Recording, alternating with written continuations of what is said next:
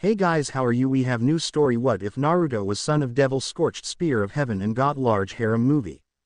Was both the saddest and the happiest day for one Minato Phoenix. This day his wife, a human woman, Uzumaki Kushina, one of the last members of the extinct clan of Shinto priests, gave birth to his son, Naruto Phoenix, and that was the same day she died due to complications of her childbirth.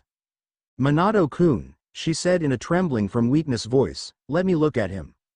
Minato could only smile sadly looking at his wife. Her blood-red hair lost its radiance, her violet eyes dulled.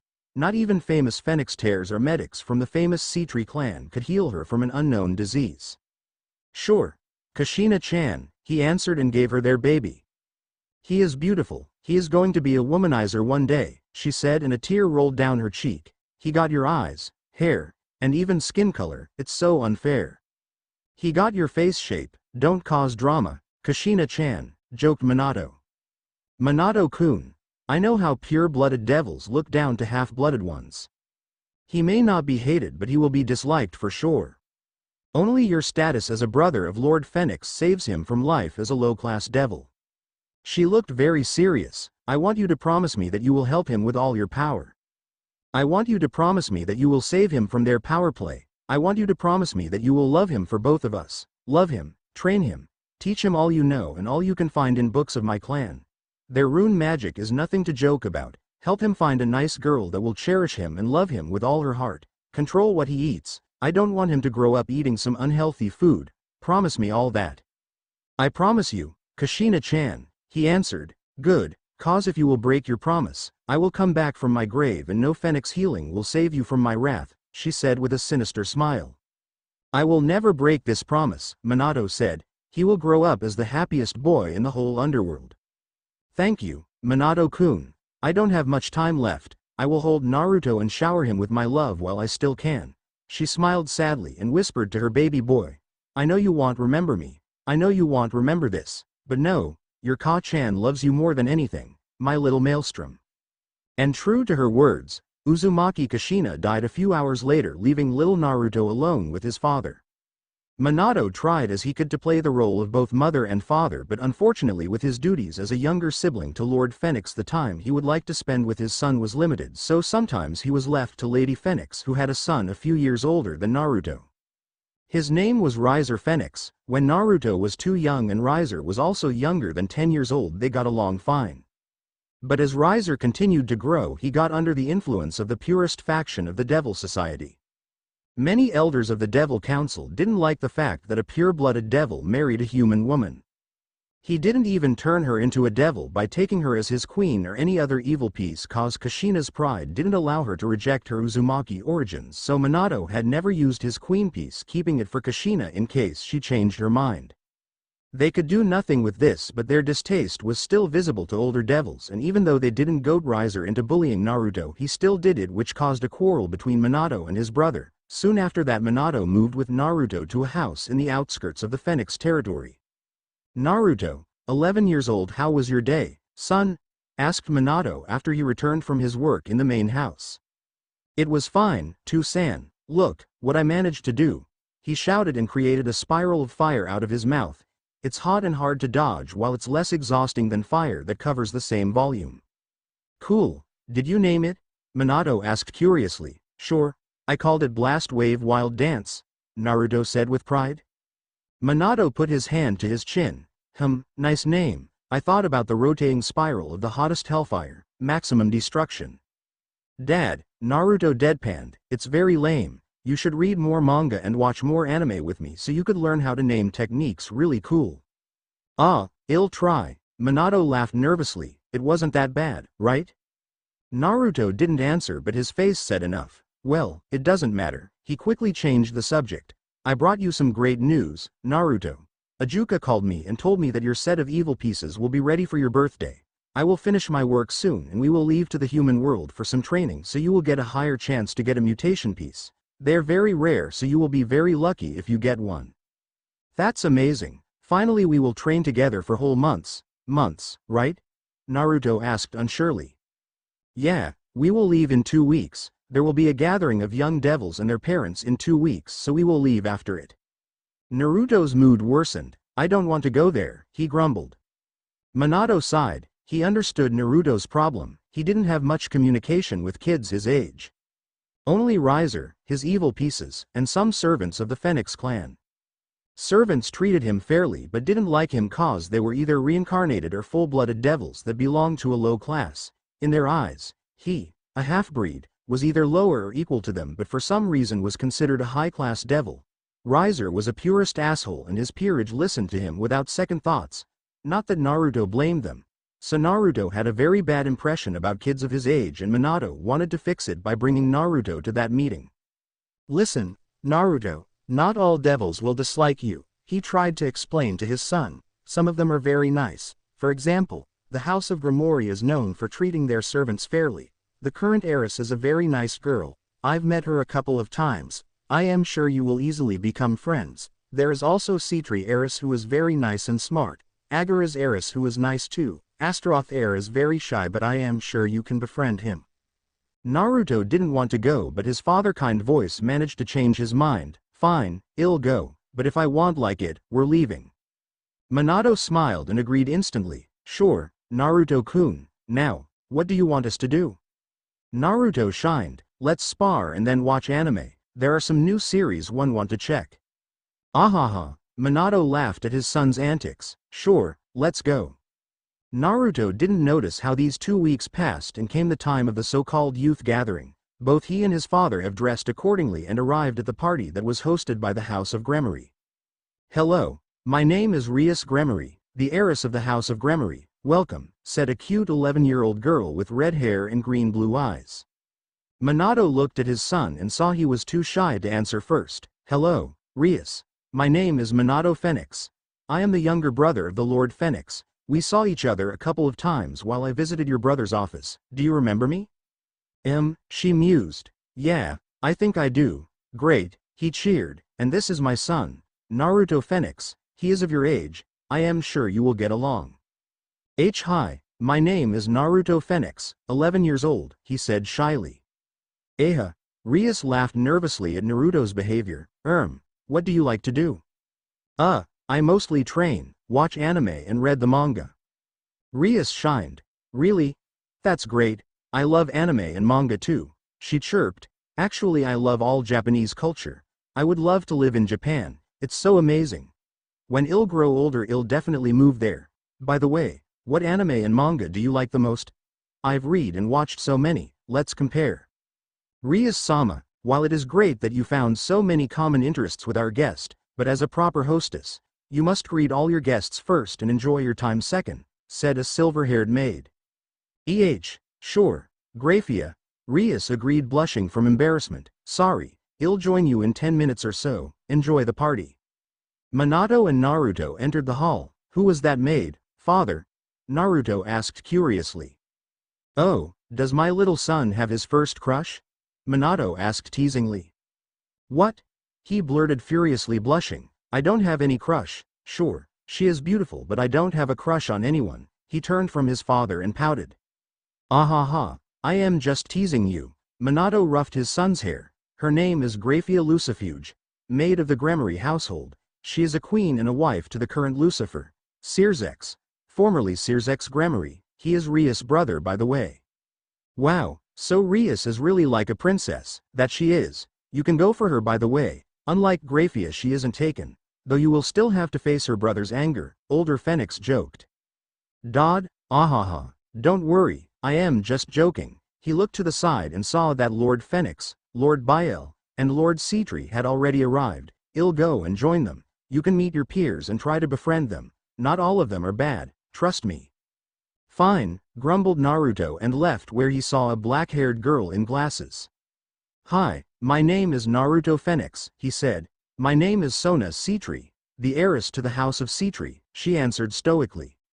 Oh, cool, you are an heiress too. He didn't know what to talk about with her. Too? You mean like Rias? Thank Lucifer, I am saved from eternal embarrassment, Naruto thought.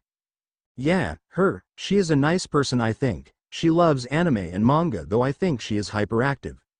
She is not hyperactive that much usually, only when you mention something Japanese, I swear. She would marry someone from Japan if that was her choice, Sona joked. Hey, maybe you were right, she looked obsessed a bit. He paused, and what do you mean by her choice? She is in a marriage contract with Riser Phoenix. They are betrothed to each other since long before their birth, C-Tree Heiress explained. She will have to marry that asshole? Naruto asked incredulously. You don't like Riser? You are from the same household, why? 'Cause Riser is a douche, Naruto said bitterly. You see, I am not a pure-blooded devil. My mother was human. When I was little, 5 years old or so, I and Riser got along pretty fine for kids with an age difference, but later he got worse, much worse. He is both East and purist, the worst combination in my eyes. Have you heard how Lord Bael disowned his son? Riser laughed louder than anyone. I see. Didn't think you would confess you are not a pure-blooded devil so easily.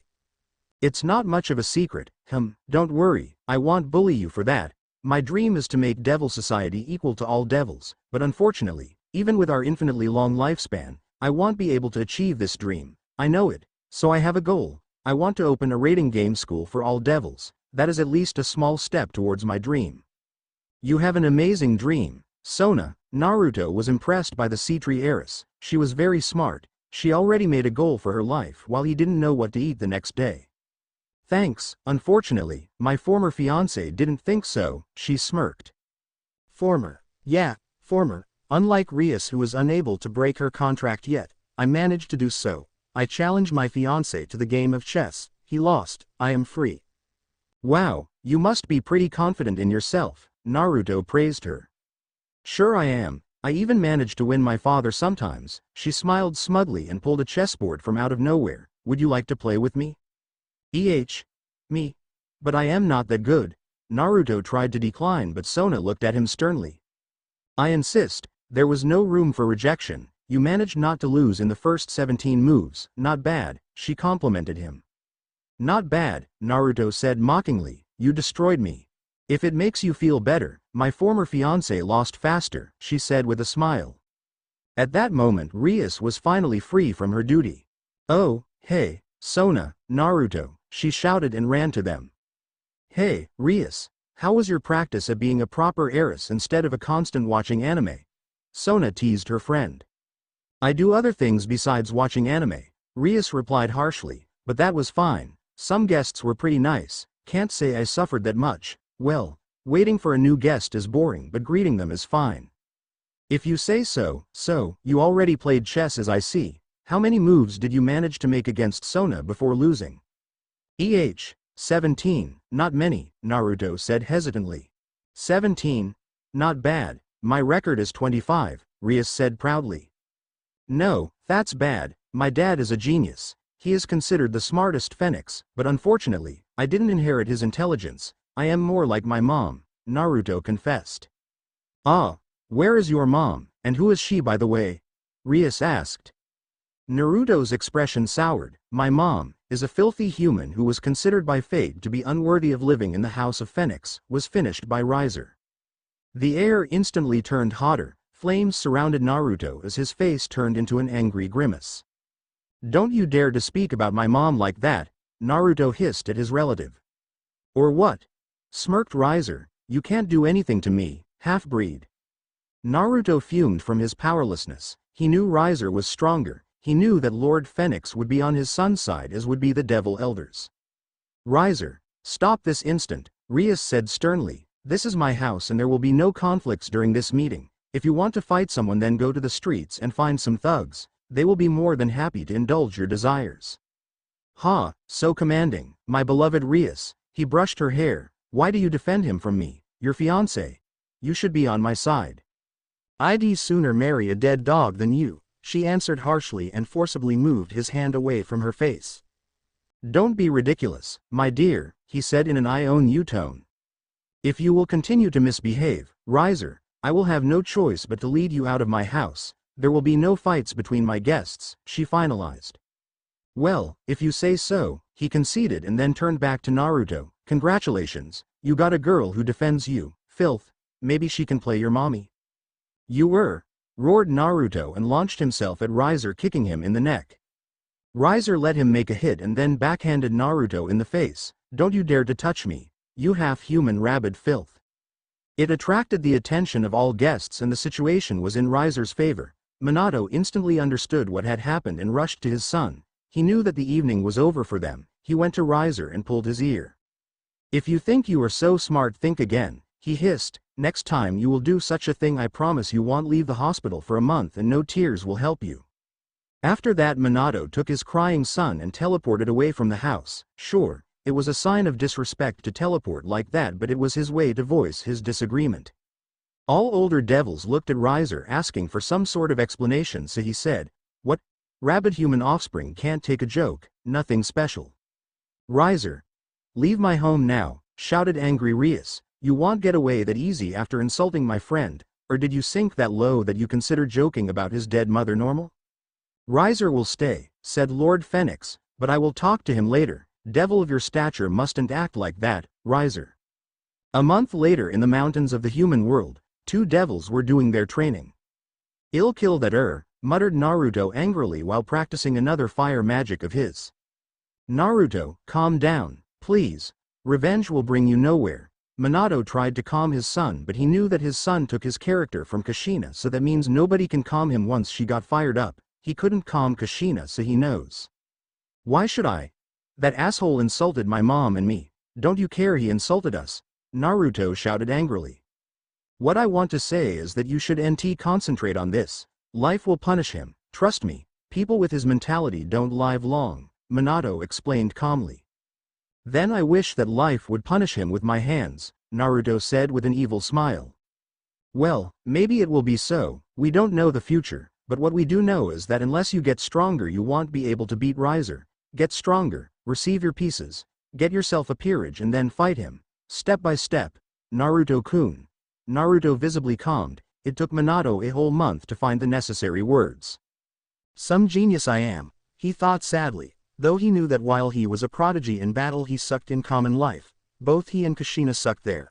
Minato was polite and calm but didn't know how to speak to people.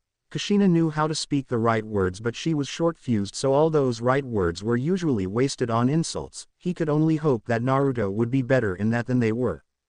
Suddenly, Minato felt that 10 signatures entered the barrier. "Naruto, come here," he commanded sternly. "Get ready to teleport to the underworld." Naruto's eyes widened in fear. He had never seen his father so serious and so ready to battle. But it was too late. Another barrier was created, the barrier that blocked teleportation, and then 10 fallen angels appeared. The main one had 10 wings, red eyes, and pointed ears. "Hello, Minato Phoenix, we hadn't seen each other since the Great War," he said. "Hello, Kokobile, why did you come here?" "I doubt it's just a friendly visit," Minato asked calmly. They both sounded relaxed, but any experienced warrior would see how tense their bodies were. "No, it's not just a visit, of course. You managed to beat me then and I wanted a rematch. It was a great battle, one of my favorites, but you hid in the underworld and I couldn't reach you." "You want a rematch? Fine," Minato said with a shrug. "No, I don't want just a rematch, I also want a prize for it. Let this prize be your son," he declared. "What?" Now Minato was shocked. What so special was about his son? What was so special that even he didn't know? "Why do you want my son?" "It's not me who wants him. I have orders from above," Kokobile explained. "Azazel? I don't believe he gave you that order," Minato countered. "Sure he didn't. He is too spineless to do something against devils. I don't work for Azazel anymore," the fallen angel said smugly. "I work for myself. Just have some allies that needed to get your son for some reason." "And who these allies of yours are?" Minato asked. "Chaos Brigade." "I hear about them for the first time," Minato said. "Didn't you just invent that name on spot?" "No, I didn't. They are just very secretive, their showtime didn't come yet," he explained. "Well, that's interesting. It seems I will have something to report," Minato smiled. "Don't worry, I wouldn't tell you anything if you had at least a little chance to escape from here." "Well, see about that," Minato said and tried to use his instant short-range teleportation spell, but it didn't work. "Surprised? Huh? We came prepared for the famous yellow flash," Kokobile taunted. Minato cursed inwardly. His personal teleportation spell was very dangerous despite its drawbacks. Minato was known as the Yellow Flash after the Great War because he invented two new teleportation spells. One allowed him to instantly teleport between markers. The other allowed him to teleport between any place he could sense without markers but at the cost of his stamina. After the Great War, Minato could use it about 30 times in a row. After the Civil War, Minato could use it about 50 times. Now after almost 300 years of peace, he felt that 15, maybe 20 was his maximum, but he knew it would be enough. And without this spell, the battle became way harder. The only question was how they managed to create a barrier that disrupts any teleportation spell, but that was a question for another time. That doesn't change much, Minato said. Oh, but it does. And Kokebile created a huge spear of holy light. Naruto, hide! Minato commanded to his son as his devil wings appeared on his back and he rose into the air. Naruto tried to run, but he was quickly stopped by a fallen angel that appeared in front of him. Naruto blew a stream of the hottest fire he could create, but his opponent was faster, so he simply dodged. Meanwhile, Minato burned 3 angels to ashes and saw that his son is under attack. Naruto ducked under the first light spear, but the second one pierced his left shoulder. "Aaaghhh!" cried Naruto, cause holy energy burned very painfully, so the only thing he could think was, is this how I am going to die?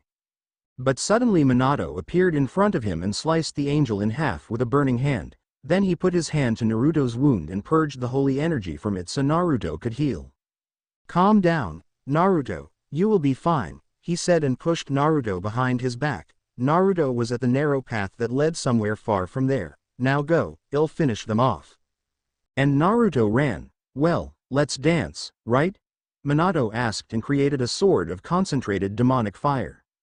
Kokebile smiled at the prospect of a fine battle. "Let's." Minato jumped towards one of the angels and made a vertical swing, but it was blocked with a light sword. Another fallen tried to attack him from behind, but Phoenix created a powerful explosion from his free hand and incinerated the weak fallen.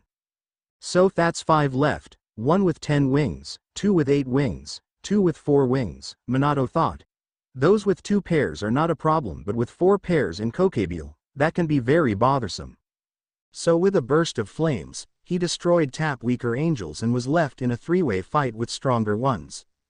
The first one attacked him from behind, so Minato ducked under the sword of light. Both Kokebile and the second 8-winged fallen angel attacked him from sides and Minato blocked their attacks with his fire swords. Then he launched himself high in the air to dodge the attack from behind. "I need to take down at least one of them, then I will be able to kill the last 2 or at least escape," he thought. "Thinking of winning?" Kokebile asked. "Futile. You have already lost." "What do you mean?" Minato asked. "Your son reached the border of the barrier. That just means I have to reach him faster than you will." Minato's eyes widened in horror, and he and 3 fallen flew as fast as they could to Naruto's location.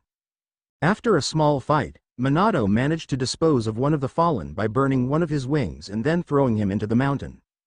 Minato saw his son trying to break through the barrier with no success. "Not bad power output for a kid, especially a half-blooded devil," Kokebile complimented, "but this ends now." And he started to create a giant spear of light, preparing to unleash this attack at Minato. Minato frowned and threw his most powerful attack at the barrier, shattering it. Kokebile threw a giant spear at Naruto. There is only one way, Minato thought, and used his instant teleportation technique, appearing beside Naruto, and then both of them were high in the air. The ground exploded from a powerful attack of a Kadri-class fallen angel. Minato shielded his son with his body cause he knew that Naruto was not ready to withstand a holy attack of that power yet. "Not bad, Minato Phoenix," shouted Kokebile, "your teleportation technique is truly incredible." Then both he and his fellow fallen angel attacked Minato, who tried to prepare a teleportation spell so they could escape to the underworld, but Kokebile interrupted them by throwing multiple light spears at Minato, causing him to teleport. Minato landed to the side of the giant burning crater created by Kokebile's spear. Then his eyes widened as he sensed an attack from behind. Someone knew about his delay between teleportations.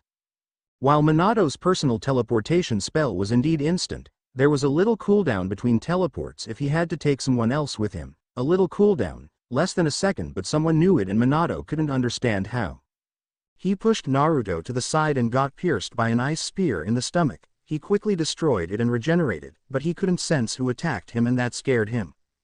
Kokebiel and his companion landed 10 meters from 2 members of the Phoenix family.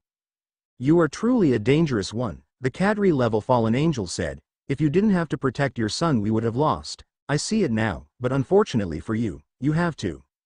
Kokebiel pointed to the sky where multiple spears of light were created covering a zone about 500 meters in diameter, and they descended to the ground.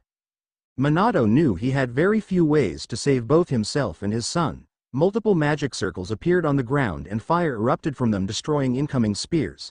Then he saw as an 8-winged fallen rushed towards Naruto, so he teleported in front of him and blocked his attack. Unfortunately, it was a ploy so Kokebiel could launch his own attack at Naruto.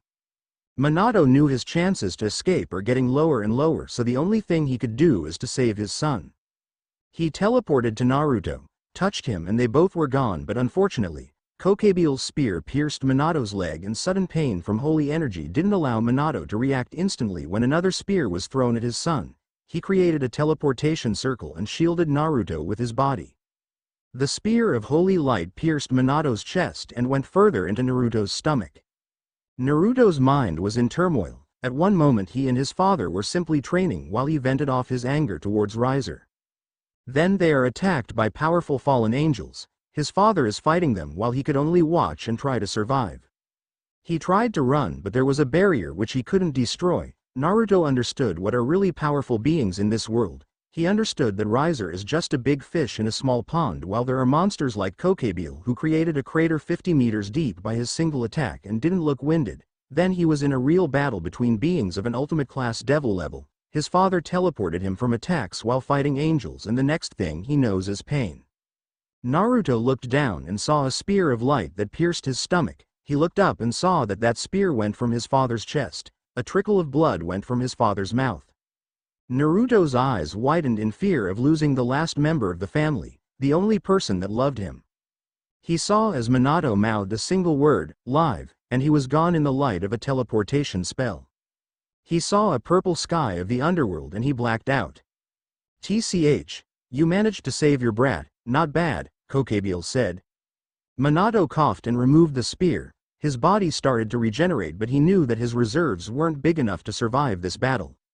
"Wow," he heard from behind, "Minato-kun is truly very skilled."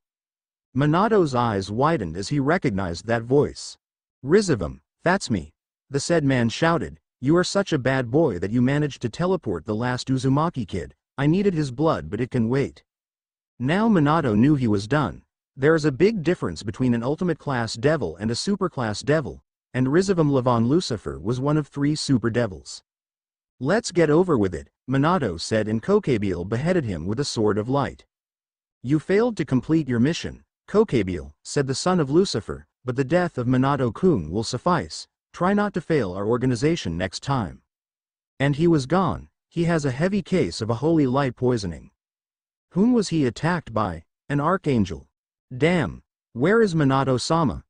Naruto could hear only some voices and he couldn't even recognize what was happening to him. "Where am I?" Naruto opened his eyes and saw the white ceiling of the hospital. "Oh, Naruto-san," he saw a nurse coming. "You are awake." "Yeah," he told her sadly, "you were in a coma for 5 months, and your body for some reason stopped producing devil energy. It seems like your body is in a constant state of holy poisoning. We have no idea what could be the cause of it," she said. "Anyway, the doctor has some questions for you. I will call him and tell that you woke up."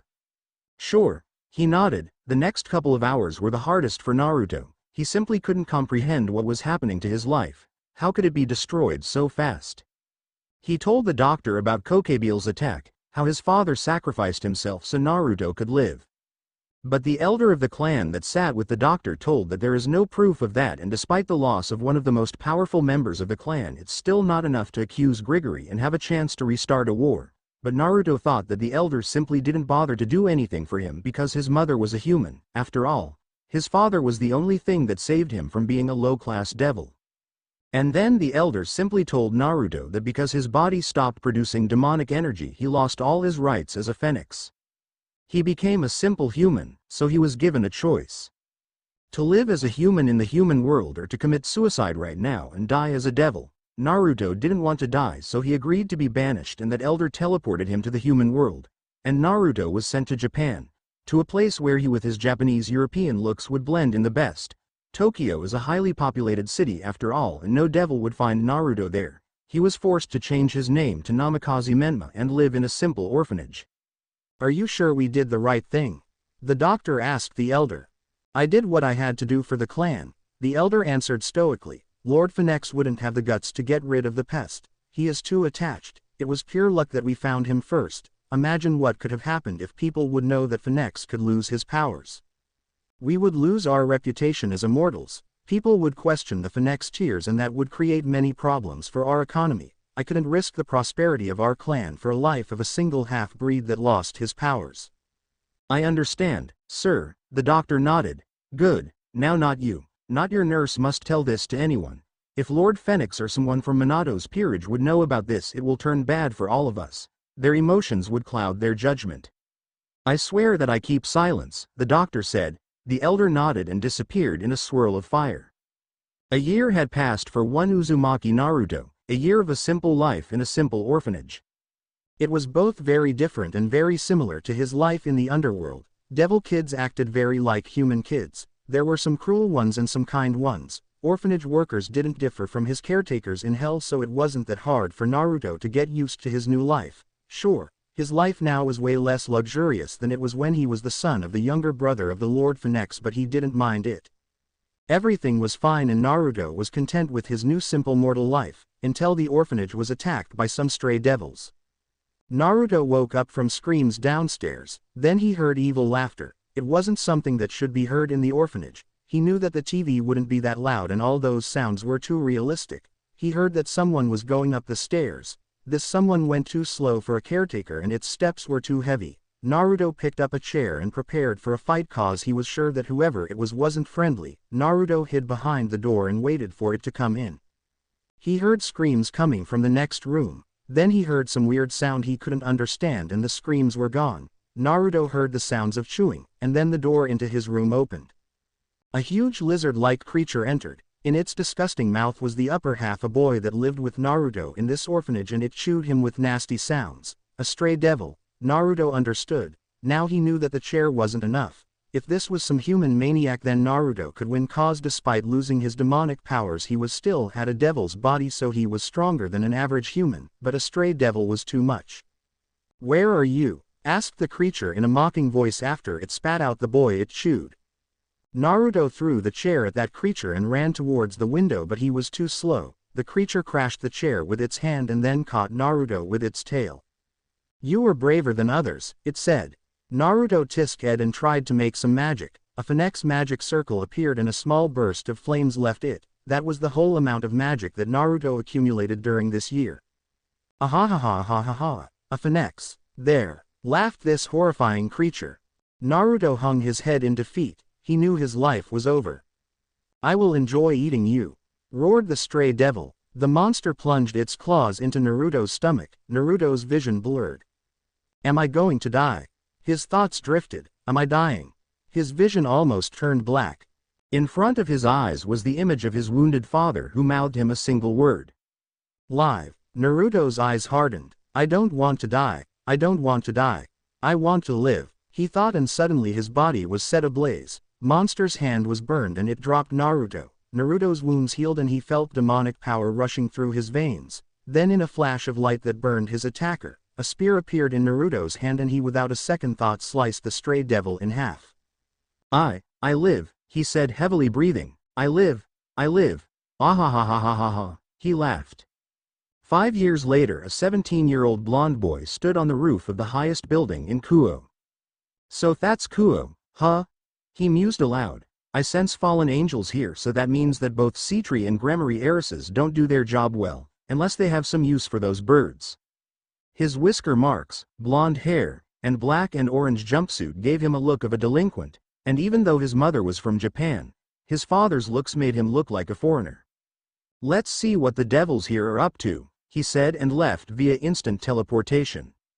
"Friday, excuse me, are you Issei Hyodo?" said a beautiful girl with black hair and violet eyes shyly. Sure, yeah, that's me," answered an average-looking brown-haired boy. Never a girl came to him while blushing, not to mention that this girl was super hot. "Issei, Will you go out with me? She asked after what looked like gathering courage. Sure, Issei answered, barely hiding his excitement. He got himself a girlfriend. One step closer to being a harem king. Sunday. A red teleportation circle appeared in the middle of a room. I thought when I would call a devil I would see a red-skinned humanoid with horns, not a schoolgirl, said an old man with a thin beard in a raspy voice. His face was full of wrinkles, and he looked like he would kick the bucket any minute. He was dressed in a white traditional Japanese kimono and wore wooden geta.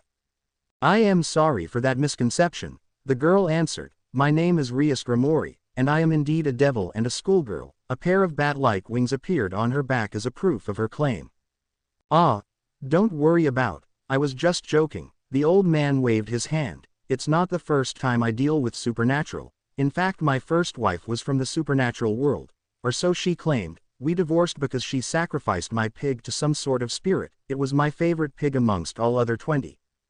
And what did she gain by that? Rias asked curiously. Who gained? The old man asked. Your wife. Rias looked at him weirdly. My wife. I divorced with her. That's what she gained. What did you think? Immortality and eternal fame. He laughed. I didn't catch your name, Rias said. Of course you didn't. I didn't tell you it yet. Name's Uzumaki Ashina, by the way, he answered, sat in the chair, and pointed to another chair for Rias to sit. After she sat here, she decided to ask, so why did you summon me? Well, I am an old man. I don't have much time left, but what's worse is that I am lonely. My granddaughter rarely visits me. The only companion in my lonely life is my cat, Yuru. We live together for many years already. And there is a girl that cooks for me sometimes, but she rarely comes. Her dishes are amazing. When I will have them I will share with you, I promise. And where is your cat? Rias asked curiously. I don't know. Finding food for herself maybe. We ate all her food yesterday. He waved his hand, dismissing her question.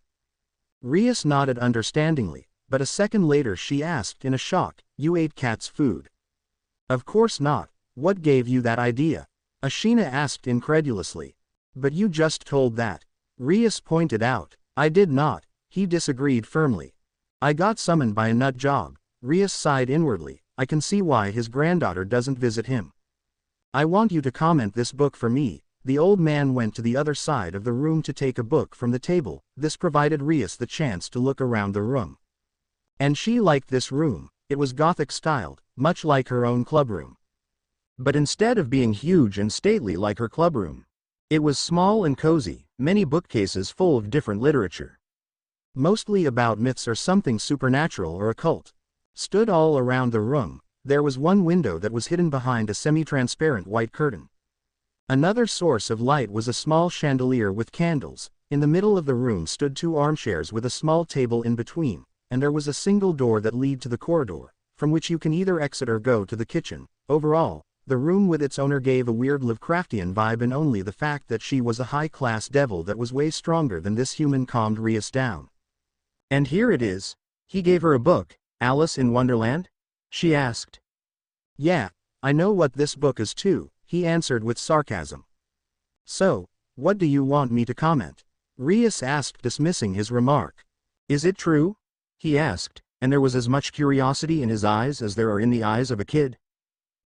I don't think so. I mean that there is the world without any rules, but every real magic has some rules it has to follow, she said.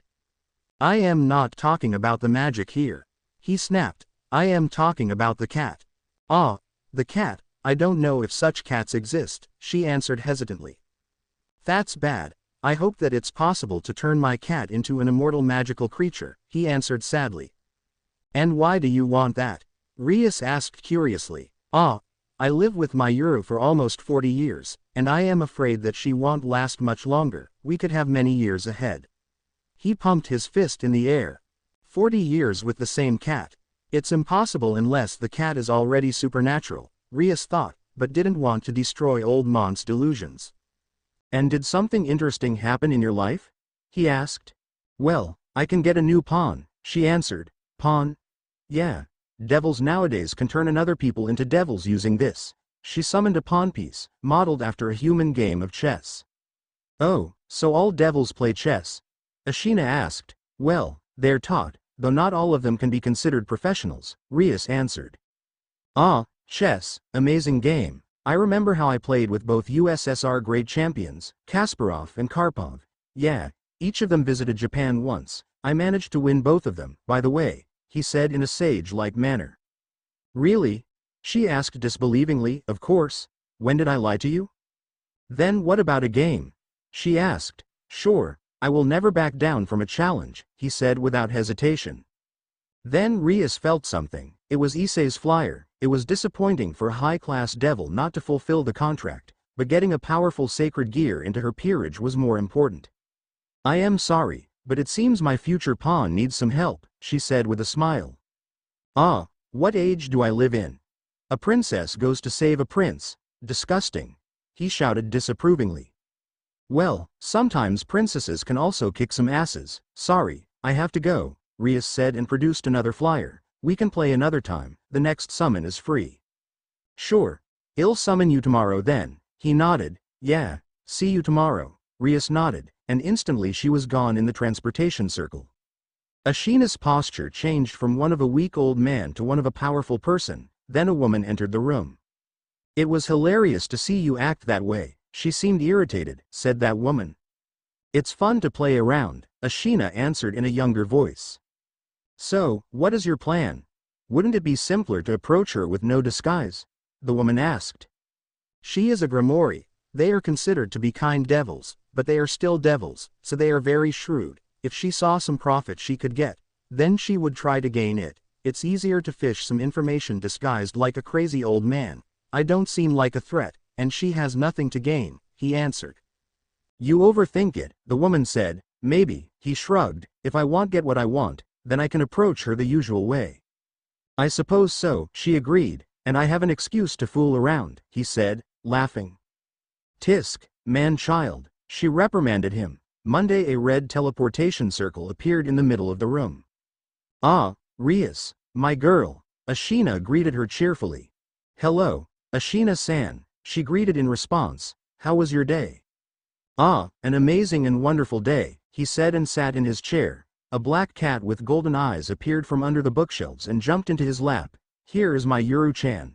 My amazing cat and eternal partner. Yuru-chan. Greet Rias Gremory. Meow. Said the cat. Ah, hello, Yuru-chan, Rias answered. The situation was kinda surreal. So, how is your future pawn? Ashina asked. Well, he is no more a future pawn. I wanted to approach and recruit him the usual way, but he was killed by a fallen angel today. So I had to resurrect him as a devil without asking him, Rias answered honestly. Wow, you can resurrect people. Can you resurrect me and Yuru?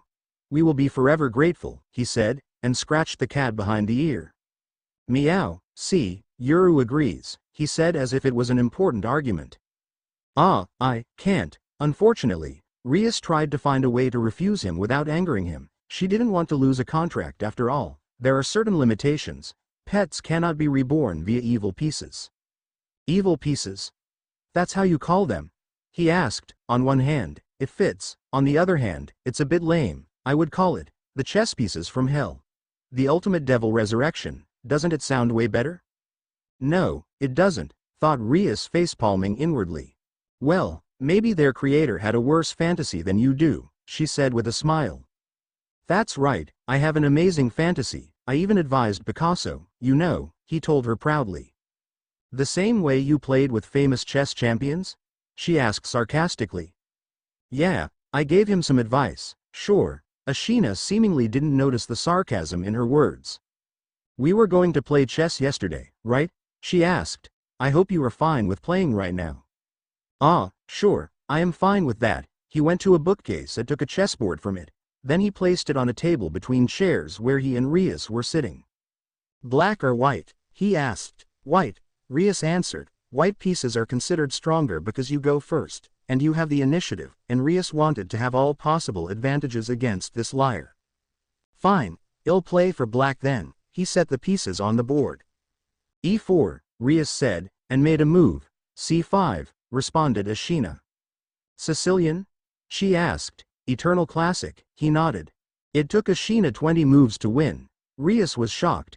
She was pretty sure that an old man was already insane and just spouted lies and delusions, but he managed to win. Sure, she was no Sona, but she was a very capable player. It hurt her pride, but she calmed down and complimented her opponent. "You did pretty well," she said with a smile. "I see that you are way stronger than I am. I can see that power that you used to win against 2 world chess champions." "Huh? You thought I lied?" He laughed. "I admit, I did." Rias nodded. "But you proved me wrong, so I apologize about that." "You did nothing wrong." He shook his head. "Even my own granddaughter doesn't often believe me." "That's sad," Rias said. Then she saw as Yuru jumped from Ashina's lap, ran to a door and started to scratch it. "Meow." The cat meowed. Rias looked at Ashina questionably. "Ah, someone is going to come soon," he said. "Cats are amazing creatures, don't you think? I sit in front of a devil, and my Yuru still seems more supernatural than you. Maybe you should start turning cats into devils. I think people would like it." "Yeah, cats are quite popular in human society." Rias nodded with a smile. Then the door was opened and a short black-haired girl entered. She wore a black Chinese dress and black sunglasses. "Did you hire another whore to talk to you, you old geezer?" she asked rudely, and now she is dressed like a schoolgirl. "Are your crazy fetishes again out of control?" Rias was pissed. Nobody called her a whore and got away with that. She was no whore, she was a proud heiress of one of the most powerful households of the whole underworld. "I am a schoolgirl, and I am not a whore," Rias answered, gritting her teeth. "They are younger and younger each year." The girl shook her head. Meanwhile, Yuru jumped into the girl's hands and that girl started to pet the cat. "My name is Akua. I am this geezer's granddaughter," the girl finally introduced herself. "Rias Gremory." Rias bowed slightly. "I was hired to spend time with your grandfather. Maybe if you visited him more often, you would have less reasons to complain." "I visit him every weekend." Akua deadpanned. "What kind of bullshit did he tell you?" "But today is not a weekend, and you weren't here yesterday," the Gremory heiress thought. Now, Rias was in a very weird state. She thought Ashina was an old man who was almost forgotten by his relatives and was slowly going insane from his loneliness, but now she thought that either he was already insane or he was pranking her. "What does he eat?" Rias asked. "I don't know." Akua shrugged. "The fridge is full of food, but for some reason he likes that weapon of mass destruction that our neighbor cooks." "Inoue is a godsend," Ashina protested. "Her food is straight from heaven." "Maybe she is. I am pretty sure the best way for God to kill the Satan is to feed him what Inoue cooked, the seraph of an unintentional murder by food." Rias choked on her laughter from Akua's joke. "That food can't be that bad," Rias tried to argue. Even through Akua's sunglasses, the Gremory heiress could feel the deadpan glare of Ashina's granddaughter. "Believe in what you want to," Akua said dryly. "Akua, did you know that Rias is a devil? I summoned her via this flyer." Ashina told his granddaughter. "I told you that supernatural exists, but you didn't believe me." "If she is a devil, then I am Santa Claus," Akua answered. "And what about this cat, Yuru?" Rias asked the girl. "Isn't she 40 years old?" "Meow." The cat meowed. "This is his 4th cat," Akua answered. "What bullshit did he tell you?" Did he tell you about his achievements in chess?" Akua quickly asked. Meanwhile, Yuru jumped from Akua's hands and came back to Ashina. "Yes," Rias nodded. "In arts, I suppose," Rias answered hesitantly, thinking about how he inspired Picasso. "Math, no. Soon he will tell you how he helped to solve Fermat's last theorem." Now Rias was surprised. That was a very obvious lie. "I feel sorry for you even if you are a whore." Akua looked at Rias with pity. "I am not a whore," Rias hissed, but Akua just waved her hand. "That's our new generation, Yuru. Here I am, an old man who doesn't have much left, and they say all those rude things about me in my presence," he told sadly. The cat meowed in response. "Shut up, you old coot," Akua shouted. "I am going to the shop. What should I buy for you?" "Ah, yours food ended," he said. "Did you eat her food again?" she asked suspiciously. "No," he answered and lowered his gaze.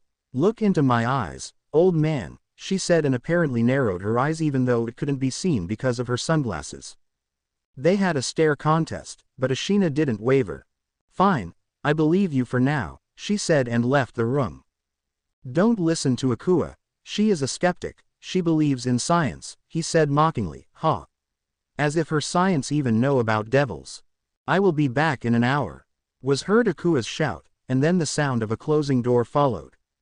Rias was torn, she didn't know whom to believe, a probably insane old man or his over-skeptical granddaughter. She decided to follow old Mont's version, mostly, he was her contract, after all. Well, we still have about an hour to talk, Rias said with a smile and returned to her seat.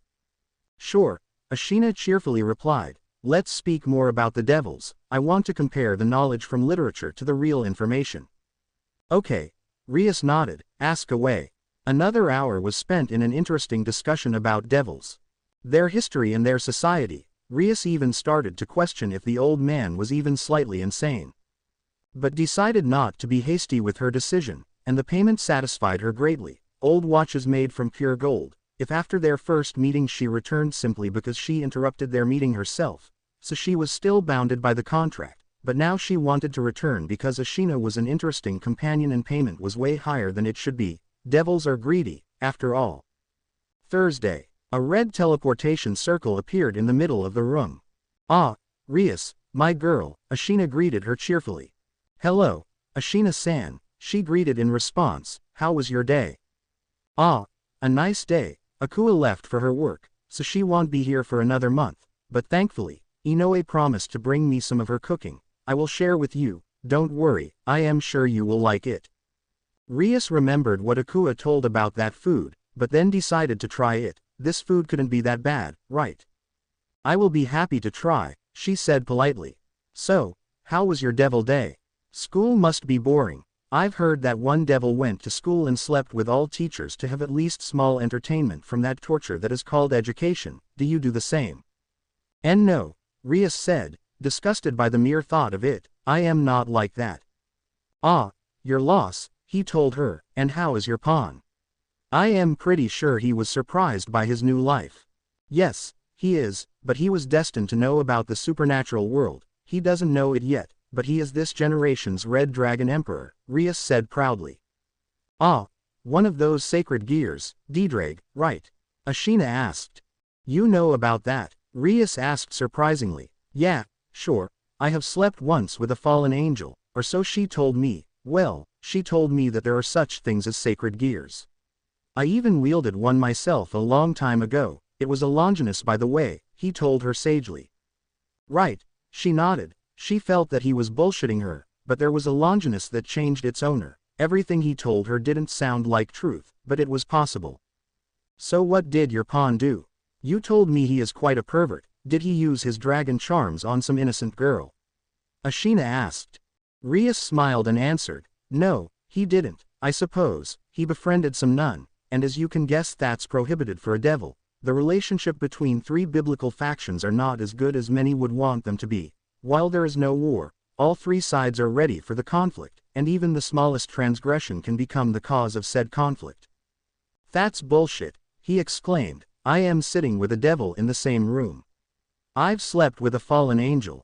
I've befriended a seraph. Gabriel was her name, if I am not mistaken. Yes, that's right. Gabriel, beautiful woman, God bless her soul. Rias grimaced from a slight pain.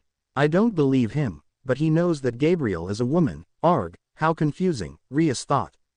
You are a human, you don't belong to any faction, she answered him. Ah, yeah, you are right, he said and scratched the back of his neck nervously. Then the doorbell rang, meaning that someone wanted to come. Ah, it must be Inoue. She must have brought some of her delicious cooking. I will be back soon, Ashina said. Rias heard their voices but couldn't recognize words. 2 minutes later, Ashina returned with 2 plates with some food in them. The food looked like some sort of salad. Ah, here it is, amazing dishes, and he started to eat. It looked disgusting, he ate almost without chewing and slurped. Rias elegantly took a spoon and tried a bit. Her face turned green, then yellow, then blue, then red, then violet. And she finally managed to swallow it. Akua's words didn't do justice to this food. What she did just taste couldn't be described in words. It was the weirdest and the most disgusting thing she ever ate. Tasty, isn't it? Ashina asked slurping. Yes, it is, Rias nodded with a strained smile, but I am not hungry now. What? How can you show such a disrespect to the food? Eat while it's still hot. He commanded. Sorry, but I am full, I ate right before coming here. Rias stood on her own. Ah, fine, the more, the merrier, Ashina said and continued eating. Then he choked. From his facial expression, Rias thought that he would throw up. He coughed and a piece of that food got on her face. She turned green again and used a napkin to remove it as fast as she could before she would puke. What are the ingredients of this dish? She asked. Ah, want to make your boyfriend happy? Ashina asked. Yeah, exactly, Rias nodded, you got it right. Well, pickles, sour cream, bread, eggs, jerked sheep meat, licorice candies, ketchup and wasabi. Maybe I missed something, but you can always add something of your own, he answered, and Rias wanted to puke again. She wasn't sure that even her devil body would be able to survive this experience. So, what can you tell me about your boyfriend? Ashina asked. I don't like him, but our parents want us to be together, she said in a bitter voice. Ah, arranged marriage, I didn't think that they still exist. So, do you have any ideas how to break your engagement? Well, I still have time, but I think that the only way to break it would be through some sort of challenge like my friend did, she mused. The only one I think about is the rating game, but my peerage is not ready yet. Ah, those pieces of yours, right, so, why don't you train them? Ashina asked more seriously. As I said, we still have time. Rias didn't waver, but I will be ready.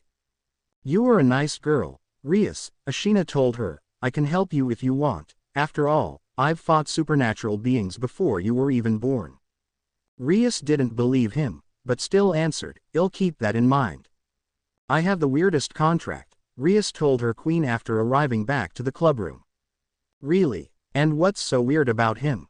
Akino asked, smiling, and then added, just to be sure, it's him, right?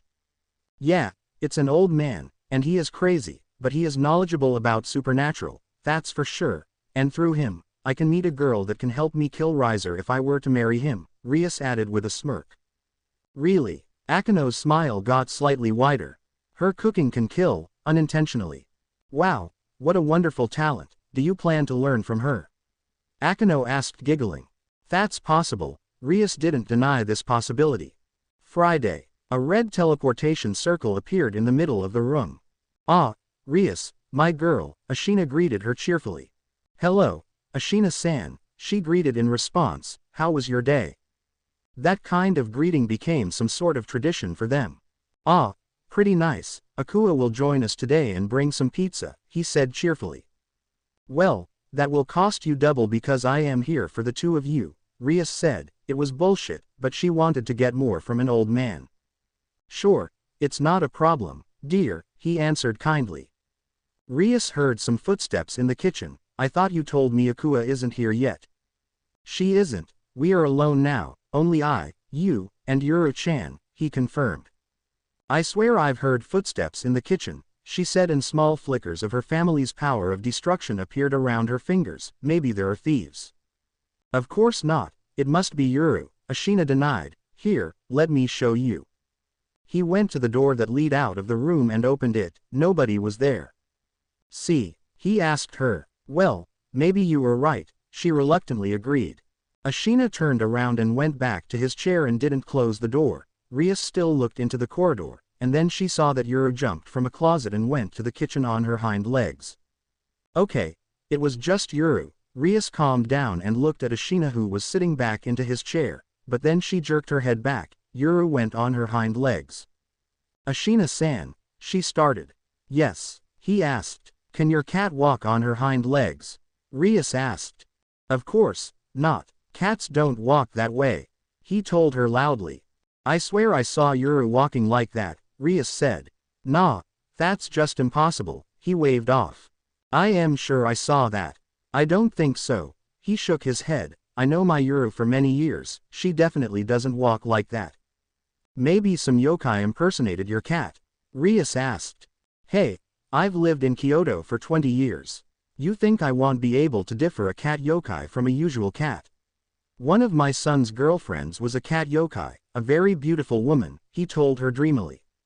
Really? You didn't tell me you had a son. How do you think I have a granddaughter? Granddaughters don't appear from thin air, you know, he reprimanded her.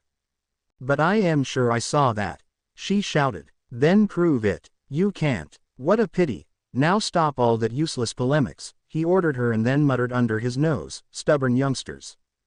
Then came the sound of the front door unlocking. I've brought some pizza, Akua announced as she entered the apartment. Great, now we can eat, Ashina exclaimed, and then he asked Rias, did you eat before coming here? No, I did not, I have some things I want to do today, so I didn't want to feel heavy, Rias answered.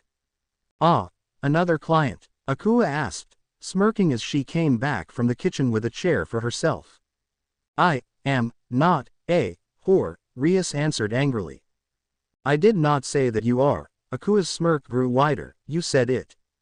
I don't like you, Rias said while taking a slice of pizza. The feeling is mutual, devil girl, Akua answered. So now you believe I am a devil.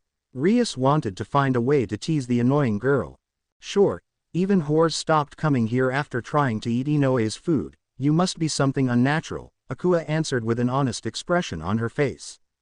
There is nothing wrong with Inoe's food, Ashina tried to protest. Yeah, it may be even better than the cat's food you eat sometimes, Akua said sarcastically. You have no proof of that, he protested. We both know what the truth is, Ashina's granddaughter said and then looked at him meaningfully, we both know. Meow, Yuru jumped into Ashina's lap. Oh, my dear Yuru, do you also want some pizza? He asked, cooing. Meow, he tore off a bit of his slice and gave it to the cat, that happily ate it. Don't feed her with pizza, it's unhealthy, Akua reprimanded him. Let an old man enjoy his last days, he defended himself and tears appeared in the corners of his eyes, both I and Yuru don't have much time left. That's what you tell us for 10 years already, she muttered. Rias smiled, looking at the weird banter between two family members. So, you told you have something to do today, Rias, what's that? Ashina asked her. Well, one of my servants had his new friend kidnapped by some fallen angels, so we'll have to save her, she answered with a smile, it's that nun I talked about yesterday. Wow, what weird activities you schoolgirls have, Akua commented, devils, fallen angels, servants, nuns, what's next? Easter Bunny. You can believe or you cannot believe, it's your choice, Rias answered. Hey, Rias, show her those evil pieces, Ashina said. Rias summoned her unused rook piece in her palm, and it appeared in a small flash of red light. Pieces like that are called evil pieces, they allow a high-class devil to recruit people into his or her peerage, Rias explained.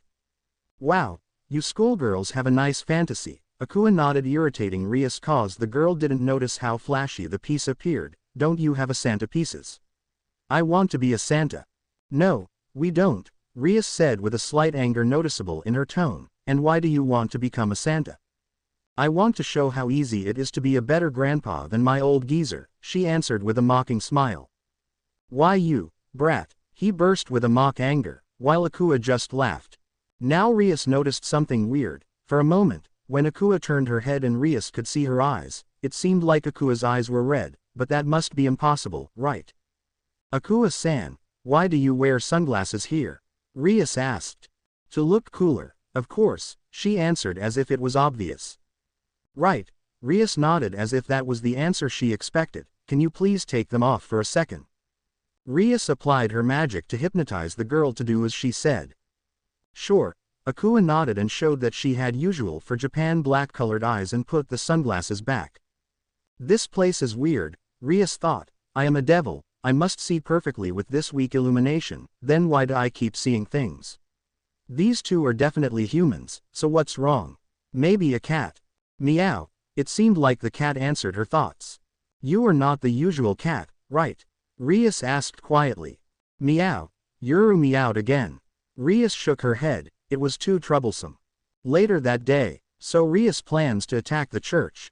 A black-haired woman asked. Yeah, Naruto nodded, it's time to act. So she indeed told you what you wanted to know? The woman asked.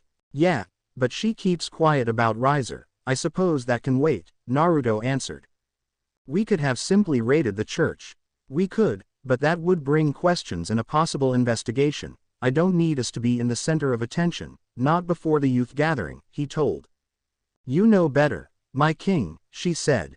Now let's move out, he commanded. Inside the church, Rias Gremory and her peerage dispatched of all the stray exorcists and now cornered the leader of the fallen angels group, Rainier. What? How is it possible? Rainier snarled. It was supposed to be a mere twice critical. Oh, but it's not a twice critical, Rias Gremory answered. This is the Red Dragon Emperor's gauntlet, the boosted gear. What? The fallen angel was surprised, but that does make sense. Why else would Azazel-sama ask us to observe him? But then, any last words? The Gremory heiress asked. Wait till my friends will come. Rainier started, but Rias quickly cut her off.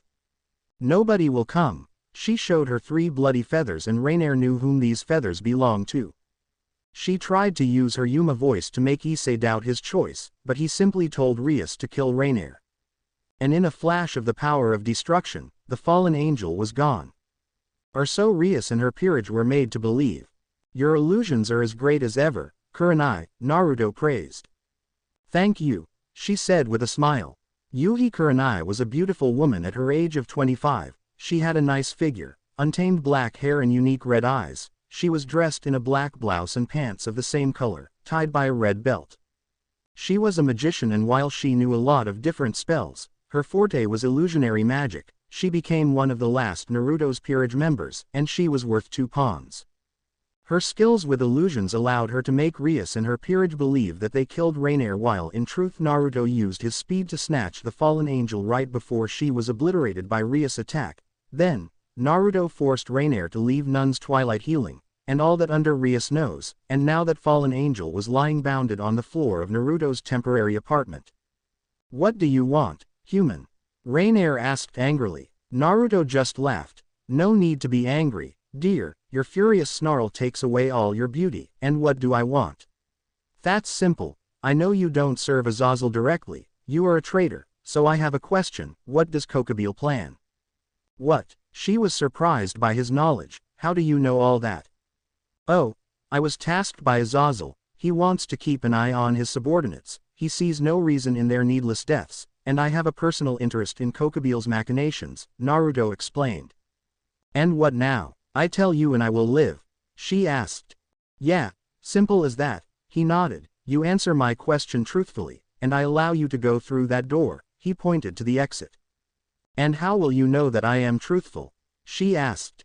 That is a very good question, my dear, he smiled, and a spear appeared in his hand along with his demonic power. This spear has a power to see the truth. That's the true Longinus, Rainier exclaimed with awe. Indeed it is, Naruto agreed. But, you are a devil. How? She was dumbfounded. I am a half-human, he said, so, what does Kokobile want to do? And his spear glowed menacingly with the holy energy. I don't know all his plans. Rainier decided to spill everything. He wants to collect Excaliburs and bring them here. In Kuo, we were his first vanguard. He told me that Azazel's orders changed from observing Issei Hayadu to killing him.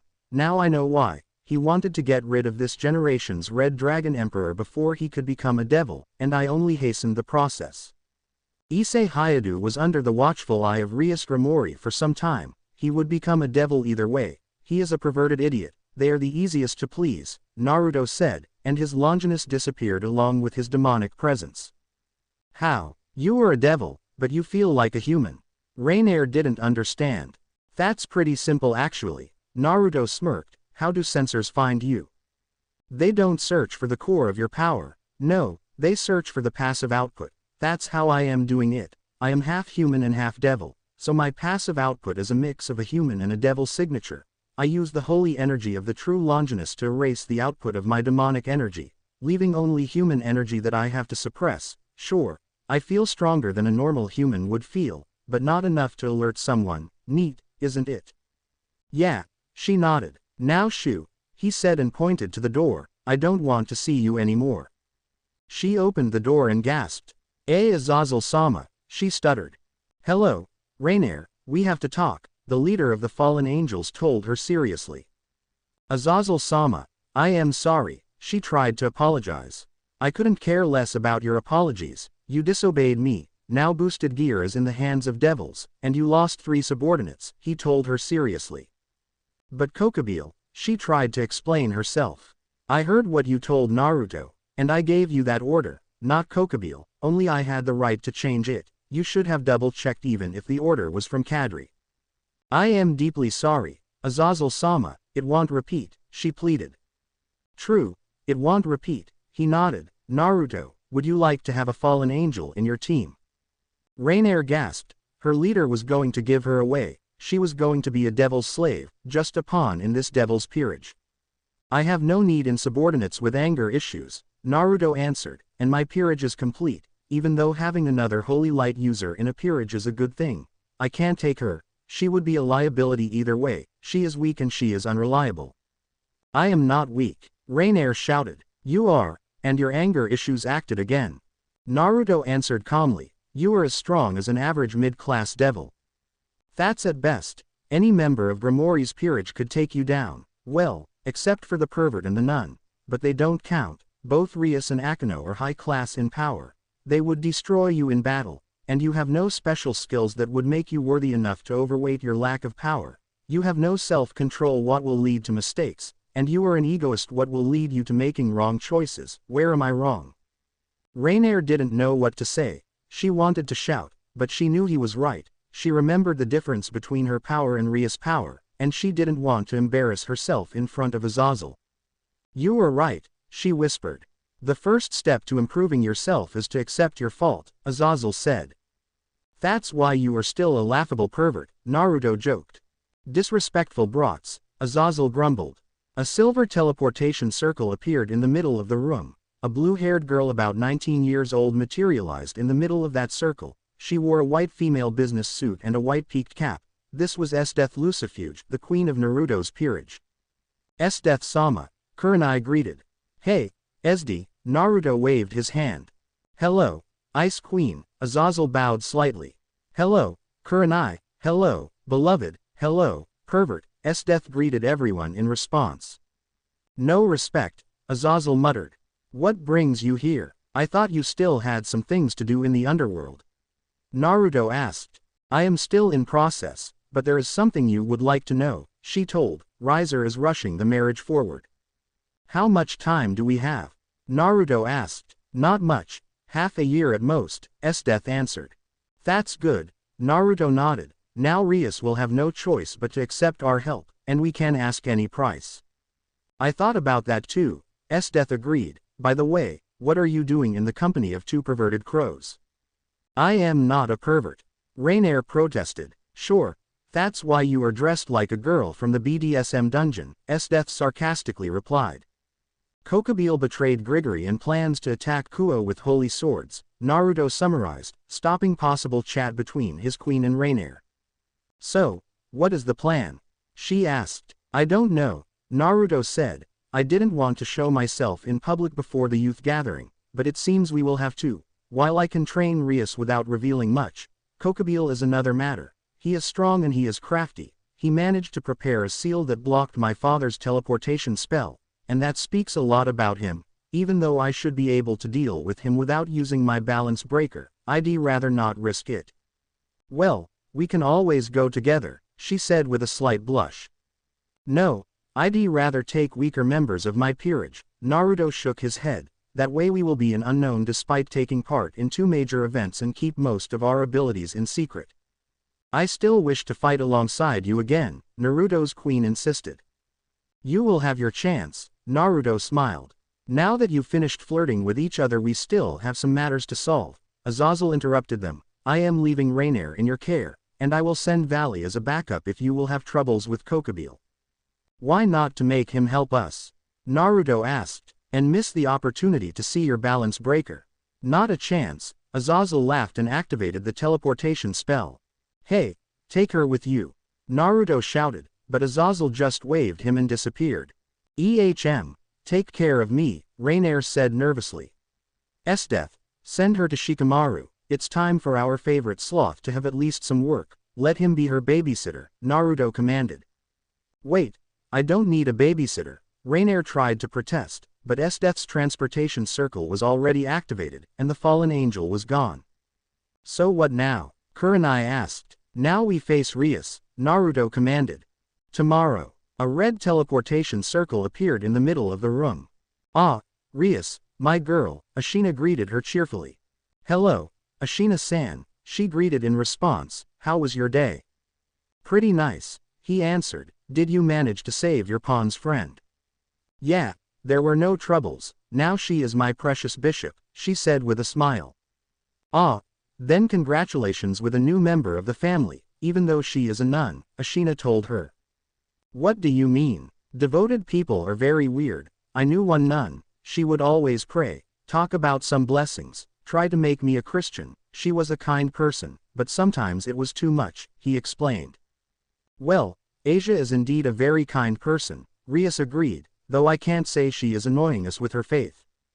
Good for you. It's better to talk to a skeptic than to a too faithful person. You can prove the skeptic wrong, while the faithful person will just call you a lost soul and try to set you straight, he told with a slight anger in his voice. Well, there are not many people like that, Rias told, only servants of church. Most people who call themselves Christians are not real Christians. That's true. They are just hypocrites that hide behind the cross, Ashina agreed. Well, the church matters aside, did anything interesting happen in your life? She asked.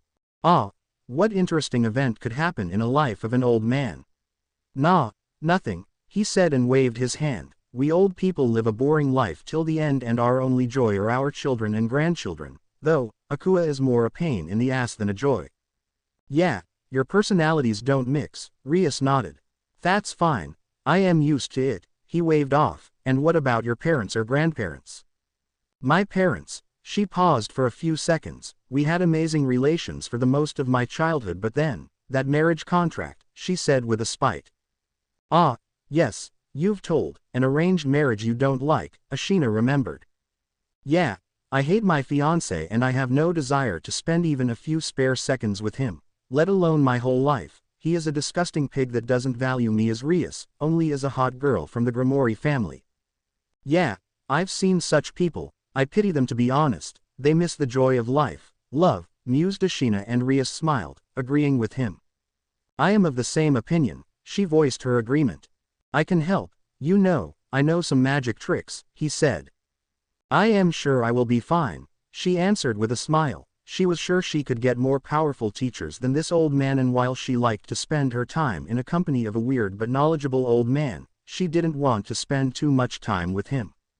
Ah, your loss, he wasn't bothered by her rejection, but I still want to say that you should keep your relations with your parents. It is the most important thing you have in your life, and I am pretty sure they love you. Rias smirked sadly. I am not so sure about it now. They didn't even try to break the contract. They know whom I will have to marry, and they don't even try. Maybe they want you to solve this problem on your own, he asked. What? Rias was surprised. She didn't think about that. I've thrown some tests to my kids too. Ah, great days. They were so pissed, he smiled melancholically. And what did you do? She asked. Once my son moved to another city, he started to rent a room in one apartment. It took him half a year to realize that I owned that apartment and was simply siphoning off money from him. Or another situation when I faked the letter from his university. I've written that if he would get at least 1B he will have to pay twice for the semester, and he managed to get all A. Lazy sloth. I've known he could do better, he laughed. Your challenges are kinda weird, she said, but the last one makes sense.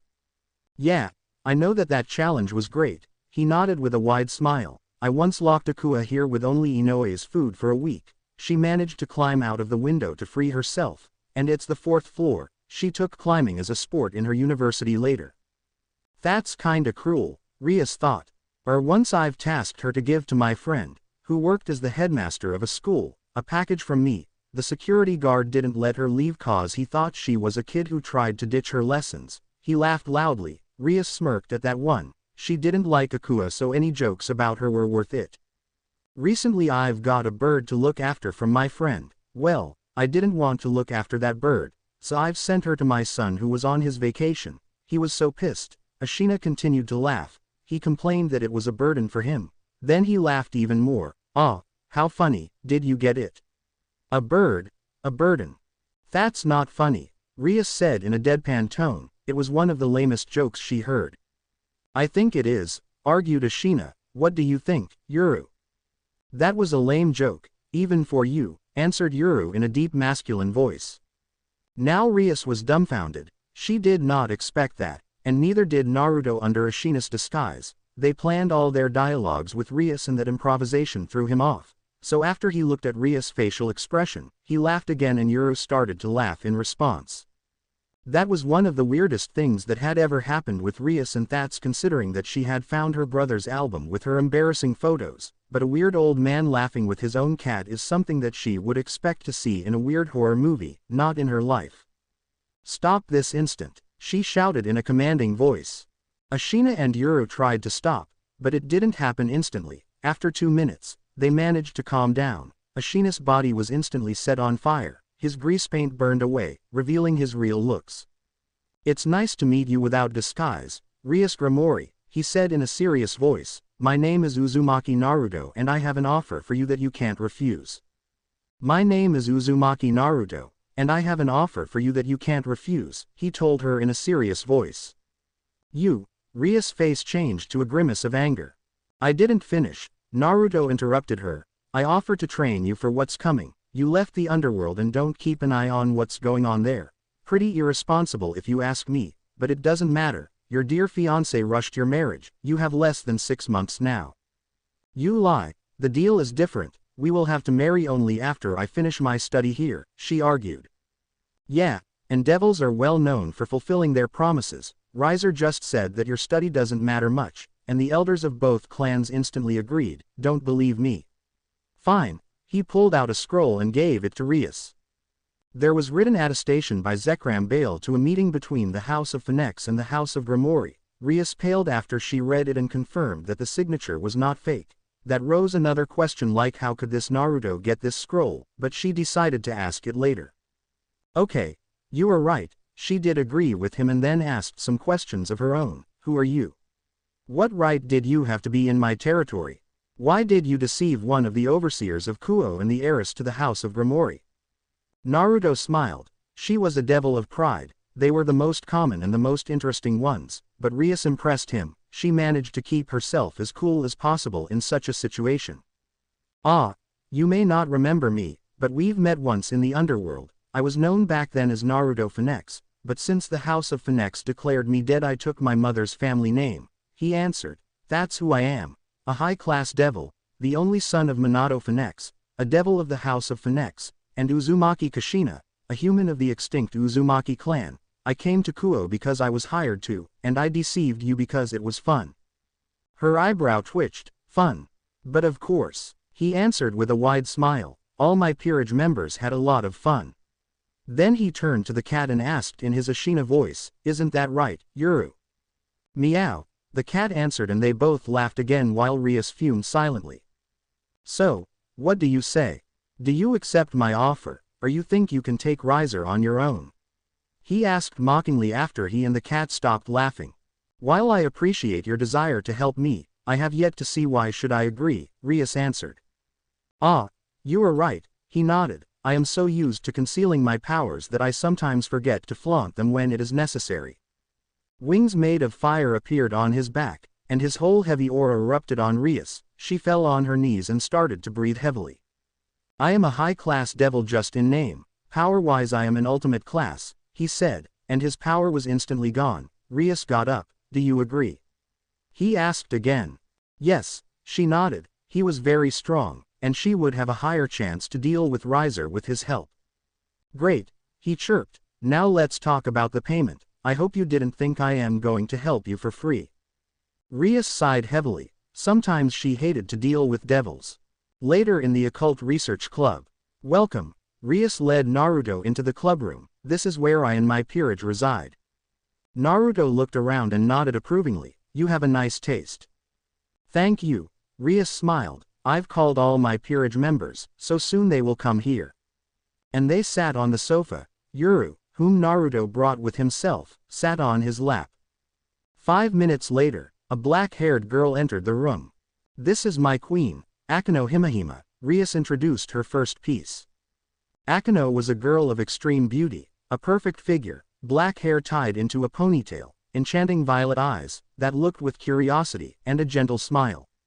Era, did Bushu find herself a boyfriend? She asked and put her hand to her cheek. No, Rias answered firmly, this is Uzumaki Naruto, another high-class devil, and he will help us to prepare to rise her. Akano didn't sense any demonic energy from him, but decided that her king knew better. Ah, what a pity, Akano told sadly, he seems like a fine specimen. I am glad you rate me so high, Akano-san, Naruto said with a smile of his own. He liked that Akano had guts to joke like that. Then he looked at the cat in his lap and asked, do you like her, Yuru-chan? Meow, that's a cute cat you have, Akano voiced, can I pet it? Sure, Naruto nodded and gave Yuru to Akano. Akano took the cat and sat on the sofa next to her king. Rias wanted to tell her queen that it wasn't a usual cat, but Naruto mouthed her to wait until all members of her peerage would come. The door opened and two people entered. The first was a handsome blonde boy with a mole under his eye. The second was a short, white-haired girl with hazel eyes. Naruto exchanged glances with Yuru and confirmed for himself that she was a Nekosho. Who is he? The girl asked bluntly. His name is Uzumaki Naruto, and he will help us with our training, Rias answered. This is Kaneko Tuju, my rook, and Kiba Yudo, my knight. You are strong, said Kaneko while Kiba rose his eyebrow because he didn't sense anything special from Naruto. My, your sensory abilities are impressive, young Neko, Naruto answered with a smile while Kaneko stiffened. The tension was destroyed when Issei and Asia entered the clubroom. Hello, Bushu, he shouted, and that's the Red Dragon Emperor of this generation. Naruto thought with a quirked eyebrow, calling him a disappointment would be a praise. You, Issei pointed at Naruto, who are you to sit here like that? Are you another bad boy that came here for Bushu? Another, Naruto asked, and who was the first one? You. Akano giggled, while Rias and Kaneko smiled slightly. This is my pawn, Issei Hayadu, as I've told you before, he is the current owner of the boosted gear. Rias stopped possible conflict, and this is my bishop, Asia Argento. So a nun and a pervert, Naruto mused aloud, you have quite an interesting peerage. What a cute cat you have, is that yours? Issei asked Naruto as he tried to pet the cat. Don't touch me with your filthy hands, pervert, the cat said in a deep male voice, I can smell that you didn't wash your hands after your last session. Naruto and Rias laughed at the dumbfounded expressions of members of her peerage. Rias was especially happy not to be on the receiving end of this joke, and Issei fell on the floor, humiliated. Never touch me, Kaneko told in her emotionless voice. Why me? Was Issei's thought. After that they went to the forest outside Kuo where Naruto wanted to test them. I want you to attack me, he said as he unsealed a bow staff and twirled it in his hands, one by one. Asia doesn't take part in this, Akano goes first. My, so bold, she giggled as lightning bolts appeared around her fingers. Naruto stuck the staff into the ground and motioned Akano to attack. A bolt of lightning was launched towards Naruto. He didn't even try to move. A magical circle with the phoenix crest appeared in front of him, and the lightning bolt dissipated. All members of Rias' peerage were in shock. That wasn't bad, Naruto said with a slight smirk, but I am sure you can do it better. How? Asked shocked Akano. All members of the House of Phoenix possess the power of aerokinesis, Naruto answered. I simply used that ability to create vacuum where lightning cannot exist. This ability is limited, so a more powerful lightning will be able to bypass it. Akano launched a way more powerful lightning. Now she was sure the attack would reach him. Naruto created a barrier that took all the power of the attack. Not bad, Priestess of Thunder, but you have yet to make me move. His smirk only widened when he saw how Akano's face twisted in anger. She rose in the sky and shouted as the clouds gathered, you want a stronger attack? Then get it. A huge yellow bolt of lightning struck the ground right where Naruto was standing. A huge cloud of smoke rose from the ground. Akano thought that she managed to get him until she heard his voice. Very good, Naruto shouted as he left the smoke cloud. His clothes were charred, but his skin was intact. That surprised everyone but Rias, who knew he was a phoenix. You managed to destroy my strongest barrier. Even though barriers are not my specialty, I am not so bad with them. You have developed your bishop traits well. Now let's see how your rook traits are. A huge magical circle appeared under Akeno and a giant pillar of fire erupted from it. Akeno fell to the ground. She had burns all over her body, her clothes were mostly gone. And that was disappointing. Naruto frowned. I have expected more from the strongest member of this peerage. Asia, heal her, that's your test for today. Strongest. Rias was surprised, and why were you so cruel towards her? I wasn't cruel. Not more cruel than Riser would be. You know what he thinks about non-pure-blooded devils, right? Rias nodded. Even though she didn't like to see her queen in such a state, she is potentially the strongest. I know what her other half is. If she were to use that power, your chances would be way higher. Still not enough to win, but higher. I won't force her to use that power, Rias said, and how do you know what she is? Your loss. Naruto didn't like that Rias coddled her peerage too much. His thoughts about how a peerage should operate differed from hers, and he didn't want to try and change her opinion. And how do I know what he is? It's obvious, she's not the first devil fallen angel hybrid I've met. Rias nodded because Naruto's argument seemed valid, even if she wanted to know where could he meet another one like Akeno. Meanwhile, Asia healed Akeno. Now I want to check your night traits, Naruto said and pulled his staff from the ground.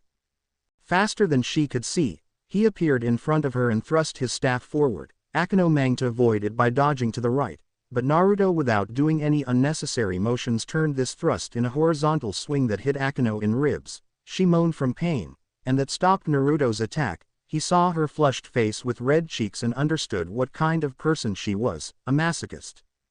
That's enough for now. I've seen what I wanted to see, Naruto said and stopped Akeno's test. I thought Akeno was just a sadist, Issei muttered. She also has some masochistic tendencies, she just rarely shows them, answered Rias. She was embarrassed because of Akeno's behavior, but as a king, she had to take responsibility for all her peerage members, their weirdest quirks included. Right, Naruto nodded. He had seen worse. He remembered his first meeting with Esdeath and the scar she left him. Two queens must never meet, Yuru said. Esdeath is a different kind of sadist, Naruto argued. She is a battle maniac, not a UAL deviant. Akeno on the other hand is a sadist that you won't be able to sleep with your butthole unclenched. You sleep with Esdeath, you know better, the cat shrugged. But it's better to be safe than sorry, Naruto added, and Yuru smirked. Your queen is a sadist? Rias asked with a surprise in her tone. The worst, Naruto answered with a nod. Now it's your turn, Rias. Are you sure? We may continue, Akeno said with a creepy giggle as her eyes twinkled. As I said, I've seen enough, Naruto said, leaving no room for suggestions. He stood in front of Rias and motioned her to attack. A wave of power of destruction was directed his way, but it was too slow to hit him. He stepped away and watched as it destroyed a huge part of the forest. Are your hand-to-hand abilities similar to Akeno's? He asked Rias. She looked down in shame and nodded. Kaneko, you are next, Naruto commanded, and Kaneko took her place in front of him. He nodded, and she attacked.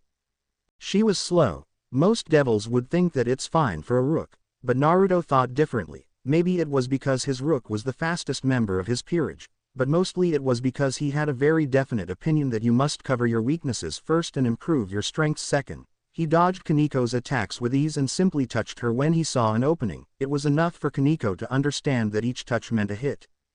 That's enough, he told, and they stopped. Naruto looked at Yuru and saw that she shook her head disapprovingly. He agreed with her. Kaneko was weak for a Neko show. Sure, it was because she didn't use her powers, but it didn't matter. A weakness is a weakness, no matter how you try to justify it.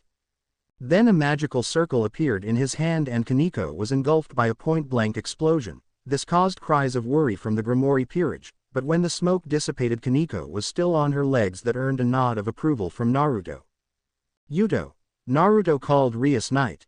Kiba stood in front of Naruto and prepared his sword. Naruto pulled the staff from the ground and, with amazing speed, thirsted it in Kiba's solar plexus. Kiba coughed and fell on his knees. Rias narrowed her eyes. She wasn't happy with Naruto's cruelty, but she decided to voice her objections later. Naruto told Asia to heal both Kaneko and Kiba simultaneously. Issei, said boy tensed from Naruto's voice, I want you to boost as much as you can and punch me. That's it, the owner of the boosted gear asked in surprise.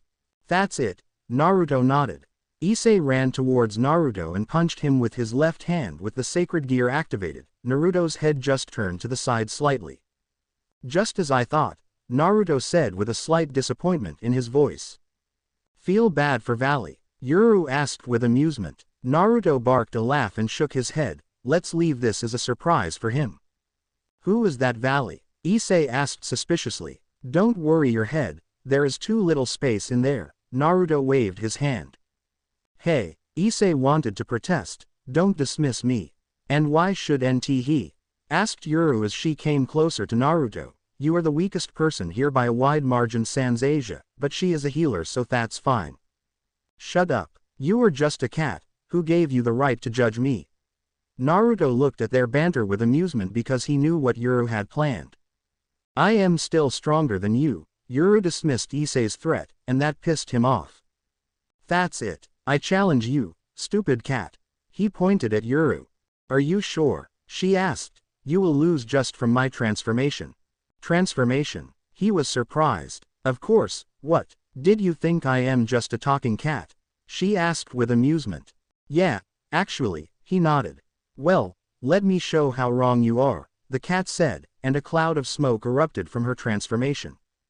As the cloud of smoke started to vanish, a figure of a beautiful young woman with a fit figure became visible from it. She had mocha skin, the same golden eyes as she had in her cat form, and violet hair tied in a ponytail, but the most noticeable thing was that she was naked, even though the smoke still covered her most private parts. That was more than enough for Issei to be knocked out by a nosebleed. All other members of Rias peerage except for Asia had slight blushes on their faces.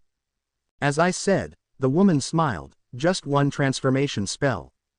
I want you to officially meet my first rook, Shihoin Yoruichi, a Nekosho. Naruto introduced her, and she bowed slightly, also a girl, a cute cat, a lazy exhibitionist, and the fastest member of my peerage. Treat her well. Rias and her group were surprised that a rook was the fastest member of the peerage. They saw how fast Naruto moved, and if this Yoruichi was faster than that, it was just ridiculous. Now let's go back to your clubroom, and I'll get Yoruichi some clothes, Naruto said. Then he paused and added, can someone pick Issei, please? After getting back to the clubroom, dressing Yoruichi, and waking up Issei, all devils present sat on sofas and waited for Naruto to tell them his verdict. Well, you all suck, he told. You are not ready to fight in a raiding game. You had never trained seriously in your whole life. You just took those talents that you have for granted and never developed your real skills. Akeno is a skilled magician, but being just a magician is not enough. You developed only your bishop traits, never once touching your rook and knight ones. You are a high-class devil in terms of magical power, but that's not enough. A smart mid-class devil that's more skilled than you in close combat will defeat you if he manages to get close. The same goes for Rias. You rely on your natural abilities, improve them, but what's the point in improving your strengths if your weaknesses are still the same? I can agree with that, Rias said. She didn't want to admit it, but she had to. Kiba, you have a nice speed, but you lack strength and durability. One solid hit, and you are out. You can't improve it like Akeno can because you don't have the strength of a rook, so you should use some spells to substitute it. Kiba nodded, agreeing with Naruto. Kaneko, you are the best in terms of realization of your potential, but you lack speed. You have to accept who you are and use those abilities you have rejected to improve. I can say the same about Akeno too. Naruto finished with older members of Rias peerage. Asia, you are a healer and your sacred gear allows you to do it well, but like Kiba you'll need to learn some defensive spells. I will, she nodded. Good, Naruto smiled. Now you, Issei. He looked at Issei intently and the boy shivered under Naruto's glare. You need to improve everything. You have lost to Yoruichi just by looking at her. A tickle of blood went down from Issei's nose as he looked at Naruto's rook. She waved to him with a flirty smirk, and he smiled perversely. Naruto flicked his finger and a little fireball was sent into Issei's head and burned his hair slightly, bringing Issei's attention back to Naruto. You are the weakest member of your peerage, not just in fighting capabilities, but also because of your personality. The ratio of woman to man is equal to 5 in the supernatural world, which means that most of your opponents will be female, and they won't hesitate to use their beauty to defeat or kill you, Naruto said. But what a death it would be, Issei said dreamily. You won't have a harem if you die, Yoruichi said and Issei's head snapped. You won't have a harem if you are weak. Supernatural women are attracted to strength. What chances do you have now? 0. And you'll have to train harder to become stronger. Yosh. I will. Issei's mood instantly changed, and he became overmotivated. Naruto smiled and nodded to Yoruichi approvingly. She smiled in response. Perverts are the easiest to please, Naruto whispered to Rias, and she giggled slightly. And what about your peerage? Akino asked that everyone wanted to ask, are they strong? You'll see soon, Naruto said with a smile that left Akino unsatisfied and then got up from the sofa. Well, I gave each of you a general direction, so improve yourselves that way. More concrete training regimes will be presented next time. Both he and Yoruichi went in the center of the room. She circled her arm around his waist and a teleportation circle appeared under them. See you next weekend. Yane. And they were gone. What an interesting specimen. Akino giggled. Are you sure you are not interested, Rias? Rias frowned at her queen's question. No, he is already married. That's even better. Akino's giggle intensified. Pervert, Kaneko said. Screw you, pretty boy. Issei wailed. Rias smiled, looking at her weird little family. Everything will be fine, she thought. I won't lose you to Riser, never. Meanwhile in the underworld, a teleportation circle appeared in the middle of a huge hall, where Naruto and Yoruichi appeared. Esdeath waited them here. She was now dressed in a white military uniform with a peaked hat. Hello, beloved, she said. Hi, Esde. Naruto went close to her, and they kissed. How did Rias and her team show themselves? She asked as all three of them went into another room. They are bad, all of them. Rias and Akino are long-range fighters. Kiba is decent for a classical knight but will fail against a warrior. Kaneko refuses to use her Nekosho powers, and Akino refuses to use her fallen angel powers. Asia is a decent healer with no other powers, and the Red Dragon Emperor is just a major disappointment. Naruto answered honestly. They have potential, but that's all they have. I'll send a full report to Shikamaru later. Let him think about their training. Esdeath shook her head in disappointment. By the way, he called today. You blocked him, so I had to listen to his nagging. Are you sure he won't refuse? Ha, he lives in the Maldives for 2 years and does almost nothing while I pay for him. If he says something wrong, I'll rent the next house for his mom, Naruto answered. All three of them laughed at it.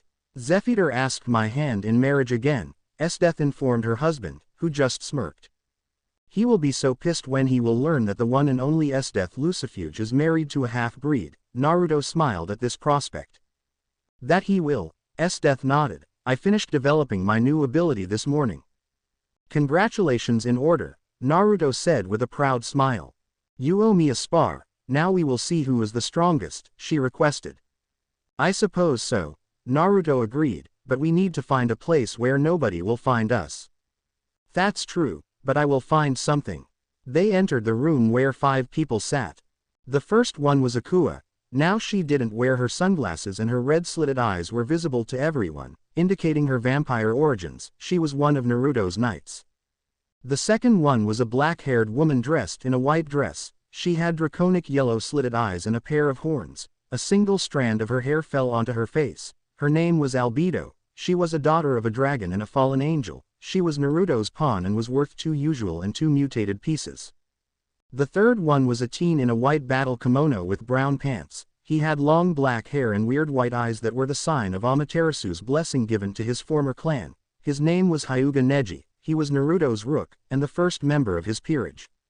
The fourth one was another woman. She wore a tight black battle suit. She had light brown hair and blue eyes. Her name was Guinevere. She was the descendant of King Arthur's wife. She was the owner of a lesser holy sword Glamdring that while didn't have any special abilities like the Excalibur shards had but was equal to them in holy power. She was also in possession of the strongest Excalibur shard. Excalibur ruler, Guinevere was Naruto's second knight. The fifth person was a woman with dark brown hair and brown eyes. She wore a white military suit similar to the one that Esdeath wore. Her name was Bambietta Basterbine, a former member of the German clan of magicians called Quincy, and Naruto's second bishop. Hello, everyone, Naruto waved his hand. We're back, Naruto's rook shouted. Hi, geezer, hi, Yuru, Akua joked. Welcome home, Naruto-kun, Yoruichi, Albedo said in a sweet voice. Naruto-sama, Yoruichi-sama Neji bowed slightly, and both Naruto and Yoruichi rolled his eyes. Welcome, Guinevere greeted in a strict tone. Yo, Bambietta waved. Now that we all are gathered here, let's get to business, Naruto started. We have a new mission, nothing hard but all our skills will be needed. An ultimate class devil from the old Satan's faction appeared in Norway. He managed to get some monsters under his control, Hydra, Minotaur and Chimera. He and his followers slaughtered a village and made it their base. Our goal is to eliminate them all. Just one ultimate class. Death sighed in disappointment. He is a member of the House of Belial, so he must be an interesting one. And he is all yours, Naruto assured his queen, and a creepy smile grew on her face. Albedo, Guinevere, your task is to kill those monsters. I will eliminate the devils in the village, Bambietta. Yoruichi, you will have to kill all devils that will attempt to run away.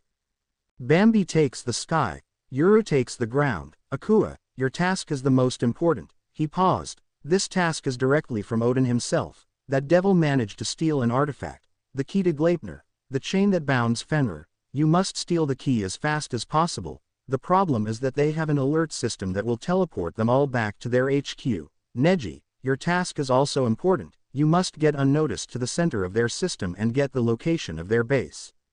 Sounds simple, Death said. It does, Naruto nodded. The time limit is about 15 minutes. Norway is Odin's territory, so he will be able to block their teleportation for that long. That's the worst case, sure, but the faster we do it, the better. We leave in 5 minutes.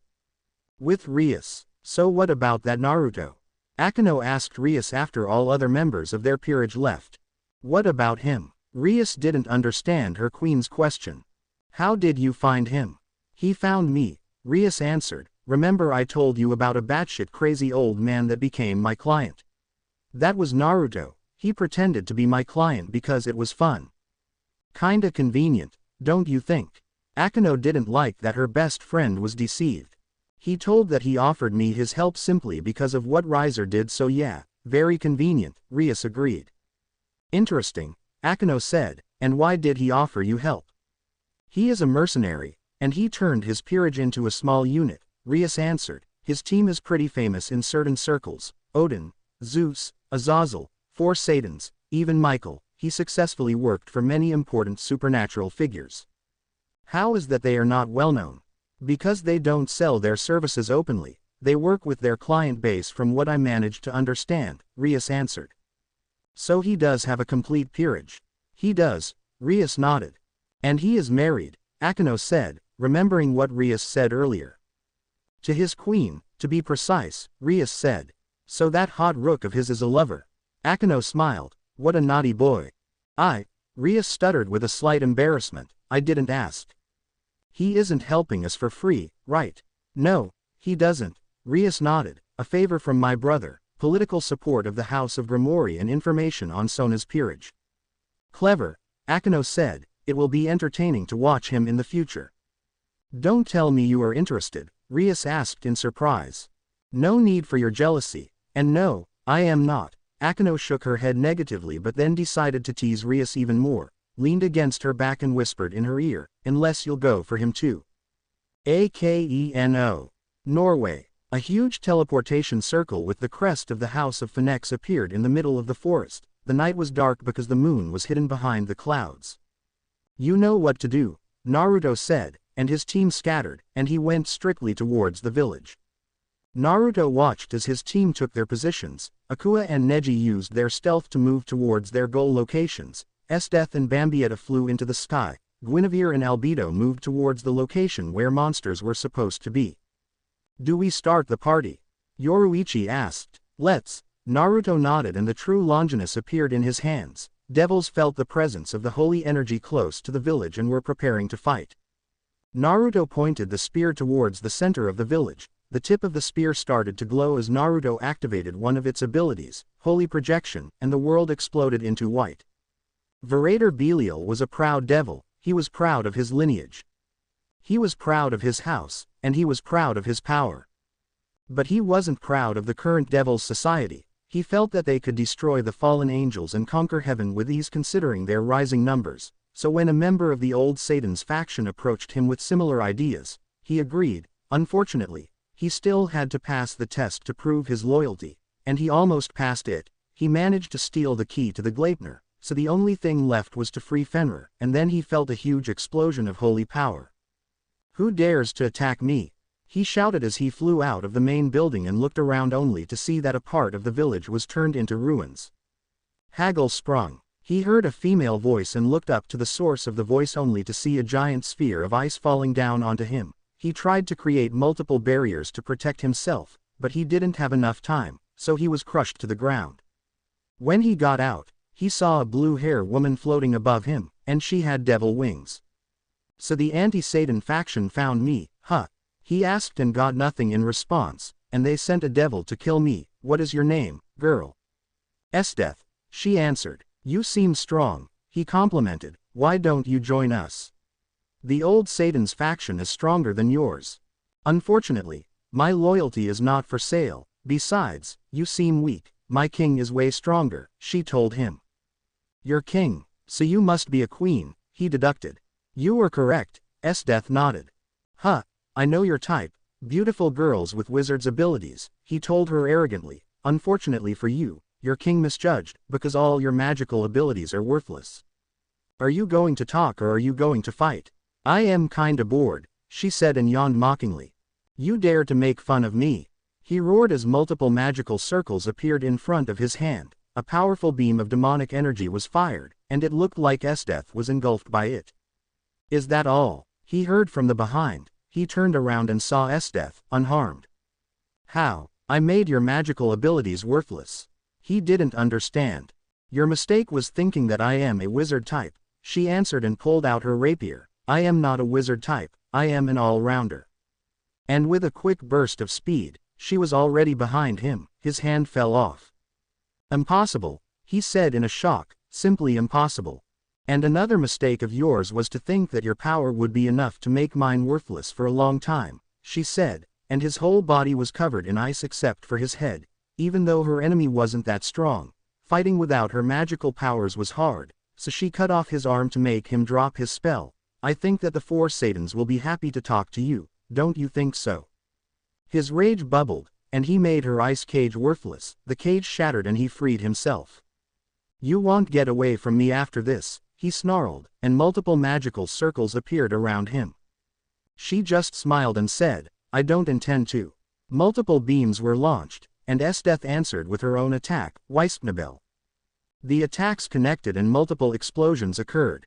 "I was promised a nice battle but all I see is a disappointment," she said shaking her head. "You don't even deserve to live." "You," he roared, both from anger and his own inability to even harm this devil in front of him. "Your demonic powers are impressive, but your combat skills suck. I see why you are considered an ultimate class devil." Her eyes hardened. "But for me, you are just a weakling." Once again, she disappeared faster than his eyes could track, and another hand of his fell off. "I remember how Saraord was laughed at by the likes of you, fools that relied only on their family powers, and yet he can go faster than I did while you can't even see me. Pathetic, but you know what?" She smiled again, and her smile made chills go down his spine. "I feel kinda bored, and I still have some time before our mission is over. I think I will interrogate you here and now." Naruto stood in the middle of the firestorm he created. Another devil fell to the ground under the laughter of Bambietta. This one had his chest exploded. "I have a weird choice of women," Naruto said, and launched another blast of holy light that destroyed a couple of low-class devils. Yoruichi appeared next to him in a burst of speed. "All devils in the area are dead," she said. "I sense that Esdeath's opponent's magic reserves dropped," Naruto noted. "It seems like he wasn't much." "What did you expect from a devil that never worked for anything?" she asked. "You were right," he nodded. Then a powerful explosion of demonic energy happened in the forest. They looked to the side and saw a 100-headed Hydra shooting poison all around. They allowed Hydra to grow that strong. Yoruichi was surprised. "Something must have happened here to boost Hydra's growth," Naruto concluded. "I can't call myself an expert, but Hydras don't grow that fast without an outside influence." With Guinevere and Albedo took a deep breath and blew a wall of black and golden flames towards the Hydra. Guinevere made a swing with Glamdring and a crescent of holy energy cut in the body of Hydra. This thing is too strong for us, Guinevere concluded after she saw that Hydra healed from all the damage. I think we should call Naruto-kun for help, Albedo agreed.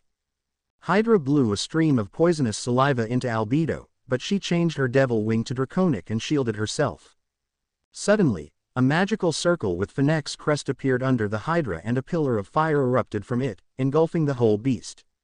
You seem to have problems, Naruto said after he appeared with Yoruichi. We managed to kill Chimera and Minotaur quickly. Guinevere pointed to a Minotaur's corpse that was sliced in half and Chimera's dead body with multiple wounds from holy light spears, but this thing started to grow stronger and stronger very fast. It's already ultimate class in power. Its power is still growing, Yoruichi said. I sense it. In a few minutes it will go beyond the ultimate class. I see, Naruto nodded. Albedo, permission to promote. Thank you, Naruto-kun. She bowed slightly. Promotion, Queen. Her power rose to the ultimate class. Guinevere, prepare Excalibur ruler, he commanded. Right now it is impossible to subdue this monster, but if we were to weaken it that should be possible. Hydra roared and prepared to attack four devils. Now, Naruto said. Multiple magical circles appeared around him and powerful jets of fire stroked the Hydra. With a blinding speed, Yoruichi destroyed head after head of the monster. Albedo created dozens of light spears and threw them, piercing heads of Hydra. Guinevere unsealed Excalibur ruler from a special dimension and using her knight's speed propelled towards the monster. With a quick thrust, she pierced one of its heads and the monster calmed down. Guinevere, I need you to keep this Hydra under control until I conceal it, Naruto said, and she nodded. Naruto clapped his hands and a huge magical circle appeared under the monster. Different runes were being engraved into that circle, and a few minutes later the monster was gone into a pocket dimension in a flash of light. After Naruto returned to the village, he saw that Oden was there. Hello, Oden-sama, Naruto greeted with a bow. Ah, hello, Naruto-kun, no need to be so formal, Oden waved off. Fine, old perv, Naruto said with a small smile. Then Oden's face changed to a more serious one, so the key is gone. Akua, who was sitting on the broken wall of the building, nodded. That's right, when I came into the room, all the guards were already dead. I would estimate that they died half an hour before we arrived. Whoever killed them was way more powerful than we are. To trick their alert system and teleport despite your magic, nothing short of impressive. Naruto frowned. This is bad. It's not just our first failed mission, but also a major threat to the whole supernatural world. Don't worry so much, Naruto-kun, Oden said. While Fenrir is indeed one of the strongest beings in the world, Thor and I are able to subdue it. Not to mention that Fenrir's prison is heavily guarded. It will be hard to even get close to him. Hordes of Valkyries will stop or slow down whoever the thief is, and your failure is not your fault. I should have called earlier. But still, for someone to have Fenrir under his control, this is dangerous, Naruto said. That's true, but don't let it bother you that much. You are still young and with such a beauty as your wife as you should be busy with other things. He giggled perversely. Naruto looked at his wife, who poked an unresponding body of Verator with her rapier. Right, Naruto nodded. What? She asked. I didn't try that much. Naruto answered nothing and turned to Oden. What now? Go home, kid, this is my problem now, Oden answered. I didn't want to provoke whoever was behind it by my personal intervention, but now it's not an option, and I am still satisfied with your job. Naruto nodded. He knew that the key was stolen even before he arrived, but it was still disappointing. I've got the coordinates of the place where the evacuation circle lead, Neji said after he jumped from out of nowhere. Good, I am sure the four Satans will be happy to hear it. Naruto smiled slightly that at least one part of their task was completed. Now let's go home. He created a magical circle and his whole team stepped into it. Bye, old pervert, Naruto saluted, and they were gone under Oden's laughter. In the HQ of the old Satan's faction, we have lost the mutated Hydra, Master, a man bowed in front of the man on the throne. We have nothing to worry about. The experiment was a success, after all. The mon's slitted eyes closed in satisfaction, but I am curious who and how managed to defeat it. Maybe we should try something more to bait them. A giant yellow eye with a slit-like pupil opened behind him. Sears X Lucifer and Ajuka Beelzebub stood in front of Naruto, who called them to the Lucifuge castle to present the results of his latest mission. While it would be easy for Naruto to get Ajuka because they had a long partnership, Scorched is another case. Only after some calls from both Ajuka and Odin, he managed to come. Some would call it arrogance, but those who knew Scorched's queen would easily understand why it was so hard to make him leave his job. I present you a modified Hydra, Naruto said and pointed to the giant creature that slept behind him. It is capable of continuous evolving with limits unknown. It grew from a simple monster that was as strong as an average mid-class devil to an ultimate class being in a few minutes. We managed to defeat it faster than it could grow to a level of a Satan class being, but it was more than disturbing. And the old Satan's faction has someone who created this, Scorched muttered. I think that this someone is capable of more, Naruto said. It wasn't his idea, just the result of the analysis of the mission made by his peerage. It makes sense, Ajuka nodded. They wouldn't give away this monster to a recruit unless they had more of them. That's a scary thought, Scorched said. The ability to create ultimate class monsters or maybe even stronger monsters is terrifying. And even more terrifying is the fact that devils are so easy to recruit, Naruto said. That's true, Lucifer nodded sadly. Imagine if a devil would be able to receive that power-up, Ajuka said. Many young devils will join the old Satan's faction for the sake of power. We would lose, and then they will restart the Great War. All our efforts will be wasted. Naruto, Scorched said, what else did you manage to get from that mission? My rook managed to decipher the teleportation circle that was prepared for their evacuation. We know the coordinates of their possible base, he answered. How strong would you rate your peerage? Esdeath, Yoruichi and Akua are ultimate class devils. Albedo is 1-2. If she promotes, Guinevere is useful because of her holy swords. Promoted Kurenai, Bambietta and Neji are strong for high class. But the difference between a high class devil and an ultimate class one is big. Inoue is a healer, but she will be a liability in a fight with two strong opponents. So 5, maybe 6, members of my peerage can be used, me included. I suppose that should be enough. Scorched nodded. As the Satan Lucifer, I hire you to investigate it and eliminate the culprit. I want you to do it as fast as you can. Naruto didn't answer for a few seconds. Lucifer-sama, I have a contract with your sister. The investigation may take time. I don't want to break any contract of mine, he finished. What contract? Lucifer asked with his eyes narrowed. I am to train her. You know that Riser hastened the marriage process, so I offered her training, Naruto answered.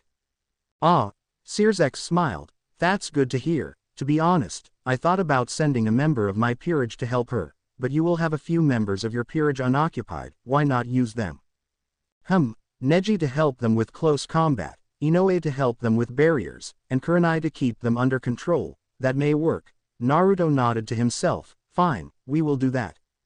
Great, chirped Lucifer. Now my Ria-tan will be safe and happy. Naruto quirked his eyebrow and exchanged glances with Ajuka. Sure, she will. I have to plan the operation and notify my peerage members as well as your sister. Sure, we will go, Ajuka said, and both Satans were gone in the teleportation circle. In Lucifer's office, he is a nice operative, Scorched said. That he is. I didn't misjudge him when we met 5 years ago, Ajuka nodded. But to think that a devil would wield the true Longinus, Lucifer mused. I wonder what Michael would say. Naruto did some missions for Michael, Ajuka said, surprising Crimson Satan. Really? Yeah, though I am not sure what exactly did he do for him, but it was a one-time job. He did many jobs for various supernatural beings. He doesn't distribute vouchers anymore, but not so long ago, one little girl managed to find his leaflet and tasked him to bring her all types of sweets. Naruto says that it was the weirdest and the hardest task he had, Ajuka chuckled. Scorched's sweat dropped. That's unusual. Very true. But that still doesn't explain how is he so hidden that almost nobody from the underworld knows about him, Scorched asked. Zekram Bale took a liking to his queen, Esdeath, Ajuka explained. Turned out that any kid from their marriage will most likely have an immunity to the light energy. They were sort of forced to marry. Well, Naruto didn't want to be hasty about it, but Esdeath was ecstatic. Naruto does love her, but she is too persistent in her advances. That explains it, Scorched nodded. Being in favor of Zekram Bale is nothing to joke about. Yeah, it gives him some leeway, but he has a good head, he won't be corrupted easily. I am more interested in how we'll proceed his meeting with the House of Phoenix. I don't know, he is quite unpredictable, all we can do is wait and see. Yeah, wait and see. Kuo Academy. A red teleportation circle appeared in the middle of the room of the Occult Research Club building. Hello, Rias. Naruto stepped out of the circle. Hello, Naruto-san, Rias greeted her guest. So, I suppose it's time to start your training today, he said. My peerage members still have their classes, we'll have to wait. Oh, yeah, school, Naruto nodded, why don't you just ditch it? Rias was surprised by that question. Our education is very important, I can't just do that. Meh, never saw any point in schooling, Naruto shrugged. While some additional knowledge will never be excessive, it's too bothersome to go to the school where you'll have to learn not just things you have to know but also a lot of useless stuff. You can't be your own manager. I suppose your claim has some merit. Rias didn't want to argue with Naruto even though she didn't think he was completely right, just don't let Sona hear about it.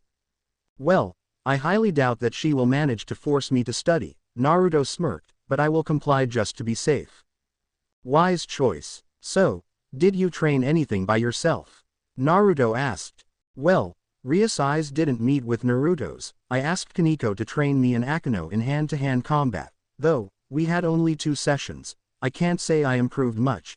Yuto didn't train, he has too many contracts, and he had some things he had to do for his study. Issei, it's hard to make him do something unless he has some perverted reward. Asia read some medical books to improve her healing abilities. Kaneko always trains, so she must be fine. And that's exactly why I told you that school is useless. Both you and Akeno spend too much time on it. Yuto could train instead of doing contracts and studying. Naruto said, you are not in position to play around anymore. You have to work hard and improve as quick as you can. Unless you want to be married to Riser, of course. Rias closed her eyes. She agreed with Naruto. But that daily routine distracted her from the inevitable fight. She didn't even want to think about Riser, but Naruto was forcing her to face the problem. She was grateful, but it wasn't pleasant.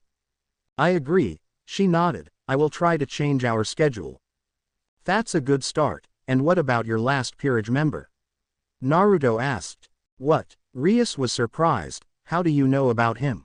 You have a Nekosho in your peerage, you know they are good censors, Naruto explained. So a vampire, huh? Yes, Rias nodded, but he is too weak to control his powers. Really? Naruto quirked an eyebrow. You know that vampires have 3 ways to grow stronger. The first is simply to wait. The older the vampire is, the stronger he is. The second one is to train your ass off. It's an obvious way. The third one is to drink blood of a stronger being. You can make your vampire drink your blood, and he will grow stronger. He was abused by his kind. You know how they treat half-breeds, he can't accept that side of him yet, Rias tried to explain. You coddle with them too much. Naruto was disappointed. You will never win Riser if you won't help your peerage members face their problems. I can't just force them. Rias tried to defend herself. We are family, you don't treat your family like that. Now Naruto knew where the problem was, and since Rias was a devil of pride, he knew there was no chance to fix it. Fine. I'll work with what I can, he accepted her position. Later, Naruto stood in front of whole Rias peerage on their training ground. Today I want to see your teamwork, Naruto said. Let me be clear, none of you will stand a chance against Riser as you are now. It's a simple truth. Let's suppose that you defeated Riser's peerage without losses, try to defeat me now. Instantly, Akeno launched a blast of lightning into him, but Naruto moved to the side, avoiding the attack. Nice shot, it would have been better if you didn't miss. You dodged, Akeno deadpanned. Ah, details, he dismissed. Yuto, Kaneko, Issei, try to force him to stay still so I and Akeno could destroy him with our magical attacks. Asia, stab behind and heal injured, Rias commanded. Nice tactics, Naruto said, but they are too obvious, not to mention that they want work. Naruto ducked under Kiba's sword attack. Then he caught Issei's fist and used Issei's body to stop Kaneko from attacking. Kiba tried to strike him from behind, but Naruto threw Issei into Kiba, and they collided and flew 10 meters backwards. Kaneko used an opening to attack Naruto, but he easily dodged her hit that created a crater in the ground. But he didn't jump away from her. No, he moved in such a way that Kaneko would be in a way of possible Rias or Akino's attack. As you see, your tactics are useless, he said. I can use your own peerage member as a shield, and now I have to face 3 opponents instead of 5.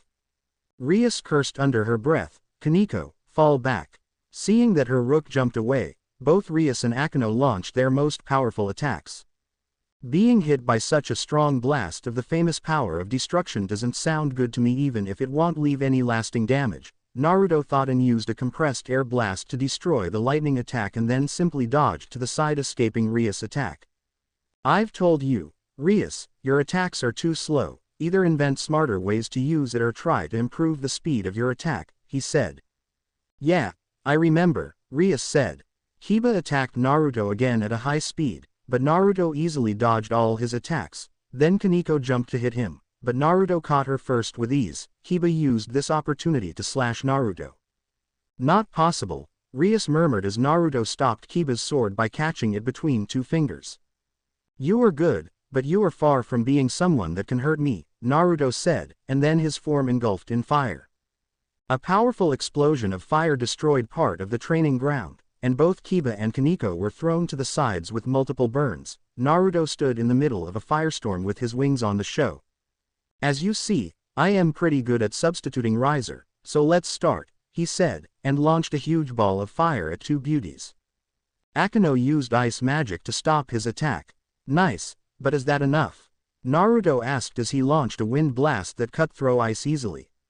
Akino received a huge cut across her chest. Asia, who had already healed Kiba and Kaneko, tried to go and help Akino, but a wave of fire separated them. Not so fast, Naruto said. Hey, she can die, Issei shouted. Not with her strength gained from the rook piece.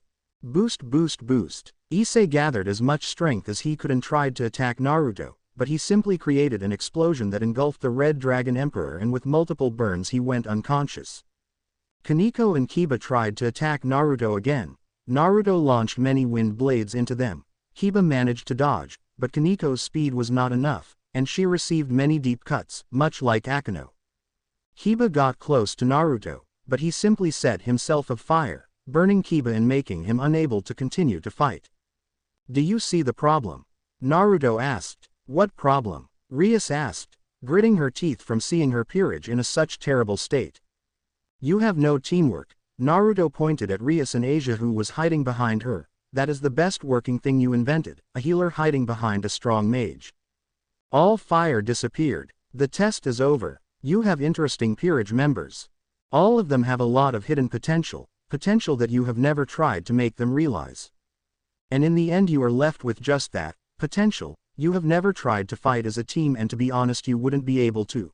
The best you can make is to team Kiba with Kaneko and yourself with Akino and Asia, so you can create 2 incompatible combat teams. When I said incompatible, I meant that these 2 teams won't work against a stronger opponent, and you may have noticed that Issei is left without a team. That's because he is too weak. That's what we'll try to fix.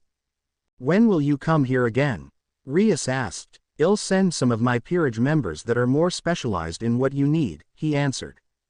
And what about you? I have an important mission from your brother. It's a matter of the safety of the underworld, so I couldn't refuse, Naruto answered.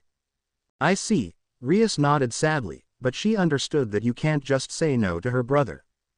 Don't worry, my peerage members are more than capable, Naruto said with an eye smile. I sure hope so, the Gremory heiress muttered. Well, wish me luck on my next mission, Yane, and he was gone in a teleportation circle. So he kicks our asses and goes home and calls that training? Issei asked. He was testing us to learn our fighting capabilities better. We have yet to see an actual training, Rias answered. He can't train us unless he knows our current skills. Issei just grumbled. He didn't like having his ass kicked by some bad boy. In the underworld, Naruto appeared in a red teleportation circle in his mansion. All his peerage members except for Kurenai and Inoue awaited him here. Hello, everyone, he shouted. His peerage members greeted him in response. We have a mission from Lucifer himself. In our last mission, Neji managed to get the coordinates of a possible base of the old Satan's faction. And we faced a modified Hydra that was capable of constant evolving. These 2 things lead us to our mission. We will have to investigate this and kill whoever created this monster. It is a too big danger for our society. We have a very high possibility that our enemies may have a Satan-class devil in their midst, or at least many ultimate class ones. Esdeath, Yoruichi, Akua, Albedo, Guinevere, you are to join me on this mission. Bambietta, look after the castle and summon Inoue. Neji, you will have another assignment. Which is? Neji asked. As you know, I have a contract with Rias Gremory. You must go to Kuo and help her train. Ask Kurenai for help and make Shikamaru come. It's been a long time since that sloth did something useful, Naruto commanded. Hi, Naruto-sama. Naruto sighed, being tired from all this Sama crap, but he had given up on trying to re-educate Neji. You know that Kurenai may kill the Red Dragon Emperor for being too perverted? Yoruichi asked.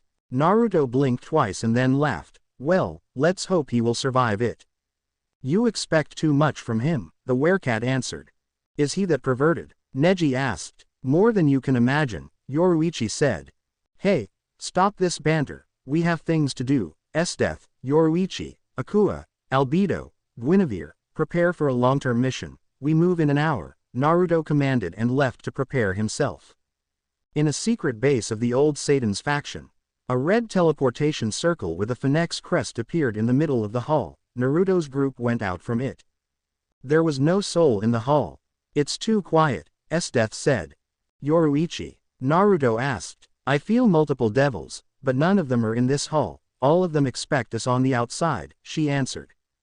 Well, let's not keep them waiting, Naruto said, and the true Longinus appeared in his hand. Holy Spear, extent. Outside of the hall, many devils of the old Satan's faction expected the newly arrived group to exit the hall and get right into their ambush. But then an extremely long holy blade sliced through the wall from the inside, extended even further, and with a quick swipe cut down multiple devils on their side. Holy weapon, it's exorcists, shouted someone. Damn those holy swords.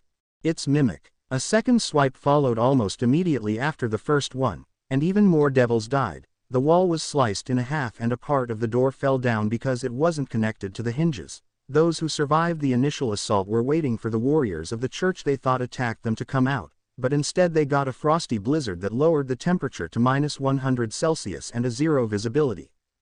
Faster than those devils could even see, Naruto's Rook and Knight, using their superior senses, dashed from one devil to another, killing them instantly. When Naruto, Esdeath, Albedo and Guinevere left the hall, they could only see a frosty picture of hundreds of frozen figures of dead mid-class devils. Such a beautiful sight, Esdeath complimented her own work. As if your ego has to be even higher, Albedo murmured, but Esdeath ignored her. Naruto just smirked. It was funny to see their banters. It seems that Albedo will never forget Esdeath, that she became my first and the main woman in this weird self-formed harem. Let's go, he commanded. That we're just mid-class devils, maybe some of the weaker high class, we will definitely have to face something more. And so he went to the door to the next hall of this huge castle. I sense 7 signatures inside, Yoruichi said. 5 of them are high class, 3, ultimate class. 2 of those ultimate class ones are hiding. One of them is very strong. There is also a weird ultimate class signature behind the castle. Yoruichi, stay hidden as a backup, Naruto said. Sure. She nodded, turned into her cat form and disappeared. Naruto pushed the door. The new hall was different from the previous one. This one was more regal, red carpets, columns, even the throne was present, but it was empty. 5 persons sat on the huge stairs that led to the throne. The first one was a man, about 20 years old. He had light hair and 2 red dots over his eyebrows. The second one was a red-haired tomboyish girl. The third one was a huge fat boy with orange hair. The fourth one was a black-haired boy with 6 arms. The fifth one was a gray-haired boy whose distinct feature was that he had 2 heads. All of them were dressed in a similar way, black pants tied by a violet rope and light blue long-sleeved zip-up shirt. The only one different was a girl who wore a helmet-like cap. My, there are exactly 5 of them, said a spider-like boy. I thought they would be exorcists, but they are definitely devils, said the girl. Well, most of them are, even if reincarnated. The boy feels like a human, though. Don't let your guard down, the one with red dots above his eyes said. He is clearly their leader. He must have learned how to hide his energy completely. Naruto smiled when he heard that. You are definitely a smart one. Indeed, I have. You have some holy weapons. Naruto nodded and gestured to Guinevere. She unsheathed Glamdring. Guinevere here comes from the Pendragon lineage, Naruto explained. While she had never worked as an exorcist, she is still a natural-born holy sword wielder. I was pretty lucky to get her in my peerage. So you are indeed a member of the usurpers faction. I prefer it being called anti-Satan faction, Naruto answered. I call it as I see it. I suppose you are right, Naruto agreed. It is obvious that we will have to fight given that our orders obviously include total elimination, but may I learn the names of those whom I will have to fight? It's only polite, isn't it? I suppose, the leader of the enemy group said. Welcome to the base ECH-01, one of the temporary bases of our faction. We are called Sound 5 strongest warriors that this base has. My name is Kimimaro. To Yuya, the red-haired girl said. Jirobo, the fat boy said. Kitamuru, the spider-like boy introduced himself. Sakin, said the first head. Ukin, said the second head. Well, that was nice, Naruto said with a smile. My name is Naruto. Esdeath, Guinevere, Albedo, Akua. Now that the pleasantries are done, I think it's time to fight, Naruto said, and Kimimaro nodded in agreement. May I take the leader? Esdeath asked with a bloodthirsty smile. You are insatiable, Naruto answered, shaking his head. He had no desire to argue with his wife. With Esdeath taking Kimimaro, I think I will take Kitamuru. Naruto will take Jirobo. Guinevere will take Sakin Ukin hybrid, leaving two flat-chested shorties to fight each other. Albedo made a proposal that caused violent reaction from both Yuya and Akua. Whom the did you call shorty, you bitch? There is nothing wrong with my breasts or my height, you slut. Ladies should nt curse like that, Jirobo said. Shut up, shut your mouth, fatso. As amusing it is to watch your banter, Esdeath said, stop it and let's start fighting. I agree, Kimimaro said. Akua and Yuya sent the last dirty look at Albedo, who just giggled, covering her mouth with her palm, but calmed down and prepared for the battle. Naruto's flaming wings appeared from his back as his demonic power was unleashed, and he said, let's start. And the battle begun. Naruto versus Jirobo. Naruto's wings disappeared, as did his demonic energy. Let's get started, Naruto said. With a surprising speed for his complexion, Jirobo appeared near Naruto and tried to hit him with a strong hit. Naruto jumped back as a huge crater appeared on the ground. Strong, Naruto thought. I can feel that wasn't even close to the extent of his strength. Then the floor crumbled and both of them fell down to a lower level. Naruto used his wings to slow down the fall, while Jirobo simply fell down, not caring about the damage. That gave Naruto a general understanding of what kind of fighter Jirobo is. A physically strong close combat fighter with a high endurance, possible knowledge of some magical spells, unlikely has any long-range attacks or illusionary powers, which is good. All that's left is to see just how strong he is. He landed to the ground, and then some stone spikes rose from it. Naruto barely managed to dodge. Earth magic, Naruto thought. I guess it suits him. You have pretty good relaxes to dodge my trap like that, Jirobo said. Naruto didn't answer. A magical circle appeared in front of him and a blast of fire was launched at Jirobo. He created an earth wall to block the attack.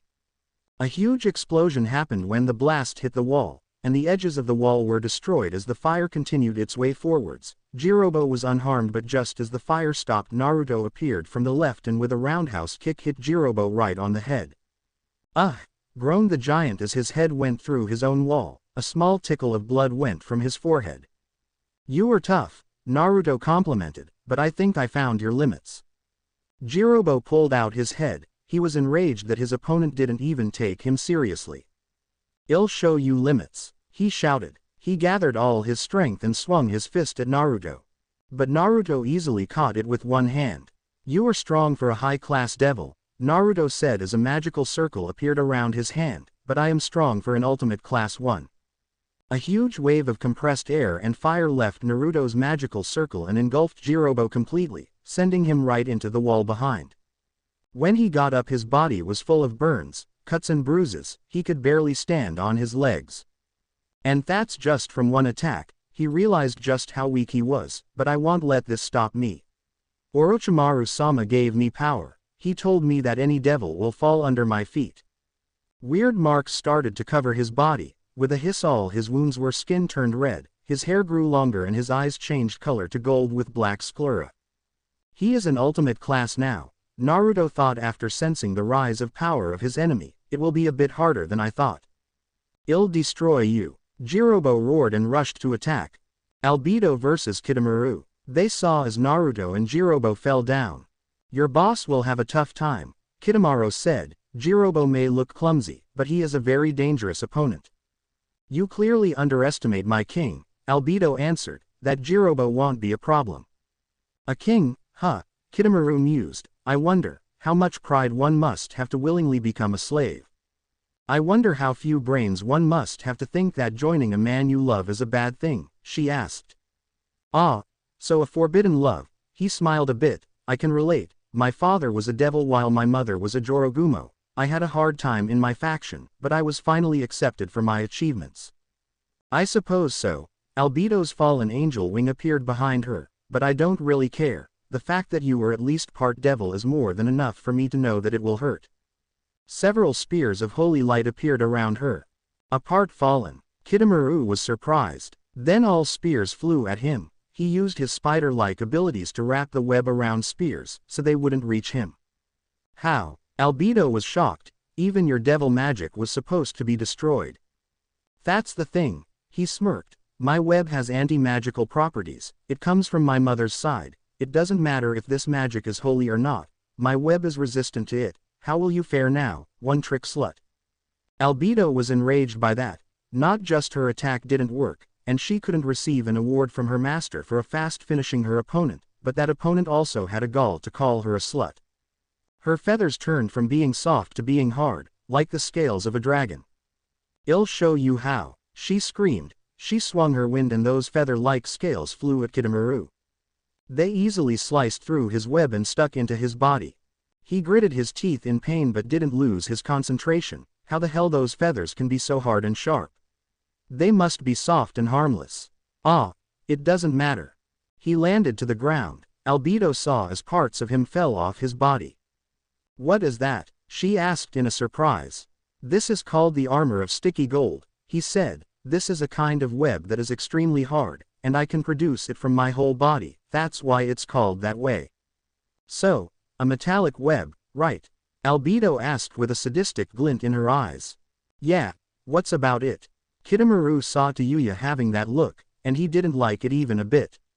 Nothing, nothing, Albedo waved off, but he clearly didn't believe her. You may have questioned yourself, why are those feathers so sharp? I'll answer your question. Those were not feathers, but scales. And another wave of scales flew into him. Now he managed to prepare his armor beforehand, and even though they stuck into it, his new armor was too thick, so the scales couldn't penetrate it. Scales, he thought. Why would she call it scales unless she is a half-lizard or something? Albedo grinned seeing this and made a deep breath. Oh shit, Kidomaru understood what kind of mix his opponent is. Albedo breathed out a huge wave of fire. Gah!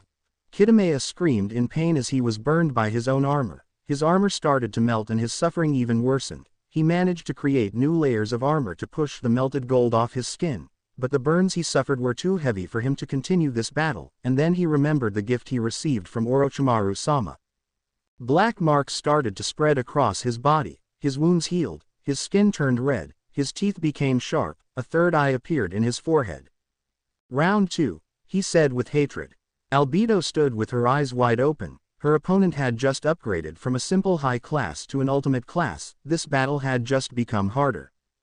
Akua versus Tayuya. You have pulled the short end of the stick, Tayuya, Akua said. Despite being a bitch, Albedo isn't really that strong, and I am the 4th strongest member of my peerage. I am an ultimate class. Tayuya smirked. Those classes mean nothing if you get your ass kicked in the end, so shut the up and die. She took her flute and started playing. The surroundings distorted around Akua. Damn, I had to face an illusion master, and her powers seem higher than Kurenai's. Akua thought. It will be hard to get her unless I'll manage to make a cut. Her surroundings changed to a misty forest. It must be scary not to see your opponent. Akua heard Tayuya's taunting voice sounding from everywhere. Then a powerful hit in the head followed. Shit, Akua cursed, the pain may not even be real, but if it is, then she must have used a familiar or something. I have to admit, she is very skilled, and our difference in power doesn't matter much considering that our specialties are too different. Then Akua flicked her left hand and broke the little finger. Pain allowed her to temporarily break the illusion. She saw 3 giant creatures in front of her. Chiyuya saw that Akua's eyes focused, meaning that she broke the illusion.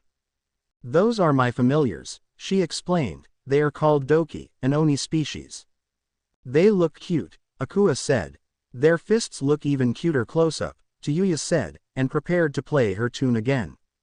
Akua had no desire to get into the illusion again, so using her superior speed, she was instantly in front of Chiyuya. The redhead managed to sing a few notes bringing Akua back to the misty forest, but the vampire had already known Chiyuya's exact location, so she easily delivered a powerful strike to her enemy's stomach.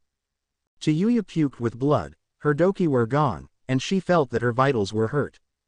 One hit, she thought, just one hit, but if my illusions were good enough, then she wouldn't be able to break out of them. That's it, she said as black markings appeared across her body. I will kill you today, even that's the last thing I do. Her skin turned brown, horns grew on her head and her eyes turned gold with black sclera. Akua groaned that she must deal with an ultimate-class illusion master. Guinevere versus Saken and Ukin. Guinevere twirled Glamdring in her hand. Are you scared, devil? She asked. A single cut by this sword, and you may die. The twins scowled slightly, knowing that it was the truth, but didn't show the fear. It would be true if you would be able to cut me, he answered, and luckily for me, he disappeared in a burst of speed only to appear right in front of Guinevere. You won't be able to, and he was gone back to his spot. Guinevere was impressed by his speed. She didn't know if that was his maximum, but it was too close to her level for her liking. She knew she was the weakest member of their assault team, and she was chosen only because of her holy swords, so she wanted to prove herself by defeating her opponent on her own no matter how much better it would have been to call Yoruichi for help. Nice speed, she said with a smile, and appeared behind Saken. His head was titled to the side and a small cut appeared on his cheek. You are fast too, Saken acknowledged his opponent, the sword and speed. You must be the knight, then. You are correct, Guinevere nodded. You may be even faster than I am. He turned around to see her, but it doesn't mean he'll give up. He pulled out 2 knives and prepared to fight. They moved as blues across the hall. Guinevere had a hard time fighting 2 opponents in one body. He blocked all her strikes, but she couldn't do the same because Ukin used his extra hands to attack. Many cuts appeared on her body.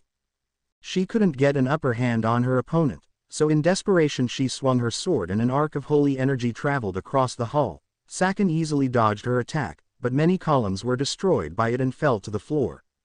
Guinevere smiled, knowing that now she could get some advantage. After quickly applying a healing spell, she used another spell, a trap loaded with holy energy from her sword. A whole blast of Glamdring's holy energy sealed within a few runes. While she didn't have a complete immunity to holy light like Naruto or Albedo, she still was pretty resistant to it, and now that the hull wasn't as observable as before, she could lure her opponent into the trap. And again she started to attack her opponent. Both of them again were like blurs. Left swing, he dodged to the right and cut her left shoulder. Not caring about the pain, she continued her assault. Horizontal swing, he stepped back. Vertical swing, he moved to the right. He counterattacked. She blocked the left knife while the right knife cut her hand. Diagonal swing, he moved to the side and cut her right hand. A thrust, he moved to the side again and cut her right shoulder. Finally, he was heading right into her trap, and then he suddenly stopped, 1 step from the runes. You think you were so smart? He asked. You think I didn't notice you were leading me somewhere? Are you that dumb? I am the second in command after Kimimaro. I won't be tricked that easy. And yet you were, she said with a smile.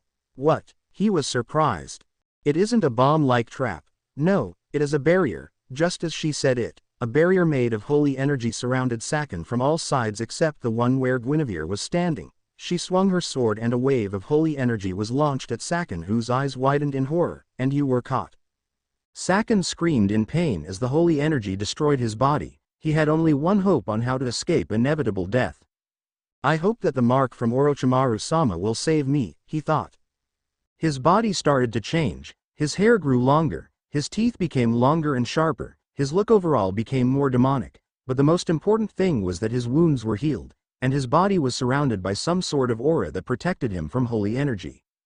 Guinevere looked in fear at the monster that her opponent had become. He was an ultimate class devil now, way above her in power, but it didn't mean she would give up. Even if she would have to call Yoruichi, she would try her best. Well, you can't grow without facing the impossible, she thought, and took a battle stance with Glamdring ready. Death versus Kimimaro. Death unsheathed her rapier and pointed it at Kimimaro. Are you ready to die? She asked. A bone sword grew from Kimimaro's hand. You are a Kaguya? She asked in surprise. I thought you all had died in the civil war. I would say the same about the Lucifuge clan, Kimimaro answered. Touché, but you are right, I am the last Kaguya. This battle became even more interesting, the last Kaguya versus one of the last Lucifuges, Death announced. Kimimaro without a warning appeared in front of Death, surprising her with his speed. Death jumped back a few meters. He is pretty fast, as expected from an ultimate class devil. You are good, she said. You are definitely better than your regular ultimate class devil. You worked your ass to hone your skill. I can respect that, but you are not the only one. She attacked him with multiple thrusting motions, but her opponent easily deflected all of them. Death pointed two fingers at Kimimaro and a magical circle appeared. A frosty wind blew out of the magical circle, fettering Kimimaro in ice. Then she raised her hand and a giant sharp icicle appeared above her. She swung her hand and launched the icicle with a tremendous speed into Kimimaro. Bones grew from his chest, shattering ice and freeing him. Then he punched the icicle, destroying it in a one hit. That was unexpected, Death said. Are that your ribs? Indeed, Kimimaro nodded. This is called Dance of the Larch. Ah yes, the abilities of your clan were called dances, Death recalled. Well, let's dance then. They rushed at each other. Dance of the Willow, he said, and multiple sharp and long bones grew from his body. He started to spin almost randomly, creating great difficulties for Death in a fight. A cut appeared across her cheek and she jumped back to avoid another one that could have pierced her hand. He is very fast and his movements are impossible to read, she thought, and with those two unknown ultimate class devils observing, we can't really go all out because they can invent a strategy against us and attack us or even simply run away with information about us. Damn, it's harder than I hoped. Weissnabel, she shouted, and multiple sharp icicles appeared around her. She waved her hand and all of them were launched at Kimimaro. He graciously moved between projectiles towards Death. Some he destroyed, some simply avoided. He moved so graciously, it looked like he was dancing. Finally, he reached Death and pierced her heart with his bone. Kimimaro's eyes narrowed because it was too easy. Death he pierced turned into an ice statue and that ice melted into water that started covering his body only to freeze again. Real Death jumped from the ceiling. She coated her rapier in wind magic to make it as sharp as possible, and then an ice column started to grow under Kimimaro, raising him with a high speed. Black markings ran across his body, his hair grew longer, his skin turned red, a dinosaur-like tail grew, his eyes turned golden, while his sclera turned black. His power skyrocketed to the border level between an ultimate class devil and a Satan class devil. He easily broke the ice and with a speed Death had troubles to follow jumped. Death managed to block the attack on a pure instinct, but even then she was launched in the ceiling by sheer power of her opponent's attack. She broke through the ceiling and flew right into the seal of the higher floor. Kimimaro got to this floor through his own hole. What is this transformation? Death was shocked. His powers grew so fast. He is even stronger than Naruto in terms of sheer power. If this power were widespread among the old Satan's faction, all of us would be dead. That's if we survive this encounter. Something tells me that those two ultimate class devils have some sort of a power-up too. That's a pretty good power-up, Death said. Why didn't you use it before? I activated this power-up as you called it only because all other members of my team activated it. Death used her senses and understood that he was right. All members of this Sound 5 had this ability. I could have survived the battle with you even without it, but my comrades would die if I wouldn't finish you soon, Kimimaro finished. Now, Death understood what kind of man Kimimaro was. He didn't care about himself. He lived for his faction, for his group, for his people. He was driven by an idea and loyalty, so much like Naruto, she thought. but she also knew that such opponents are the most dangerous. "You want to finish this fast?" she asked, making Kimimoro's eyes narrow. "Then let's do it." She touched the ceiling and in a moment it was covered in a thick layer of ice and many sharp icicles grew on it. Then she flicked her fingers and all this ice fell down on Kimimaro. Dance of the Clematis. Flower. A sturdy weapon made from a single bone grew on his left hand. With a single strike, he shattered the whole ice ceiling. Esdeath's eyes widened. She knew he was strong, but that was almost the most sturdy ice she could create without destroying the whole castle and hurting some of her comrades, and Kimimaro shattered it with such ease. Dance of the Clematis. Vine. Kimimaro said, and to Esdeath's shock he pulled out his own spine. "This is the end of our battle." He jumped at Esdeath. Grahorn. A high ice spike grew from the wall behind her. Kimimaro didn't even notice that his ice shattered on his skin. Esdeath knew that if he were to hit her, she would be as good as dead. She took a deep breath and blew a blizzard, blinding her opponent. She swung her rapier at him, but it didn't wound him. His skin was too tough, but that contact allowed Kimimaro to know her approximate location, and he swung his left hand that way. Esdeath sensed his attack, but he was too fast for her to dodge. Her rapier shattered upon contact, and Flower continued its way. She tried to fly behind, while blocking the strike with her hands, and the strike came. She felt that her bones almost broke from pressure, and then she could do nothing to stop herself from crashing into the floor. She felt pain in her arms, ribs and chest. "I must have cracked some bones from that hit," she thought. Amazing battle. Exactly what I have wanted. Kimimaro landed a few meters away from her. "You may hide from me, but you won't be able to do it forever." "I am sorry," she said. "I did it to even our chances." "You did not," Kimimaro answered. 5 finger drilling bullets.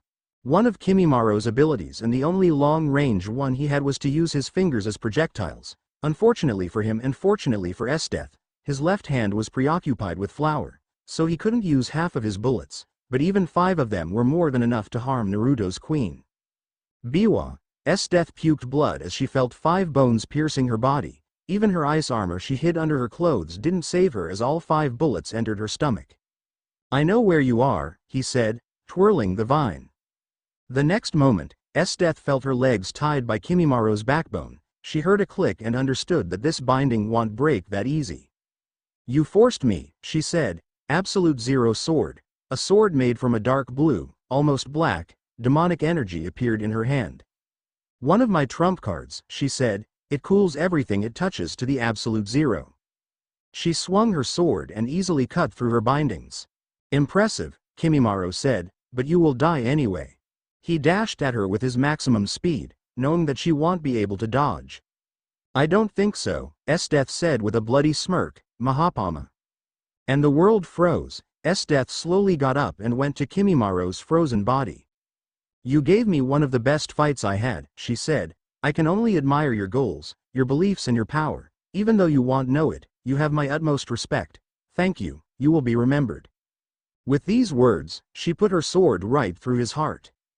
The world unfroze. She heard the dull sound of Kimimaro's falling body and slowly went to the hole they made while arriving to this floor. "This is not the end," she heard his whisper. "Impossible," she muttered and turned around. "Dance of the Seeding Fern," he said, and a bone forest started to grow from his position with an unbelievable speed. Esdeath closed her eyes, knowing that she may not survive it, and when she opened them she was near the ceiling with Yoruichi holding her bridal style. "Congrats, Esdi," Yoruichi said with a smile. "You managed to defeat a weak Satan-class devil, that's most impressive."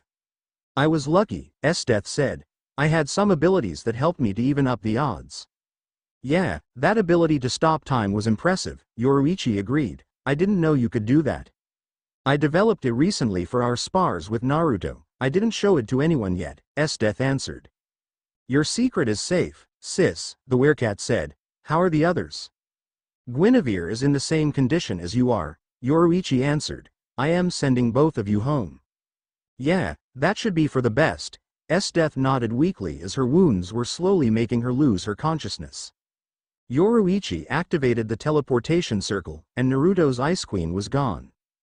Guinevere vs. Sakin and Yukon mutated twins menacingly approached Guinevere, who was definitely not in the best condition to fight a superior opponent. She created another wave of holy energy.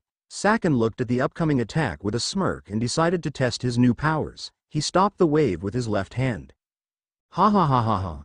He laughed hysterically. It's not burning. Finally, we have evolved. With this, no heaven or hell would be strong enough to stop us. Guinevere looked at him in shock. Sure, she knew that Glamdring was no complete Excalibur, Caliburn, Durandal or even Ascalon, but it was still a very strong holy sword, and this devil who wasn't exactly that strong brushed off the attack like it was nothing. Faster than she could blink, Saken was already in front of her, and a barrage of strikes followed. Her vision blurred as she fell to the ground, broken ribs, concussion. She tried to make a breath. It's painful to breathe. One of the ribs must have pierced a lung. Left leg is broken. Not so tough, right? Saken asked mockingly. Go to hell, Guinevere breathed out. Ha! Upon barked and unmerged from his brother. She's got spunk, let me remove it from her. He went closer to Guinevere, who couldn't even get up. What do you want?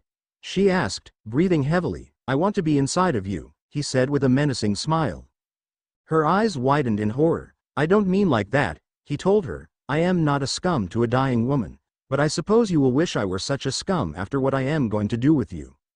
After those words, he started to merge with her. I am going to turn your own body against you, he said. She felt that he paralyzed her, and then the pain came. I am making your muscle tense in different directions, he explained. Then even worse pain came. And now I am making your own antibodies work against you.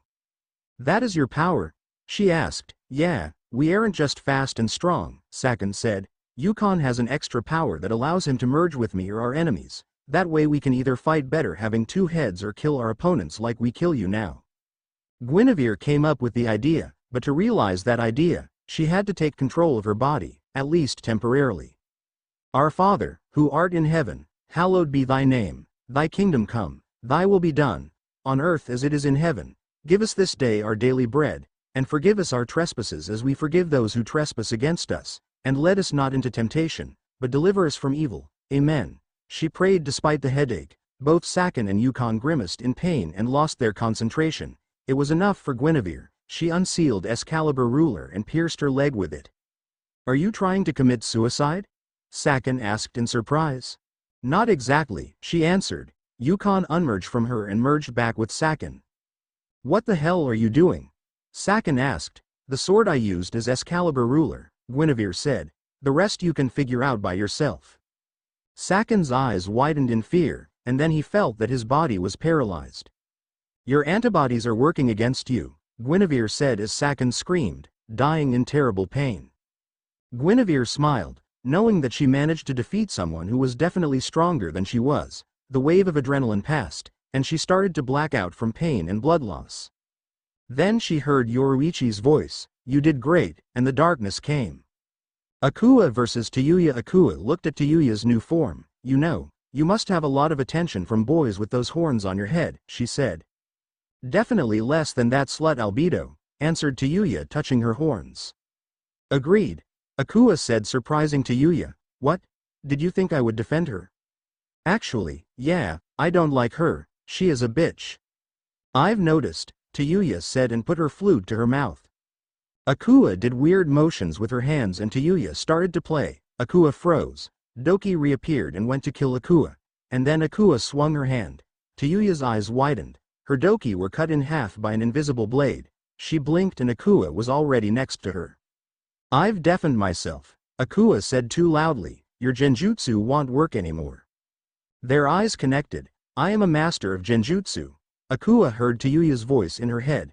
Sound genjutsu are just my favorite, but I am capable of all of them. You should have acted faster, but your vampire pride got in the way. Surroundings started to blur and Akua found herself back in that forest. I hate you.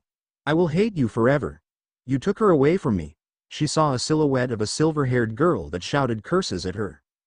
Tears appeared on Akua's eyes after she heard it. You have disgraced yourself by devil blood.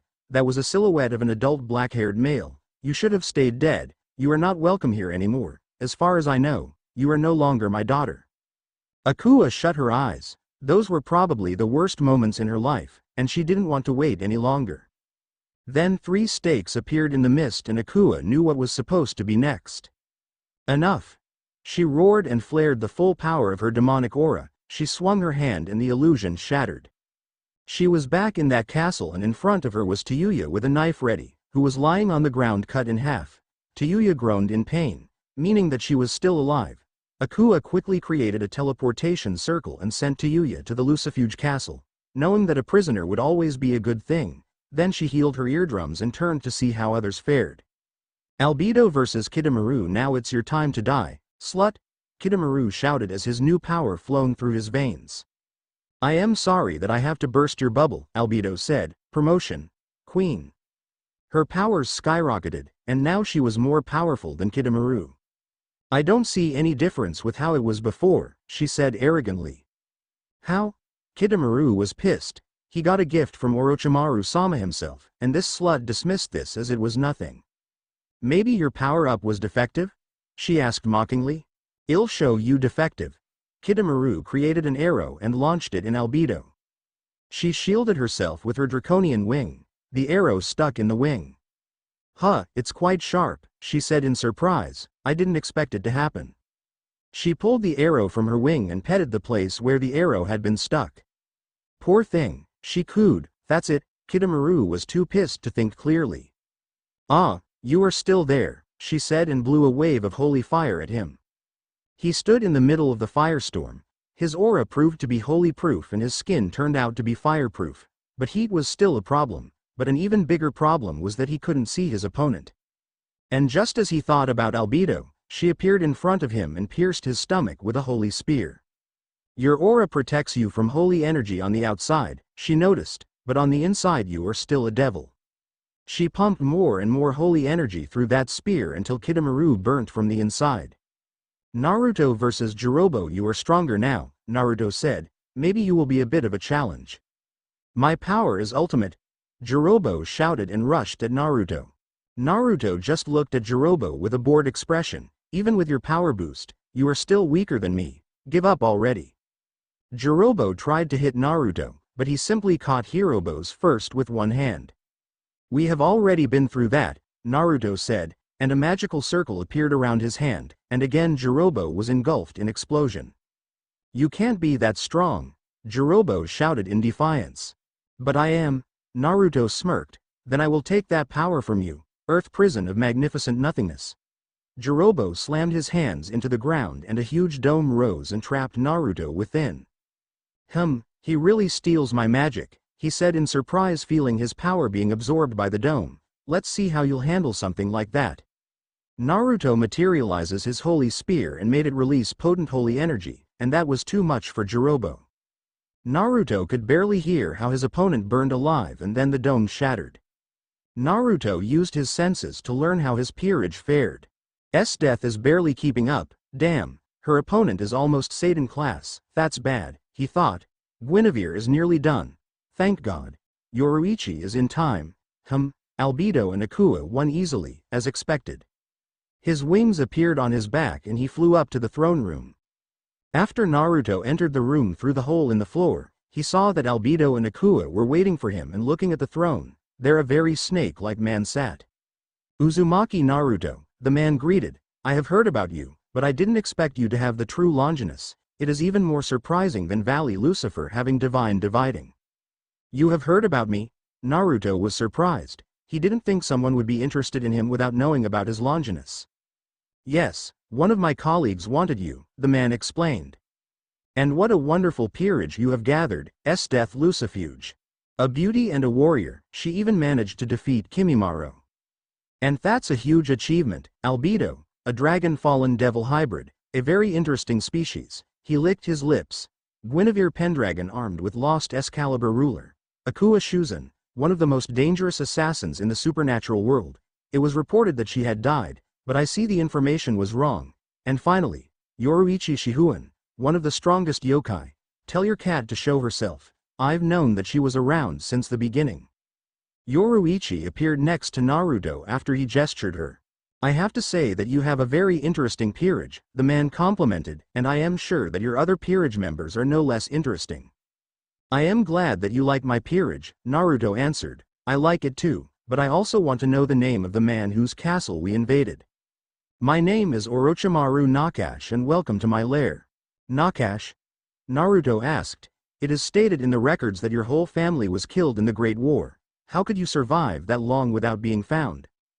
Kukakuku, I never had interest in politics, he said.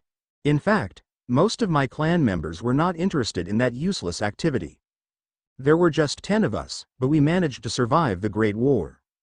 Unfortunately, the Great War was a too well-known event, putting it lightly, so most of the other pantheons were not exactly happy that just one pantheon created such a disastrous conflict everywhere, including their territories. So when we were found by Slavic gods, we were hunted, and even though Perrin is not close to being in the top 10, he was more than a match for all of us. Maybe some of my kinsmen survived, I don't know. I managed to escape and to hide myself good enough.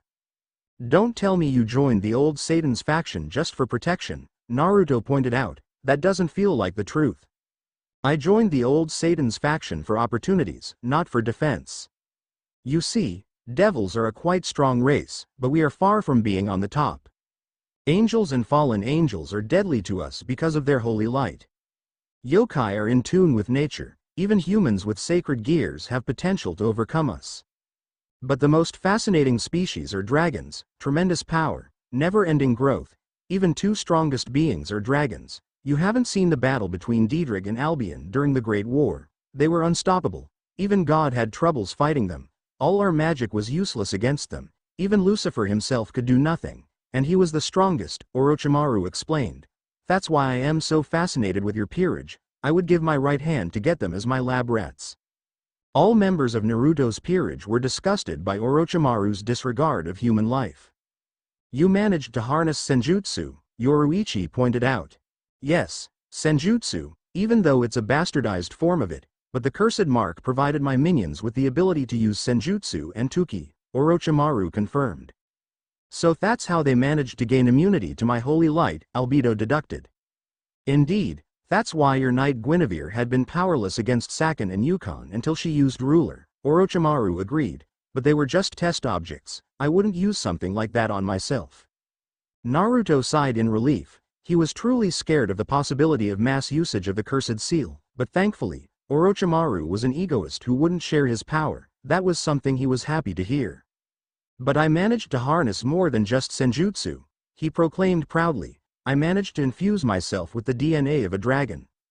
Suddenly, Orochimaru's power started to grow immensely. Draconian horns appeared on his forehead, a tail grew on his body.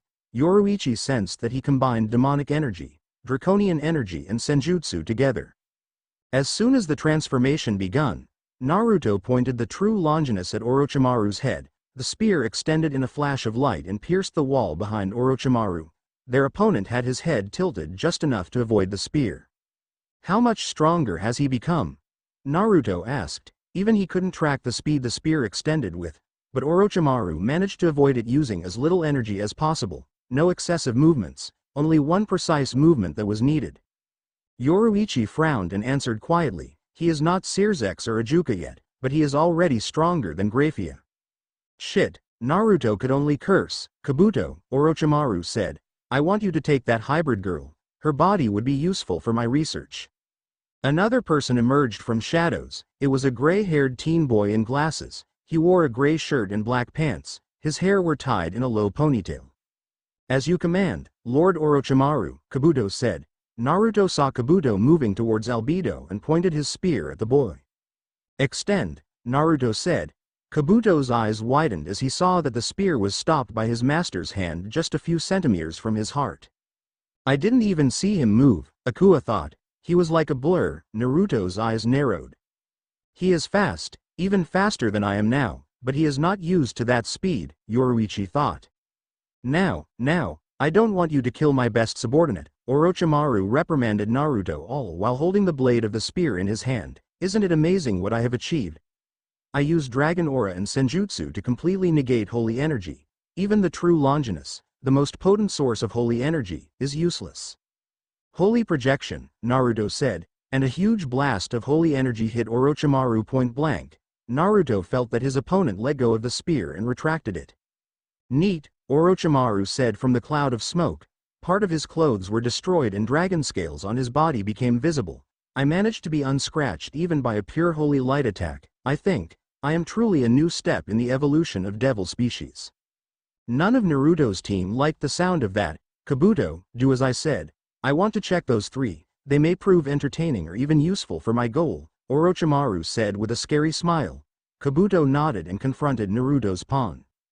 In a blink of an eye, Orochimaru was in front of Naruto with his fist ready to strike. Just by pure instinct, Naruto managed to block this attack with his sacred gear. He was pushed into the wall behind by the strength of the attack.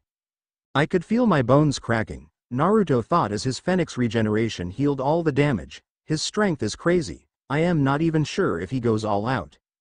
Meanwhile, right after sending Naruto into the wall, Orochimaru attacked Yoruichi, who managed to dodge a powerful kick that shattered the floor and created a 15 meters hole in radius. You are as fast as they said, Orochimaru complimented her. Thank you, she winked playfully, despite all the danger of the situation. Akua appeared right behind him and made a slicing move with her hand. Orochimaru's body was split in half, but then many snakes emerged from the cut and tied his body back how it was. In the next moment, he delivered a powerful kick to Akua's stomach that sent her flying into the wall behind. Hugetsu Jigen 2, Orochimaru said, the most powerful sword-type spell. Even my newest power couldn't defend me from that attack. You are truly one of the most dangerous assassins of the whole supernatural world. But you decided to go for a horizontal cut instead of a vertical one. What a shame.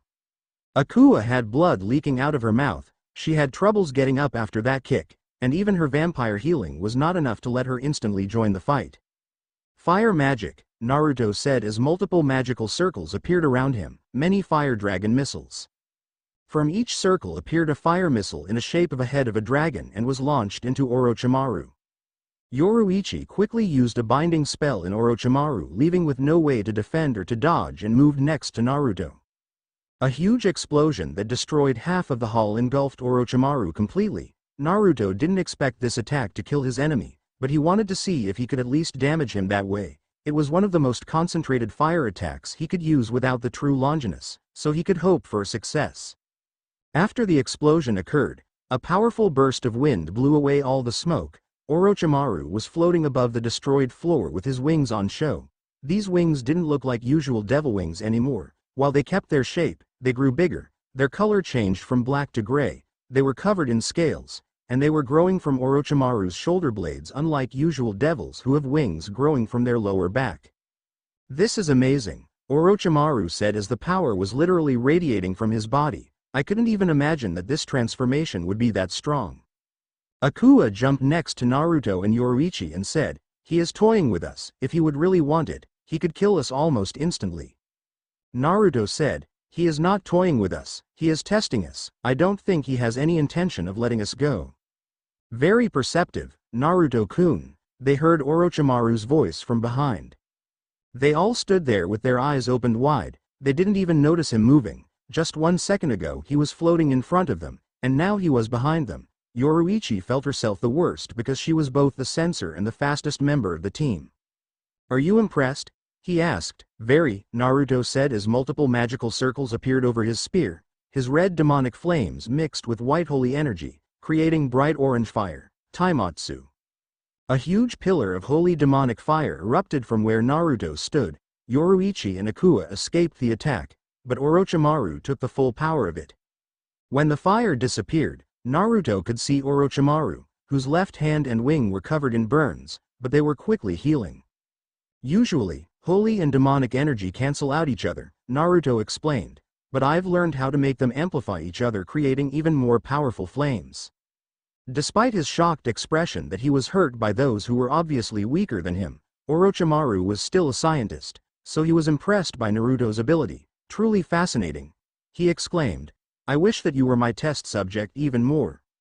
You are insane, Naruto said as he flew away from his opponent. Maybe I am, Orochimaru didn't even try to deny it. It's the matter of perspective. What is insanity to you may not be insanity to me.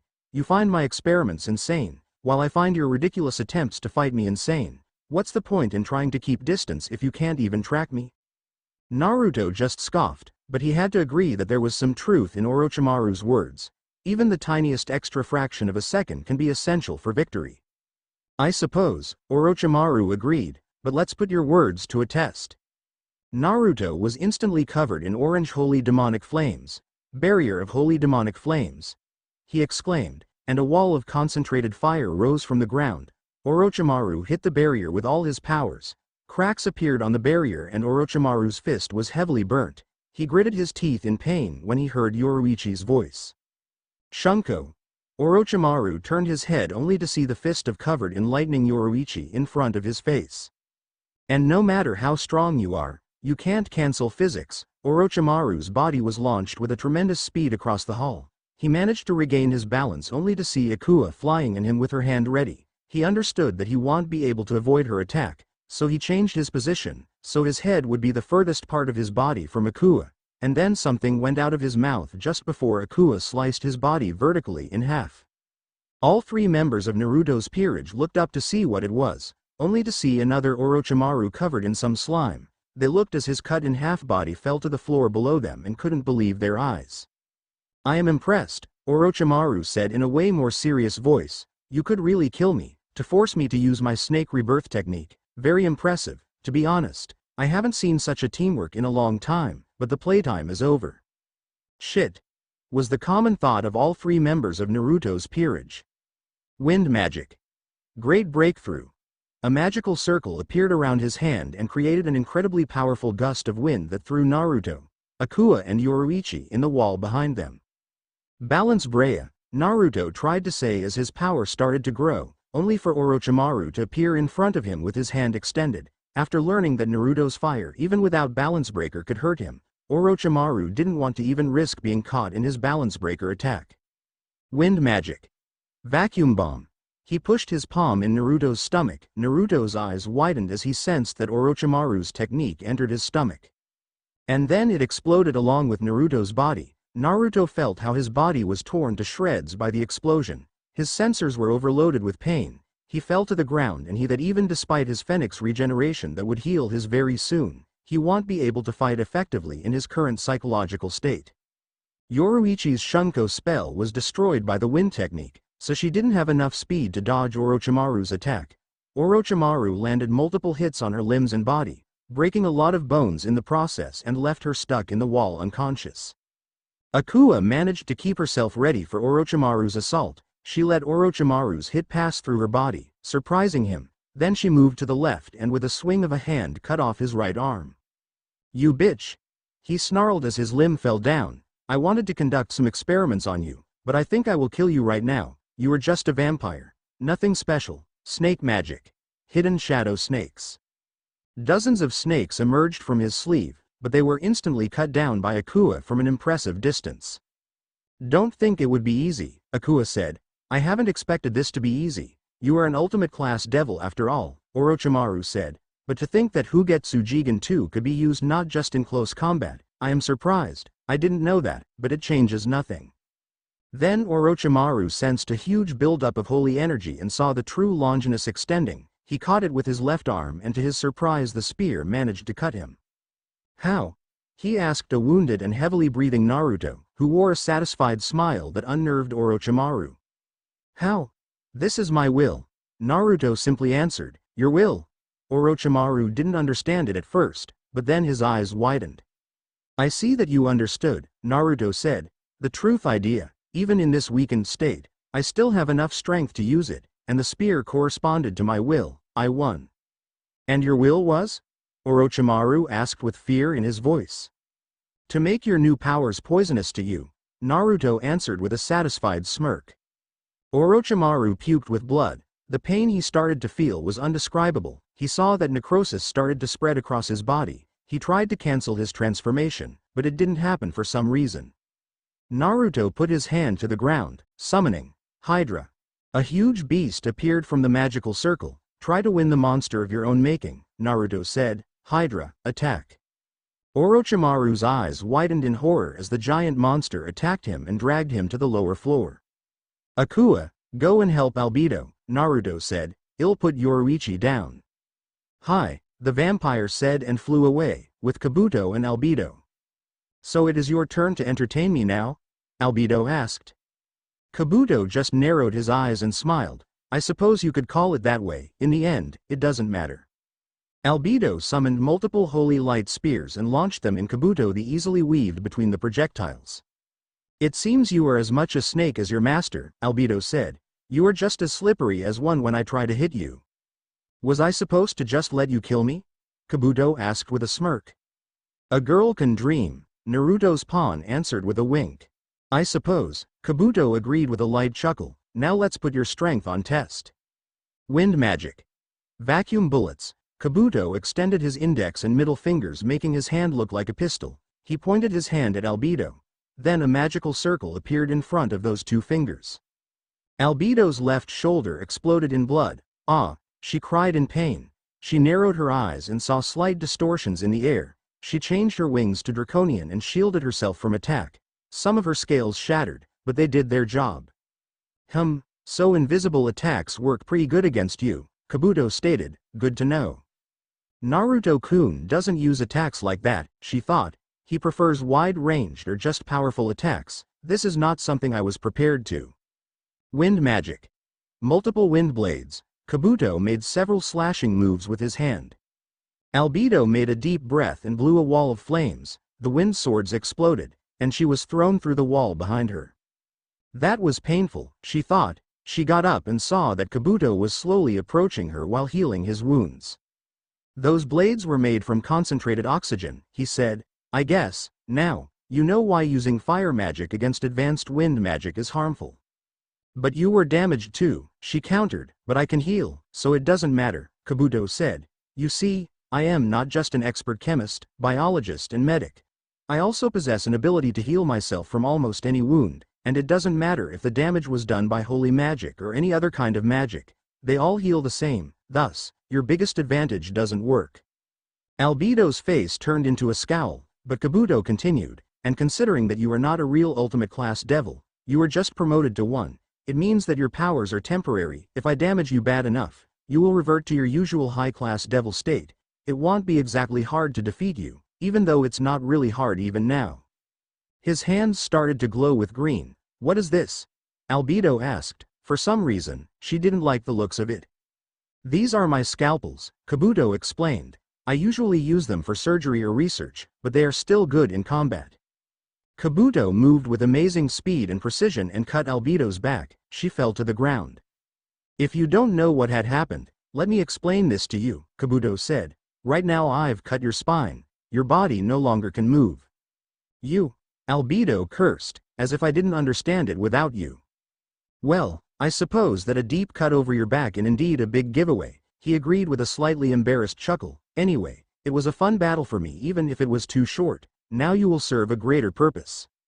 He went to pick her up, but suddenly her palm opened and a huge ray of holy energy exploded from Albedo's hand. The ray pierced the roof, and parts of the ceiling fell down on Kabuto's body. She slowly got up and fixed her dress. I have my own secrets, she said and went to finish off Kabuto. My ability from my dragon side is very interesting. I can manifest scales over my human form. And those scales can negate any damage I receive. Impressive. She didn't expect him to be able to answer. From the smoke rose her opponent's figure. He lacked his right hand and part of his chest, but they were quickly healing, too quickly for her liking. How? She stuttered from shock. I have told you I can heal. She didn't see his smirk, but she was sure he had one. She created multiple light spears and threw all of them at him, but he managed to finish his healing and then dodge the attack. Scalpels once again appeared over his hands. Time to end this, he said smugly. Albedo was scared. She could use this ability only once a day so far, so she was sure she would lose this one. Indeed, was heard from behind Kabuto, and his top part of the head was sliced off his body. Akua stood behind him. You look like shit, Albedo said to her teammate. You would look worse, Akua countered. Touché, burn his body, Akua commanded. I don't want his annoying ability to be replicated. Sure. Albedo concentrated her dragon fire and incinerated Kabuto's body. When Albedo and Akua returned to the throne room, they saw Naruto sitting on the floor with unconscious Yoruichi in his hands and heard the sounds of fighting from the levels below. Then the sounds stopped. Naruto breathed out a sigh of relief. Akua, prepare the teleportation circle for the three of you, he commanded. What's wrong? Albedo asked worriedly. I don't sense any problems with your demonic power. Orochimaru hit me pretty badly, Naruto explained. I am not in the best state right now because of it. Okay, fine, she calmed down. You think it'll let you leave after all you've done? They heard a raspy voice and saw Orochimaru flying up from the hole. He was badly wounded and managed to cancel his transformation. You have destroyed my base, used my own weapon against me, killed my best subordinate and took away my power. He screamed in anger. None of you will leave here today. The wall behind him was destroyed, and a huge snake-like lizard that was over 100 meters in length and about 20 meters in height entered the hall. Behold, Manda, the second version, he exclaimed. Manda was a familiar of my household for thousands of years. The strongest snake-type familiar. He was stagnating for years until I've upgraded him using the DNA of a dragon. A new stage in evolution. That thing was reported by Yoruichi to be ultimate class level, Naruto reckoned. Do we have any chances to defeat him now? Akua asked. Maybe with your Hugetsu Jigen too, Naruto said, but even without his upgrade Orochimaru is an ultimate class devil, and he must have some more tricks in his sleeves. Considering that he managed to kill that Hydra, Orochimaru and Manda together would be a big problem, especially when Yoruichi is in this state. Agreed, she nodded. We leave, Naruto said quickly. A purple light started to glow in Manda's mouth. Orochimaru, Naruto said mockingly, bye-bye. And they were gone in a flash of a yellow light, right before the wall of purple flames could crush them. Damn them. Orochimaru cursed and fell to the ground in pain. He couldn't fight in his current state. He could barely use his devil magic. Naruto and his team didn't know that, and he was happy that his bluff worked. But that was only a little piece of happiness compared to the amount of hatred and anger he held toward the blonde half-devil. I will get my powers back, no matter what, and then I will have my revenge. He made a promise to himself, and he was going to keep it. In Kuo Town, Rias Gremory and her peerage waited for their new trainers. A teleportation circle with a phoenix crest appeared in the middle of the room. They saw 4 people appeared inside the circle. The first one was an orange-haired girl with brown eyes and a pretty impressive bust. It wasn't quite on Akino's or Rias level, but it was more than enough to make Issei stare at her. She was dressed in a gray Japanese school uniform with a red tie. The second one was a male with long brown hair. He was dressed in a white battle kimono with brown pants. The third one was a woman dressed in a black blouse with black pants tied by a red belt that complemented her red eyes. She painfully held by an ear the fourth person. It was a 16-year-old boy with a pineapple-like haircut. He was dressed in a green t-shirt and pants in a darker shade of green. My name is Yuhi Kurenai, and I am here to help you with your training, Kurenai said with a polite bow. Hello, my name is Rias Gremory, a high-class devil and the heiress to the house of Gremory. Rias introduced herself. Himejima Akeno, Rias Queen, Kaneko Taju, Rias Rook. Kiba Yuto, Knight, Hyodo Issei. I am Buckus Pawn, Issei shouted proudly. Hyuga Neji, Naruto-sama's rook. Neji introduced himself. I will train you in hand-to-hand combat. Inoue Orihime. I am Naruto's bishop, she said joyfully. I will help you with barriers and healing. The second boy closed his eyes and didn't move. Then Kurenai smacked him over the head, and he jumped in shock, indicating that he had been asleep while standing. Nara Shikamaru, Naruto's pawn, he said. I will be planning your training. I also may help you with strategy. I am Naruto's another pawn, Kurenai said, and while I doubt it'll teach you much, I am here for a reason. I am tasked with watching over these children and making them do their job even if some of them don't want to. She eyed Shikamaru intensely. I am also an expert in illusionary magic and quite capable in many other branches. I take it all other peerage members are on that mission for my brother, Rias made a guess. You are correct, Kurenai nodded. Why this Naruto guy has boys in his peerage, is he a gay or something? Issei asked bluntly. Rias wanted to facepalm. Akeno smiled. Yuto wanted to disappear. Kaneko narrowed her eyes at the only pawn of Rias' peerage. Kurenai's eyebrow twitched, but she didn't lose her posture, despite having a desire to put the pervert into one of her illusions. I am sorry for my pawn, Rias apologized. He has a dream of having a harem, and he is new to the supernatural world. He doesn't understand yet that peerage and harem are not the same. Apology accepted, Kurenai nodded, and yes, peerage and harem are not the same, even if Naruto is in UAL relationship with some of us. Even you? It was Akeno who asked her. Kurenai smiled and shook her head negatively. No, not with me. Despite all his good qualities, he is still just a 17-year-old boy. If I were to seek a relationship, I would try to find someone more mature, but I don't seek them now for some personal reasons. Akeno nodded understanding, but I suppose we should move to our training, Kurenai finished, getting a nod from Rias. On the training ground, all right. I came up with a training regime that will allow you to reach the level that should allow you to defeat Riser with right planning, Shikamaru said. Anything special we should know? Rias asked. Considering Issei's abysmal levels of magic, it's really useless to teach him something. The only thing that's left is to make him a tank. Thus, Issei's first task would be to bring his physical form to a needed level. I have an idea of how to help him achieve his balance breaker, but I hope it won't come to that. Issei, you have to do 50 laps around the training field, Shikamaru finalized. Issei looked in hope at his king, but Rias just confirmed that he should do it with a nod. With his spirits down, he went to run. You, Akeno and Kaneko will work with Neji on your hand-to-hand abilities. Issei will have to join you once he reaches a certain level, Shikamaru told. And what about Asia? Rias asked. She will work with Orihime. They're very similar, so it would be for the best, Shikamaru said. They both have a sacred gear with some sort of healing properties, so that should be fine. Kiba will also work with Orihime to make some sort of defense for himself. And how long will it take us to reach the level you want? Doing this routine over a few months should be enough, Shikamaru shrugged. In the end, I want you to fight Naruto and his another bishop. It will be the closest experience you can get to fighting Riser's peerage. Naruto is also a phoenix while his bishop has somewhat similar abilities to Yubaluna. Explosive magic? Ross asked. Yeah, Shikamaru nodded, just a different one. How do you rate her compared to Yubaluna? I would say Naruto's bishop is stronger, Shikamaru honestly answered. That's good to know, Rias nodded. Later that evening in the building of the Occult Research Club. Rias and Akeno were all tired and sweaty from all the work they did with Neji. Kaneko was slightly tired but was fine overall. Kiba and Asia were out of magic from their training, while Issei was lying on the floor, making some dying sounds. That is what you call training? Rias asked, heavily breathing.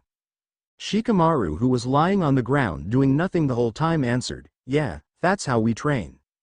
Right. Rias didn't even want to comment it while Kurenai once again slapped Shikamaru over his head. I enjoyed the workout, Akeno said with a little smile. Yeah, it was good, Kaneko nodded. You don't know what I've suffered, Issei managed to say. Both Neji and I went through worse, Shikamaru answered. A magical circle appeared near Orihime's head. It was a call from the underworld. Sorry, she chirped and bowed politely. Naruto and his team returned from their mission, and they require my attention. And then she teleported away. That was quick, Kurenai said. I expected them to be somewhere out there for a few weeks. I am more concerned that Inoue said they. Shikamaru pointed out. It seems the mission was way harder than we thought. Kurenai frowned but agreed with Shikamaru's statement. I also have to go. I have my contract waiting, Kiba said and left the room. There was an uncomfortable silence in the room. Well, if everyone is leaving, maybe we should go home? Shikamaru asked. That's a great idea, Issei groaned. If only I could walk. Akeno, can you please bring Issei home? Ross asked her queen. Sure thing, bucko, Akeno nodded and took Issei bridal style. His face turned red from embarrassment. How cute. My Kahai is blushing. Akeno cooed and left the room with Asia following her. Kurenai, can I talk with you for a second? Rias asked. Yes, Kurenai answered and gestured for Neji and Shikamaru to leave without her. Kaneko left too. Why did you join Naruto's peerage? Rias asked once everyone left. That's a sudden question, Kurenai said. Why do you ask? Rias paused. I can't help but think that I did something wrong in my life. I compare Naruto's peerage, and I am jealous that you are so much stronger than we are. Naruto is as old as I am, but he is stronger. Even you are pretty strong. You are just a pawn, and your level of demonic power is already at a high-class level. Just, what did I do wrong? That's a complicated question, Kurenai answered. We are an organization. We are a combat unit, and Naruto created his peerage with that purpose. So, we are constantly training, we are constantly fighting, we are doing different tasks, so, with our constant practice, we are bound to grow stronger. and Naruto never took people without already existing combat abilities into his peerage. Orihime is an exception. So you did nothing wrong, you just had a different life. Your peerage is like a family, except for Issei, and I am slightly jealous of it. Sure, we're close, but we are not as close as you are. Rias smiled when she heard it. She was in a depressed state after the training. She saw how much weaker her peerage members were, but after hearing those words from Kurenai she calmed down, knowing that not everything she did was wrong. By the way, what is that sacred gear Orihime has? She asked. She was shocked by its abilities and wanted to learn more. It's called Holy Rejection, Kurenai explained. I am not an expert in sacred gears, but from what Naruto told me once, its power comes from God himself. What do you mean? All sacred gears in God's system are giving its wielder some sort of power, and that power comes from either a creature sealed in them or from some aspect of some creature sealed in them. A simple example is the boosted gear and a twice critical, Kurenai explained. Yes, I know that, Rias nodded. It is just a theory, but not without some sort of proof. God distributed some of his powers to different sacred gears for some reason, Kurenai finished. So, you say that the twilight healing that Asia also has a part of God's power? Rias asked. Yes, I think so, and that sacred gear didn't reject her even after being reincarnated into a devil, Rias continued. Don't you find it strange? I can't comprehend God's ideas. Kurenai finished the discussion. It was very close to unveiling the greatest secret of the Bible faction, and she didn't want to be executed for telling it. Why did you join Naruto's peerage? Rias suddenly asked. Why do you ask? It's just, you said that he took already capable fighters in his peerage. He must have given you something to make you join, Rias said. I volunteered, Kurenai answered. I know that Naruto indeed did something to make some people join his peerage with only few exceptions. Shikamaru joined to escape from his mother's nagging, for example. It's a stupid reason to join. Rias was surprised. Shikamaru is a genius. He has the highest rating in both shogi and go in some internet platforms, even higher than real champions, but he is also extremely lazy. Naruto gave him an opportunity to laze around for 10,000 years and earn more than he would if he were to do some real job. Thus, he can now indulge in his laziness and his mom can't beat him because he earns a lot of money, Kurenai explained. I won't tell why or how others joined cause it's not my story to tell. That's kinda funny, the Gremory heiress admitted. It is, Kurenai nodded. So why exactly did you join? Rias wanted to get an answer. You can say, I've sold my soul to a devil for something. Kurenai gave only a vague answer. That's all I am going to say. And did you get what you wanted? Rias asked. Yes. Underworld. The infirmary of the Lucifuge castle I reject. Orihime used her sacred gear and Akua's wounds were gone. Thanks, Haim, Akua said. No problem, Akua-chan, chirped the orange-haired girl and hugged the petite vampire, who didn't even try to resist. How are you, Naruto? Orihime asked, when she turned to her king, who was sitting on his bed and looking at Yoruichi's unconscious body. Even though Inoue had already healed the Nekosho, she still didn't wake up. What do you think? He asked rudely, but then his demeanor quickly changed. Sorry, I became too overconfident. I knew that we could face someone way stronger than we are, but I haven't even thought that it could turn out this way. Don't worry, Naruto-kun, she will wake up, Orihime tried to cheer up him. She could have died. You saw her state when I brought her, you saw Esdeath's state, you saw Guinevere's state, he said. I am the cause of it, we have to be ready, we have to prepare more. But they are fine now, Orihime almost shouted. It was luck, but then Naruto was interrupted by Akua. Oh, shut up, she said. Stop sulking. Are you a girl or what?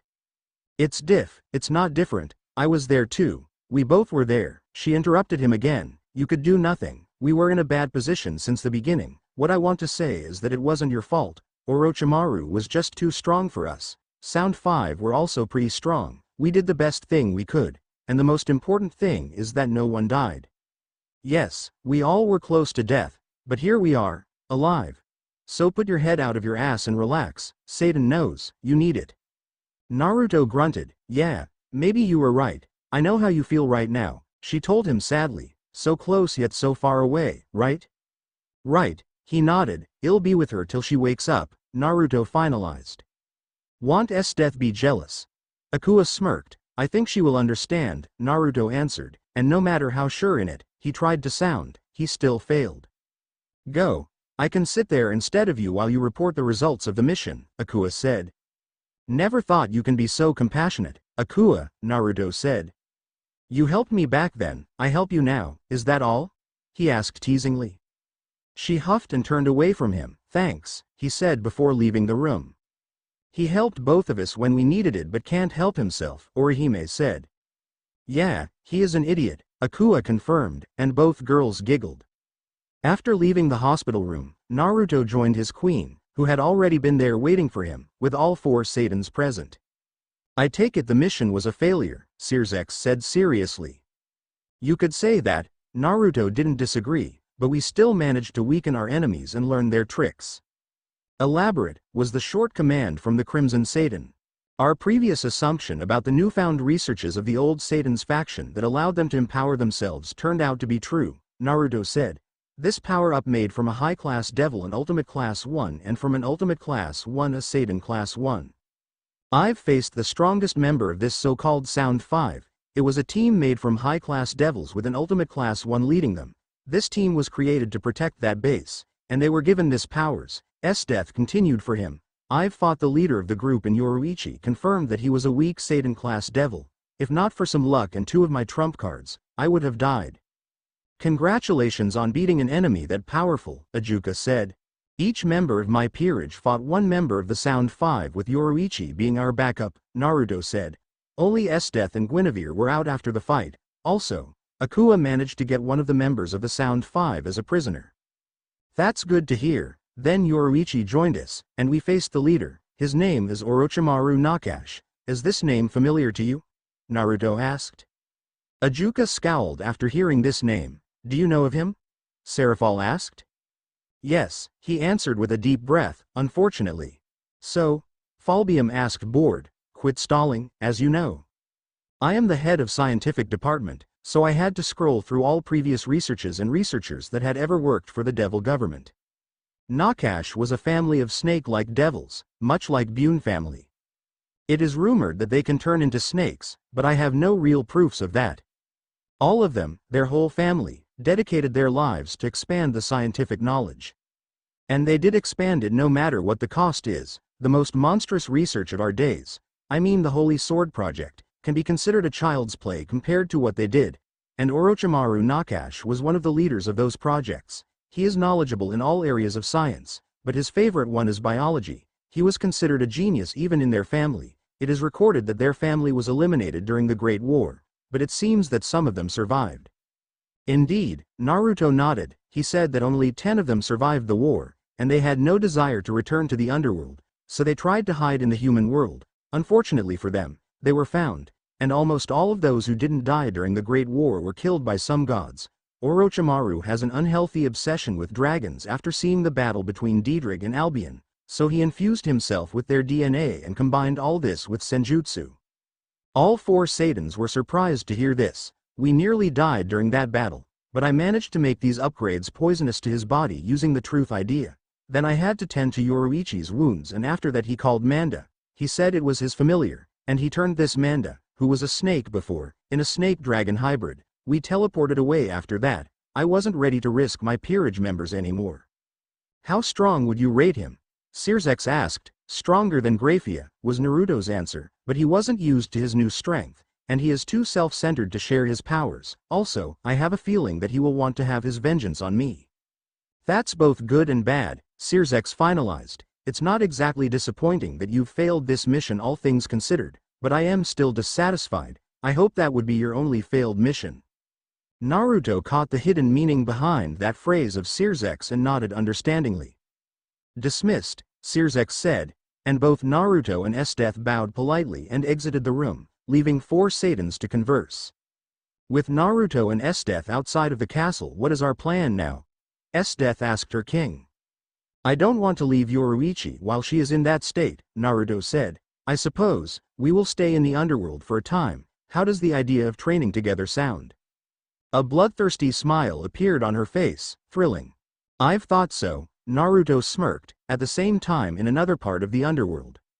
How is the process of my marriage? asked an arrogant blonde-haired boy. The party was finally organized, it was set, so all lords could attend. Lord Riser, answered the messenger. Good, Riser nodded, and when it is? In 40 days, Lord Riser, that was the earliest date we could use. A month had passed since Naruto's first failed mission, and all this time he was training almost non-stop. He knew that he wasn't the strongest, but that mission reminded him about something more important. The lives of the members of his peerage were in his hands. He was responsible for them, and they depended on him, his decisions and his strength. If he were weak, then they would die. He spent almost all his free time visiting Yoruichi, the whole week that she was still unconscious. Inoue, why did you call? Naruto asked, entering the hospital room. Yoruichi is waking up, she said with a happy smile. Naruto's eyes widened in surprise. They heard a moan. Hey, did we win? Yoruichi asked after seeing that she was in the hospital room of the Lucifuge Castle and checking that all members of Naruto's peerage were alive via her sensory powers. Naruto smiled, seeing that his rook was fine and kept her sense of humor. Well, he said, nobody died, but I think you already know that. Yeah, I know, I teleported us out of there. Without you, we couldn't correctly estimate the enemy's powers, so I decided to escape. So Orochimaru lives, the Nekosho said grimly.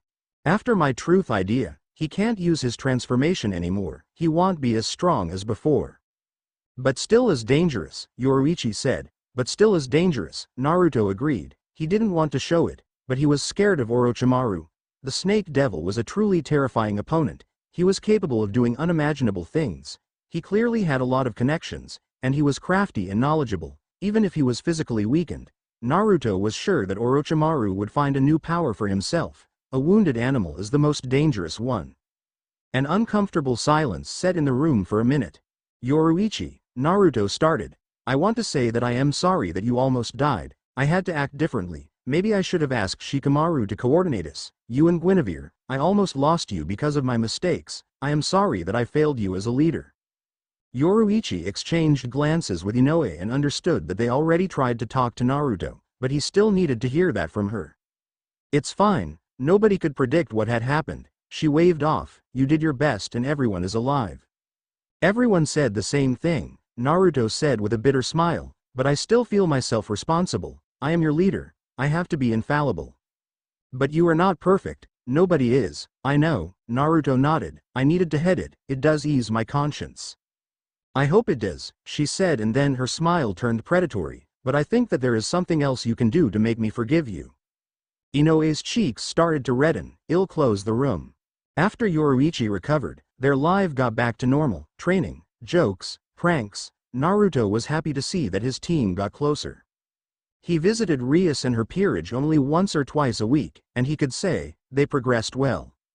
Rias and Akeno got a hand on some close combat skills and improved their magical abilities, but he still didn't like that Akeno didn't want to use her full powers. Meanwhile, Rias was slowly progressing as a strategist under Shikamaru's tutelage. Kaneko got a real fighting style and managed to become faster, but just like Akeno, she didn't want to accept her true self. Kiba progressed nicely too. He became faster, more deadly. He learned several defense spells that allowed him to ignore any damage from even mid-class devils if activated. Asia progressed the most. Under Inoue's tutelage, she got a better grasp on her sacred gear. She learned some defensive spells and barriers, and her magical reserves grew. The worst development was achieved by Issei, despite all efforts of Naruto's peerage members. He still didn't mature. His magical reserves were only slightly larger than before. But his physical abilities grew. He was now on a level of a solid low-class devil, but that wasn't what Naruto hoped for. He wanted to make Issei achieve his balance breaker, but he quickly understood that no conventional methods were going to work. Even Rias' teasing didn't help much aside from motivation, but the motivation is useless without the tools to apply it, not to mention his perverted behavior. Naruto barely managed to stop Kurenai from using her anti-pervert genjutsu. Now Naruto stood in front of his queen on their training field. Both of them were bloodied and panting heavily. Their bodies were at the limit. How did this happen, and why didn't Naruto's regeneration heal him? That's simple, they blocked their demonic powers. Lord Cyroorg, Lord Naruto and Lady Estheth arrived to your mansion. What should I tell them? A maid asked the Bael heir. Cyroorg just grinned in excitement. Tell them that I'll be on my training grounds in 5 minutes.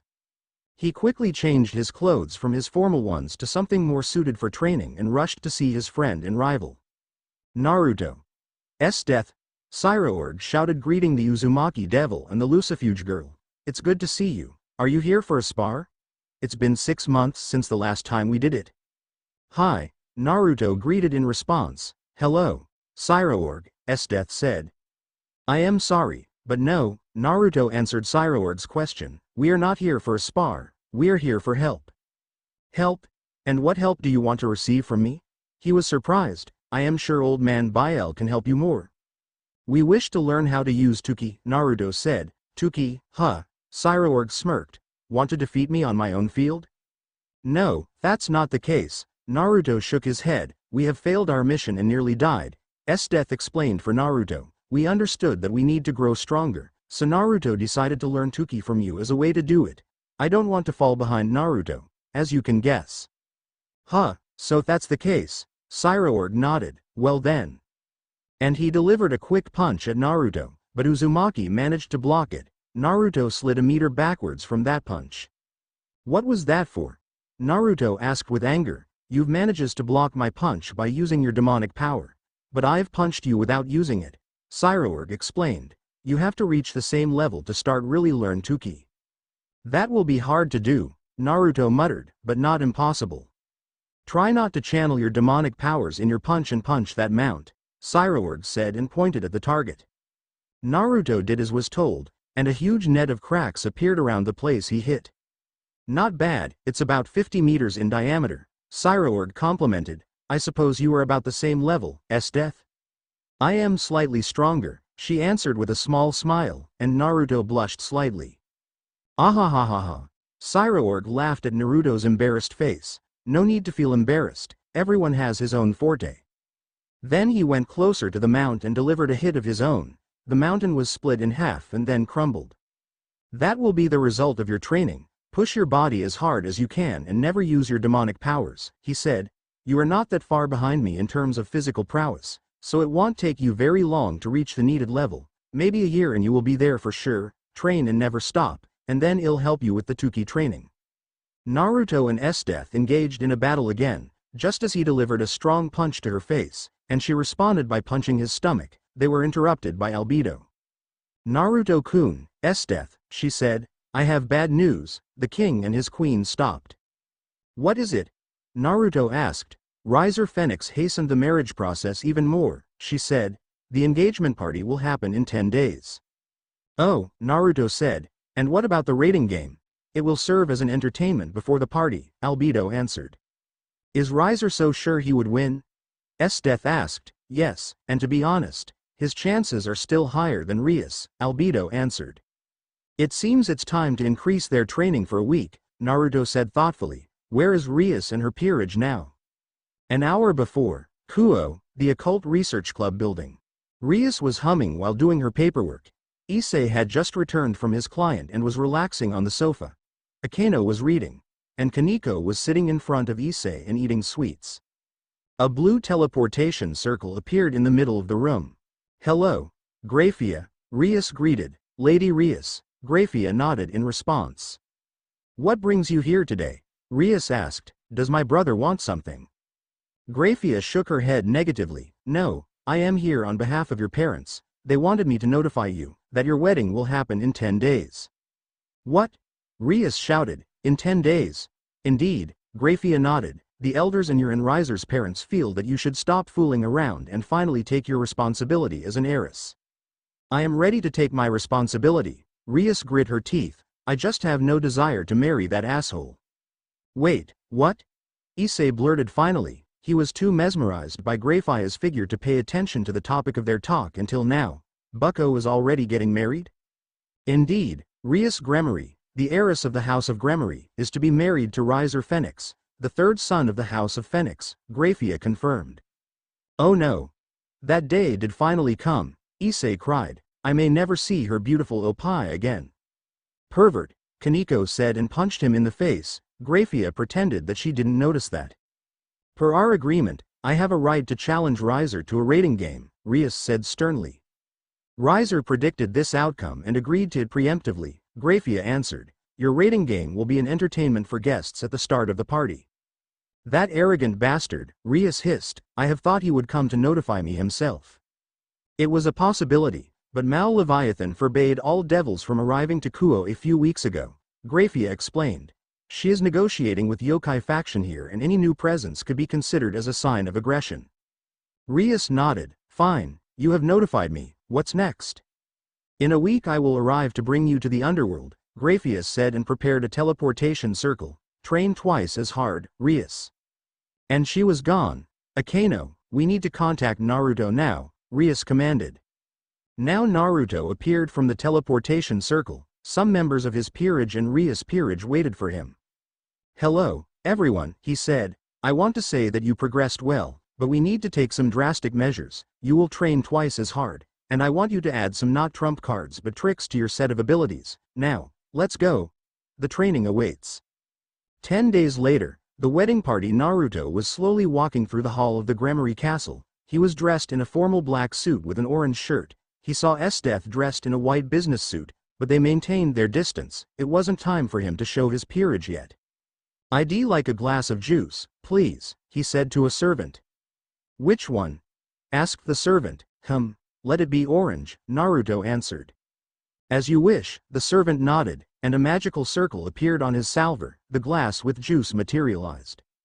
"Thank you," Naruto said and took the glass. He moved to the wall where it was less crowded and where was a good view of a screen where soon the rating game would be streamed.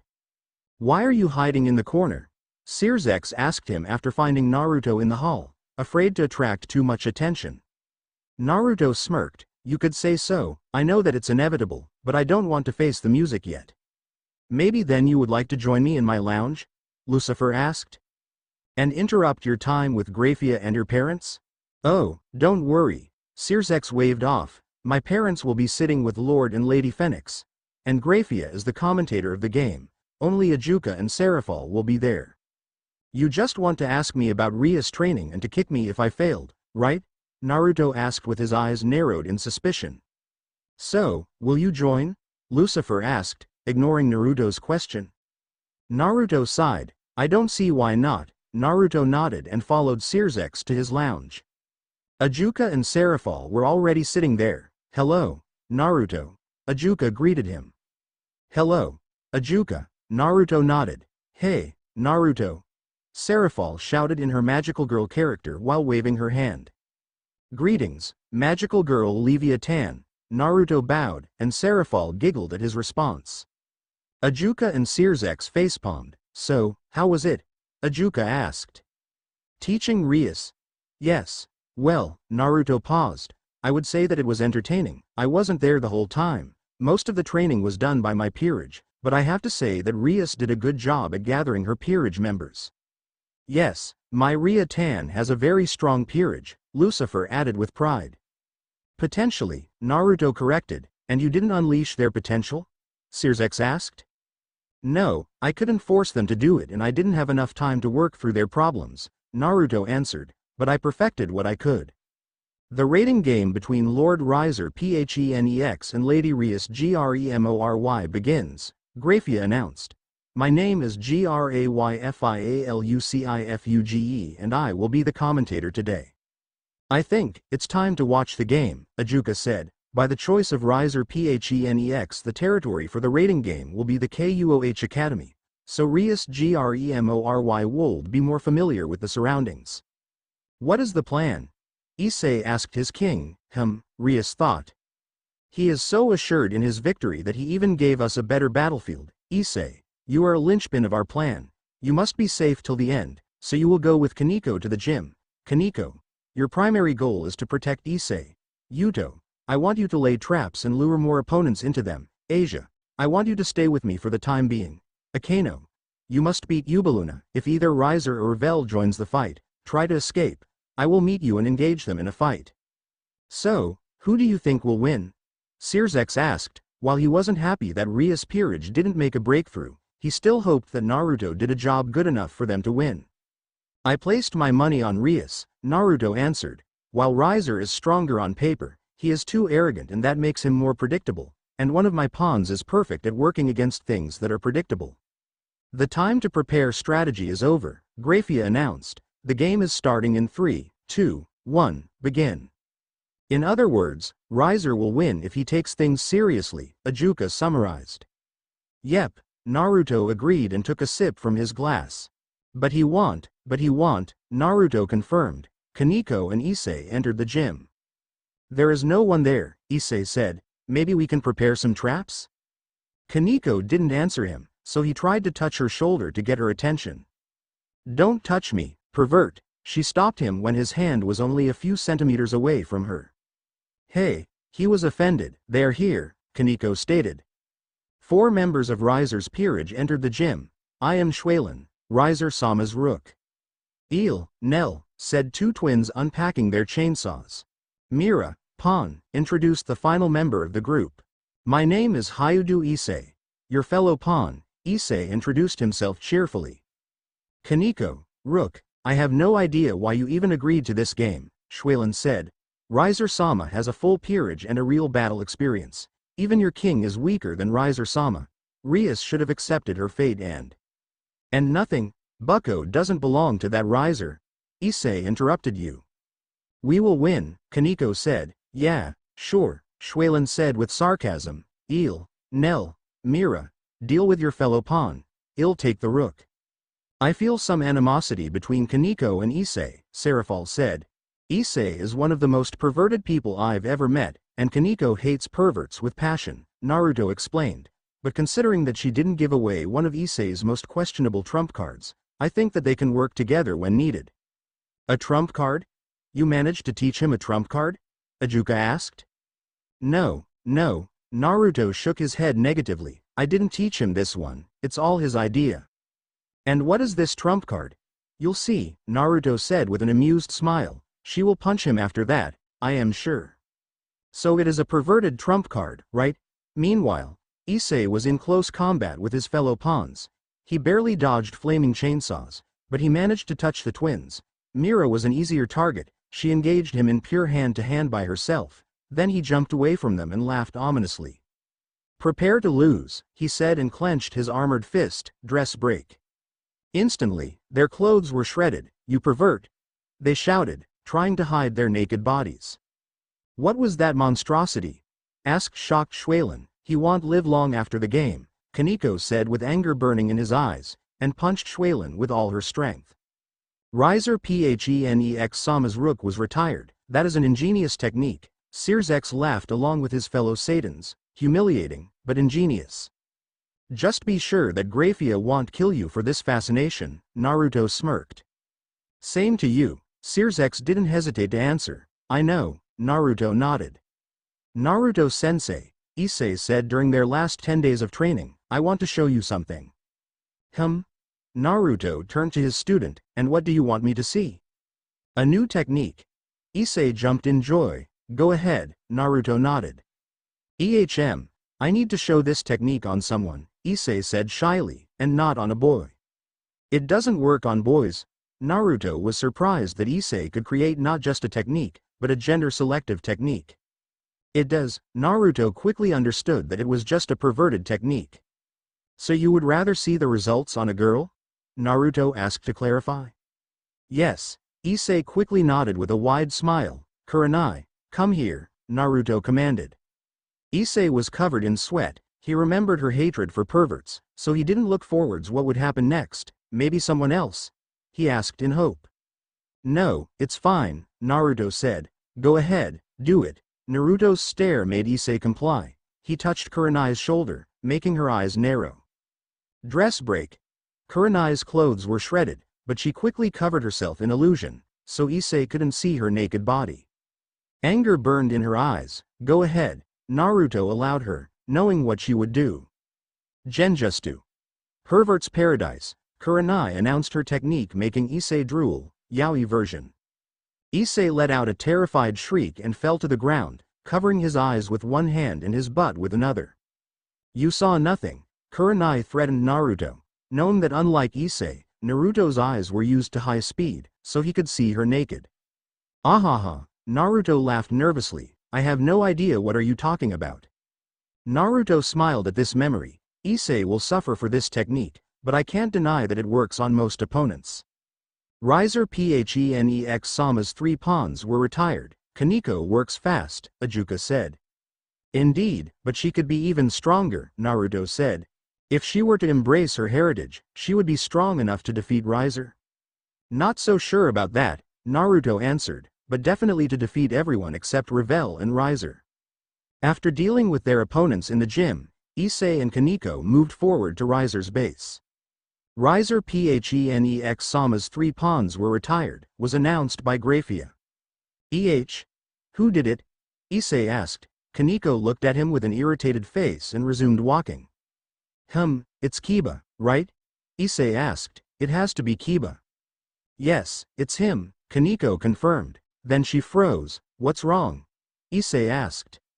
We are in the open position, she said, and then threw Issei away. A huge explosion occurred just where Kaneko was. Rias Gremory Sama's rook was retired. Bomb Queen is quite strong, isn't she? Ajuka asked. She is the 5th strongest person in the rating game dimension, Naruto said. 6th, if we consider that the dimension is created within the dimensional gap where Great Red resides, but I agree, she is quite strong for a reincarnated devil that young. I don't think Great Red can be considered as a comparison to anyone except probably Ophis, so, I don't think it's right to count them. Then she is 5th, quite an achievement considering that 3 out of 5 people stronger than her are pure blood devils. I agree with that, Ajuka nodded, but they are all pathetic, Naruto finished. What do you mean? Sirzex asked. That's true, Naruto shrugged. Rias, Riser and Revel never honed their powers. Compare them to Cyroorg. That guy is ultimate class in all but name. I agree that Cyroorg's case is extreme, but they could at least do something. Sirzex sighed and said, agreeing begrudgingly, I suppose you are right. They saw a huge lightning bolt being launched into Yubaluna. And that's a Kano, Naruto said. Let's see if Shell managed to overcome her opponent.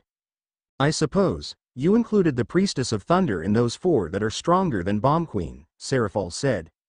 I would say, Akano is stronger than Rias, Naruto confirmed, but in a battle it doesn't matter if you're strong, only if you are able to use your strength in a right way. They saw a huge pillar of fire rising from Riser's spot. Ho! Naruto smiled. A challenge, Issei, do you hear me? Rias Pawn heard via communicator. Yes, Bucko, I hear you clearly. Go and meet with Kiba. Akano said that Riser's remaining pieces are there, Rias commanded. And you? I will face Riser, Rias said with conviction and cut the connection. Interesting choice from Riser, Ajuka said, to face Rias one-on-one. And here I thought Shikamaru was joking, Naruto shook his head. And what did your genius pawn say? Ajuka asked. He said that there was 57% probability that Riser would choose to have a duel with Rias, Naruto explained. 57%?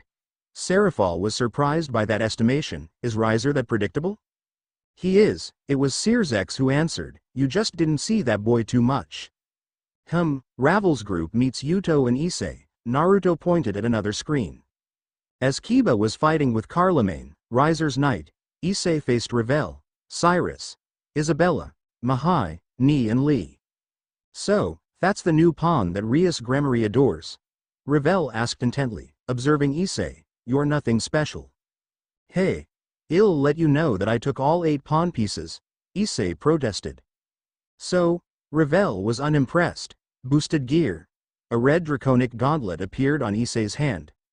She managed to snatch herself a Longinus. Not bad, Revel nodded. But you are still too weak to pose a challenge. Maybe after Riser Ni marries Rias he will teach you something. He will never marry Bucko, Issei exclaimed. Are you sure? Riser is far stronger than Rias, and they are already fighting. I am bored with this conversation. Isabella, why don't you be his opponent? Revel asked. Hey, you are not going to fight? Issei was surprised. He thought that taking him 2-on-1 would be more effective. Of course not, I wasn't planning to fight in the first place, Revel said. What? Why? Revel Sama is Riser Sama's Ne-sama, Isabella explained. He has his own sister in his harem.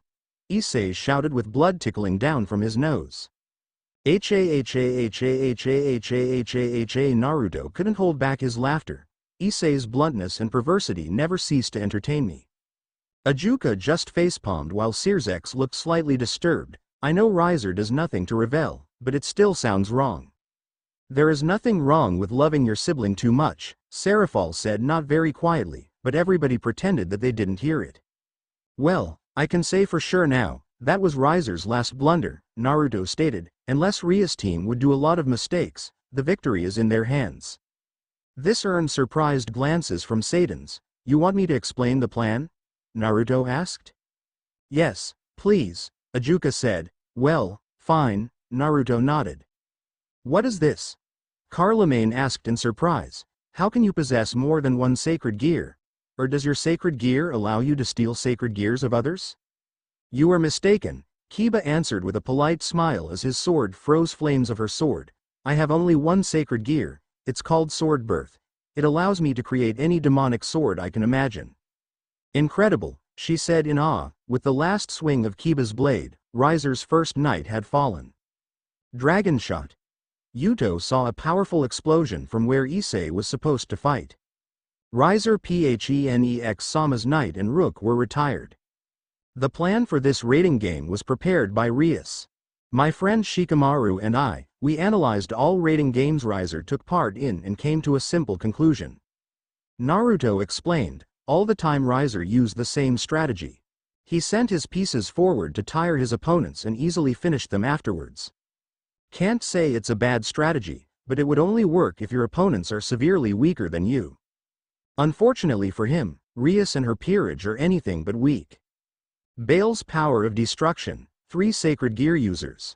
Nekosho and a daughter of Akadri, that's an impressive team, but, unfortunately, only on paper. In reality, Rias can't do anything interesting with her inherited power. Akeno and Kaneko don't want to use their inherited powers. Asia is not a fighter. Issei is a pathetic pervert, and only Kiba is close to achieving his full potential. Once they achieve their full potential, they will be one hell of a team, but they don't want to or can't, yet.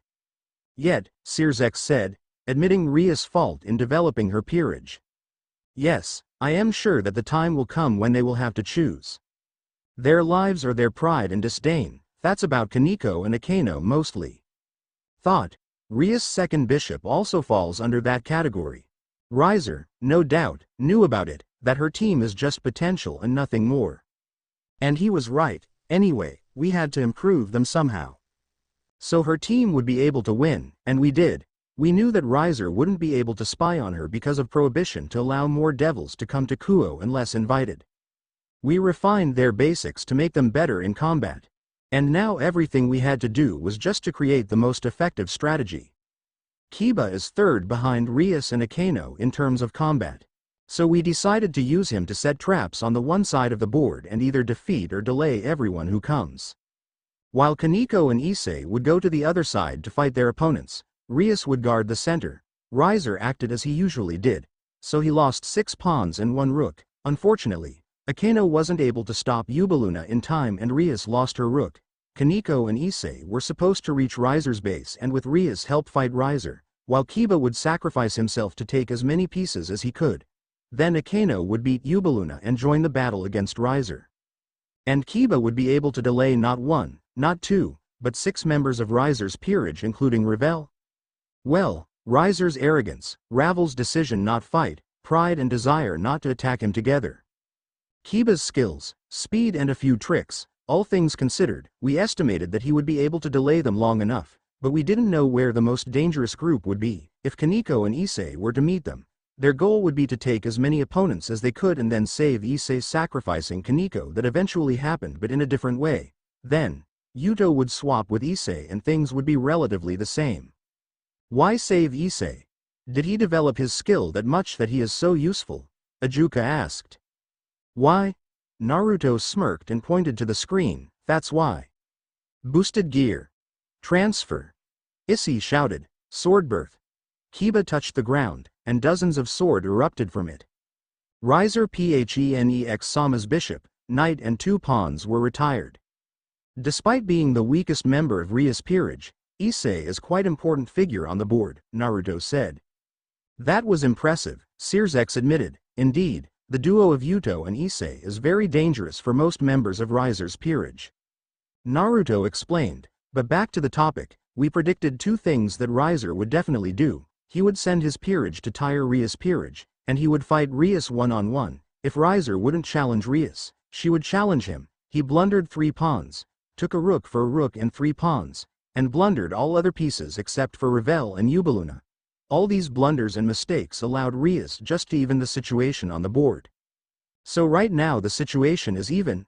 Of course, Rias' peerage is tired. It's easy to defeat Yuto and Issei now. Rias wouldn't manage to win against Riser, even with Asia healing her. You didn't mention 2 queens, Serafal pointed out. Indeed, Naruto nodded. The side whose queen falls gets a checkmate. Akano is stronger, but I bet Ubeluna has Phoenix Tears with herself. So, for each Riser's strategy you invented a counter-strategy. Very impressive, Ajuka said. Well, it's impressive that Rias' peerage managed to turn them into reality, Naruto responded. They deserve recognition for that. Are going to fight or will you give up? Revel asked, floating above Yuto and Issei. How are you not retired? Issei asked astonished. Our family possesses immortality, and I am a high-class devil. What did you expect? Revel asked. I knew that, you just didn't seem too strong, Issei said quietly, but Revel heard that. Not too strong? She asked with a slight anger, and a giant vortex of fire appeared around her. Issei, learn to keep your mouth shut, Kiba politely advised his fellow peerage member. Okay. Issei nodded. Shield. A huge magical circle appeared in front of Kiba and protected them from the initial blast. Wow, I didn't know you could do that, Issei said, looking at the spell. I won't hold it for long, go, and with the next blast the shield was destroyed. Rias Gremory Sama's knight was retired. The situation is still even? Ajuka asked. Naruto looked at the screen intently and didn't answer. Come here, pawn, Revel shouted, I want to burn yo. She didn't finish her speech as she shrieked and fell to the ground, paralyzed. Akano landed next to her. She dropped Ubeluna's paralyzed body on Revel. I hope you don't mind some thunder? Akano asked with her face flushed and unleashed a huge bolt of lightning from the sky on them.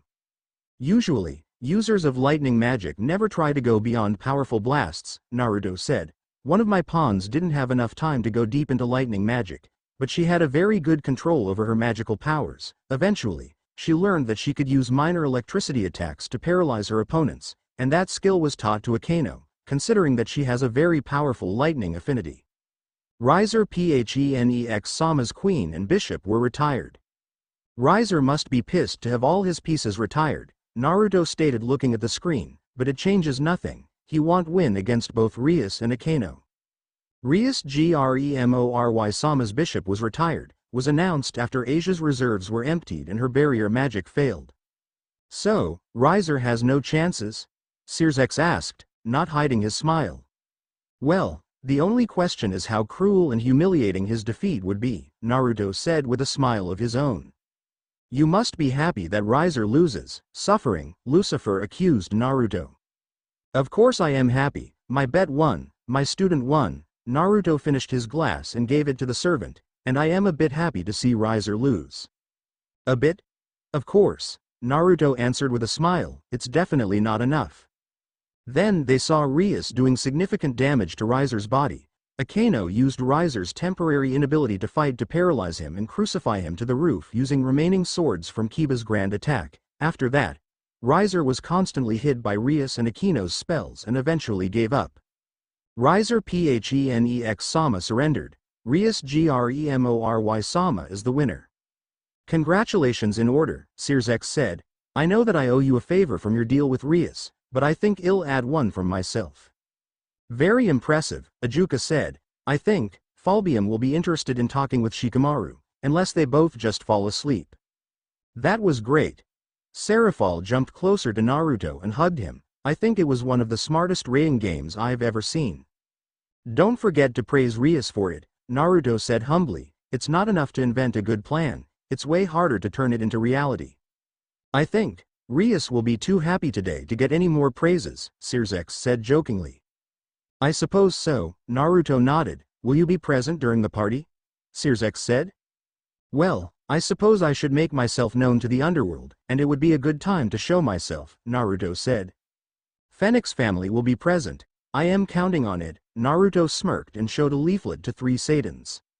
You are the devil, Seraphol said. I'll take that as a compliment, Naruto said with a smile and turned to the exit. See you later. While Seraphol was entertaining guests with her Miracle Girl Leviathan live show that also served as a promotion campaign for another movie, all signboards were quickly changed from wedding themes to praising Rias' first rating game.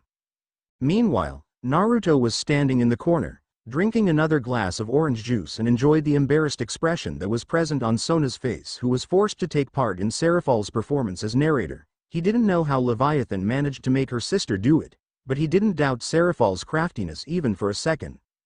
A tall black-haired man approached Naruto. Hello, Naruto, he said. Zekrom-sama, it's a pleasure to see you, Naruto responded with a bow. I didn't expect you to be there. How could I miss the first rating game of my granddaughter and the result of her training by my protege? He answered, but I hoped that you would help her do something interesting with her power of destruction. I would do it if I had a year, Naruto answered. Even half a year would be sufficient. Nevertheless, you did a good job, the first Biel congratulated Naruto. Thank you, Zekrom-sama, Naruto answered honestly. But in your striving to anger the House of Phoenix and show yourself to the underworld, you didn't bother to think through the situation. Rias Gremory knew about her wedding for many years, but never once did something. I was never going to allow them to hasten the marriage process. But recent news about the old Satan's faction are scaring me. Rias Gremory is weak. She is a possible leverage against her brother. Sona Citri is also weak, but she has a good head on her shoulders. She knows her responsibilities and knows what to do in a dire situation. Rias Gremory is just as rebellious as her brother, but she doesn't possess his ambitions, his drive, and most importantly his strength. She is not strong enough to fight and kill gods and god-like beings. It was done to teach her humility and responsibility, to see if she would be able to solve her problems by herself, and if she can't, then Riser would be able to play a shield for her long enough, so she could escape, Zekrom explained. By doing this choice for her, you denied her this important lesson. Officially you did nothing wrong, but know that if something would happen to her because of it, I will know that you are responsible. Naruto's expression was extremely serious. He nodded. Thank you for your wisdom, Zekrom-sama. It just shows that I have much to learn. Indeed you do, he said. Enjoy the party. I've heard that you have a new task from Kyoto. Do your best. I want you to have an infallible reputation. Hi, Zekrom-sama, Naruto nodded. Soon the party started. Rias arrived along with her peerage. She quickly was showered with praise as she was the hero of today's party. Riser and his family stood by the side of the hall. They were disappointed with the result, but couldn't do anything about it. Yo, Naruto, he heard and turned to see a person with spiky silver hair and face mask.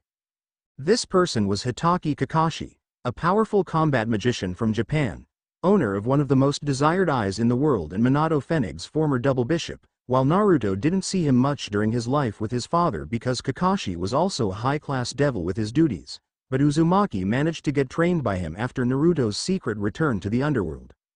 Kakashi-sensei, didn't expect to meet you there, Naruto answered.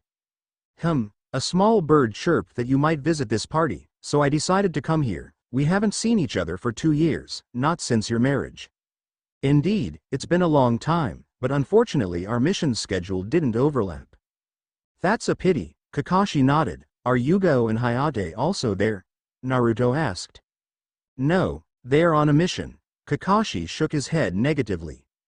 They never stop, Naruto said in a sad voice. Your father was very important to all of us, Kakashi said. His loss was a huge tragedy. I agree, Naruto nodded. How is your married life? Death is enthusiastic. I am not complaining, though. And your harem? Kakashi asked with a perverse giggle. Well, there are some fights, but that's okay. Nothing serious. They are mostly joking around. Naruto waved off. Good to know. Kakashi nodded and looked around. Well, it's my time to leave before the chaos comes. And he was gone in a cloud of smoke. Naruto didn't understand at first, but then he looked around and saw a red missile approaching. Thank you, thank you, thank you, thank you, Rias muttered after pushing Naruto's face into her breasts. MHHMH-on, Naruto could only answer. I hope you don't mind if I join in? He heard a seductive voice from behind. and Akeno pushed her breasts into the back of his head. Naruto would never admit it aloud, but Rias and Akeno had bigger and softer breasts than his wife, and two of them hugging him together was a fantastic and unworldly experience. Naruto heard Issei's desperate cries, but he wasn't bothered by it. Crack. Rias and Akeno let Naruto go to see what had happened. They saw that Naruto's glass cracked, and the juice inside was frozen. Naruto looked around and saw Esdeath, whose eyes promised no good.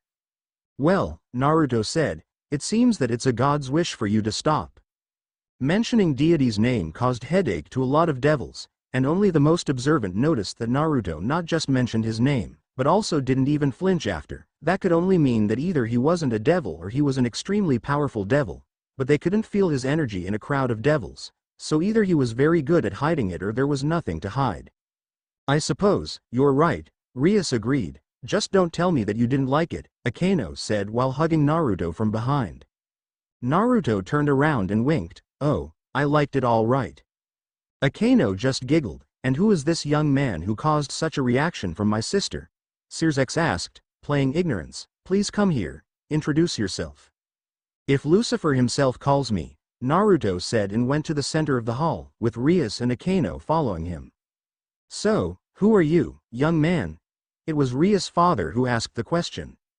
"My name is Uzumaki Naruto, mercenary extraordinaire, self-proclaimed strongest young devil, and, most importantly, Rias' trainer to this raiding game," Naruto said with a deep bow. His introduction caused a lot of chuckles for different lords, ladies and other high-class devils. Some didn't take him seriously, but some took notice of him.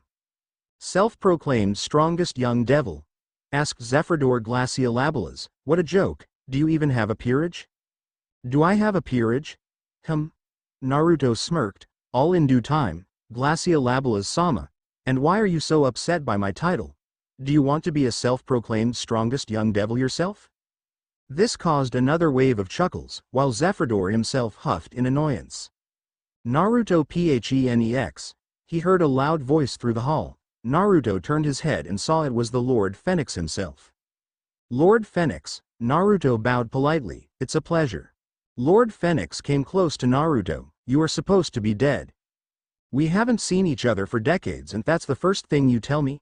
Naruto asked in a mocking tone. "Decades?" The temperature rose slightly. "It's not a matter of fun, boy. When Minato was killed, and you were gone, it was a huge blow for me. I've lost both my brother and my nephew." The Lord Phoenix closed his eyes. "And now you stand here in a perfect health and make jokes about it." "Yeah, I know, you must have suffered." Naruto nodded in a mock understanding. "Suffered so much that you didn't even ask for a retribution for his death. Must be hard, right? To lose one of the strongest pure-blooded devils, who is also your brother, and do nothing. It could cause a war." "Boy, I know," Naruto nodded, "but you didn't even try to contact Azazel about it." "It was too dangerous." "I know, it's hard to look good after the Belial fiasco," Naruto agreed. Few lords were surprised by Naruto's knowledge, while others tried to guess what fiasco is he talking about. "You've even met Azazel before me." "Huh," the Lord Phoenix chuckled bitterly. "We were never close, Lord Phoenix," Naruto answered, "and considering the way I was dealt with, I doubt you deserve my familiarity." "Dealt with? You don't even know, huh? Some lord you are," Naruto scowled. "I think this conversation goes beyond public ears," Lord Phoenix said. "I agree," Naruto nodded. Lord Phoenix turned around and said, "Follow me." Naruto gestured to Esdeath, who nodded, and then he went after Lord Phoenix. Meanwhile, Scorched calmed down everyone and told to resume celebrating. In a secluded room, Lady Phoenix, Riser Phoenix, Revel Phoenix and a few elders of the House of Phoenix joined Naruto's and Lord Phoenix conversation. "Hello, everyone," Naruto said cheerfully and waved his hand. "So, you are alive, half-breed," Riser said with a sneer. He wasn't angry that Naruto was alive, but that Naruto helped Rias escape her marriage. "What did I do to deserve such an animosity? Are you that bitter because I am half-devil, or because you've just lost?" Naruto asked with a smile. "Or maybe because you've lost to the person who was trained by that half-breed." "You bastard," Riser roared. "Riser, enough," his father commanded strictly. "As you wish, father," the third son of Phoenix complied. "Naruto, I want to know why you, a member of the House of Phoenix, help to destroy a union between two houses? Lord Phoenix asked. Dead do not belong with the living, Naruto answered and turned to a very familiar elder, the very same elder that was responsible for his banishment. What is your name, by the way? Reinhold. Reinhold, my status as Kia that you so eagerly helped to create absolved me from any duties I have to your house, Naruto answered. Since then I was known as Uzumaki Naruto to honor my mother. I did what I had to do, Reinhold said. If it became public knowledge that a phoenix can lose his powers, it would be disastrous. Even phoenix tears would drop in price because their healing properties are tied with our regeneration powers. I know, Naruto nodded. I just said that my official connection to your house was severed. Lord Phoenix quickly connected the dots and promised himself to have a talk with Reinhold about withholding important information and making decisions without the approval of the head of the house. And you decided to get your revenge by helping Rias? Lord Phoenix asked.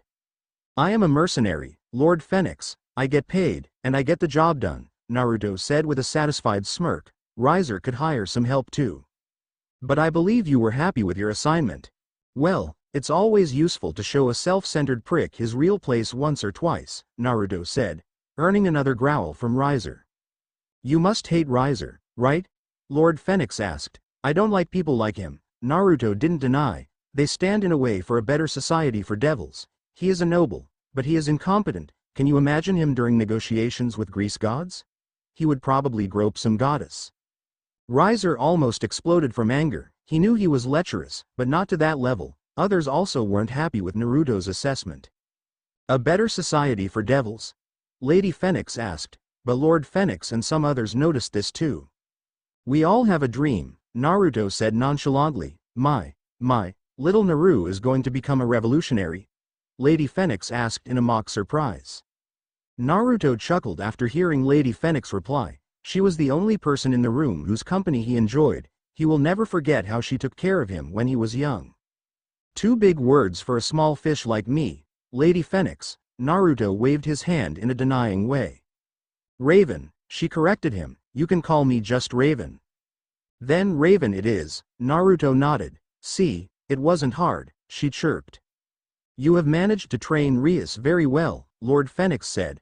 I would like to reinstate you as a member of our household. Interesting proposal, Naruto said, but it's too late. And who worked faster? Without knocking, the door was opened, attracting everyone's attention. Esdeath entered the room. I hope I didn't interrupt, she said in a calm voice.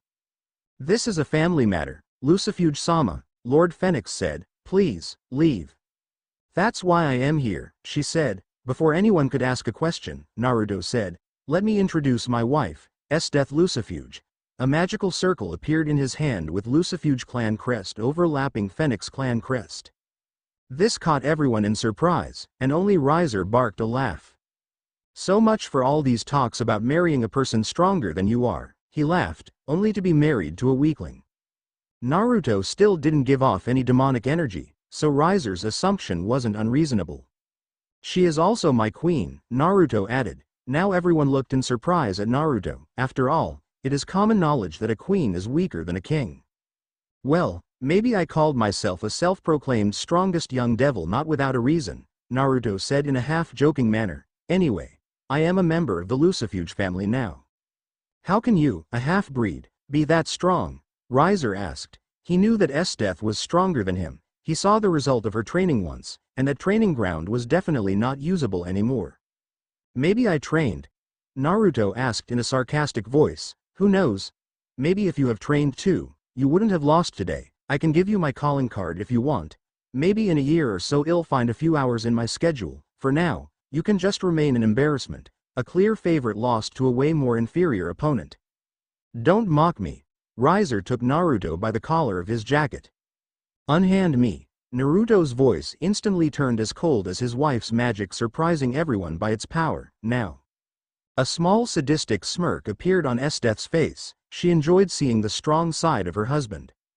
TCH, Riser let Naruto go. He still couldn't feel any demonic energy from Naruto, but his command promised pain if not followed.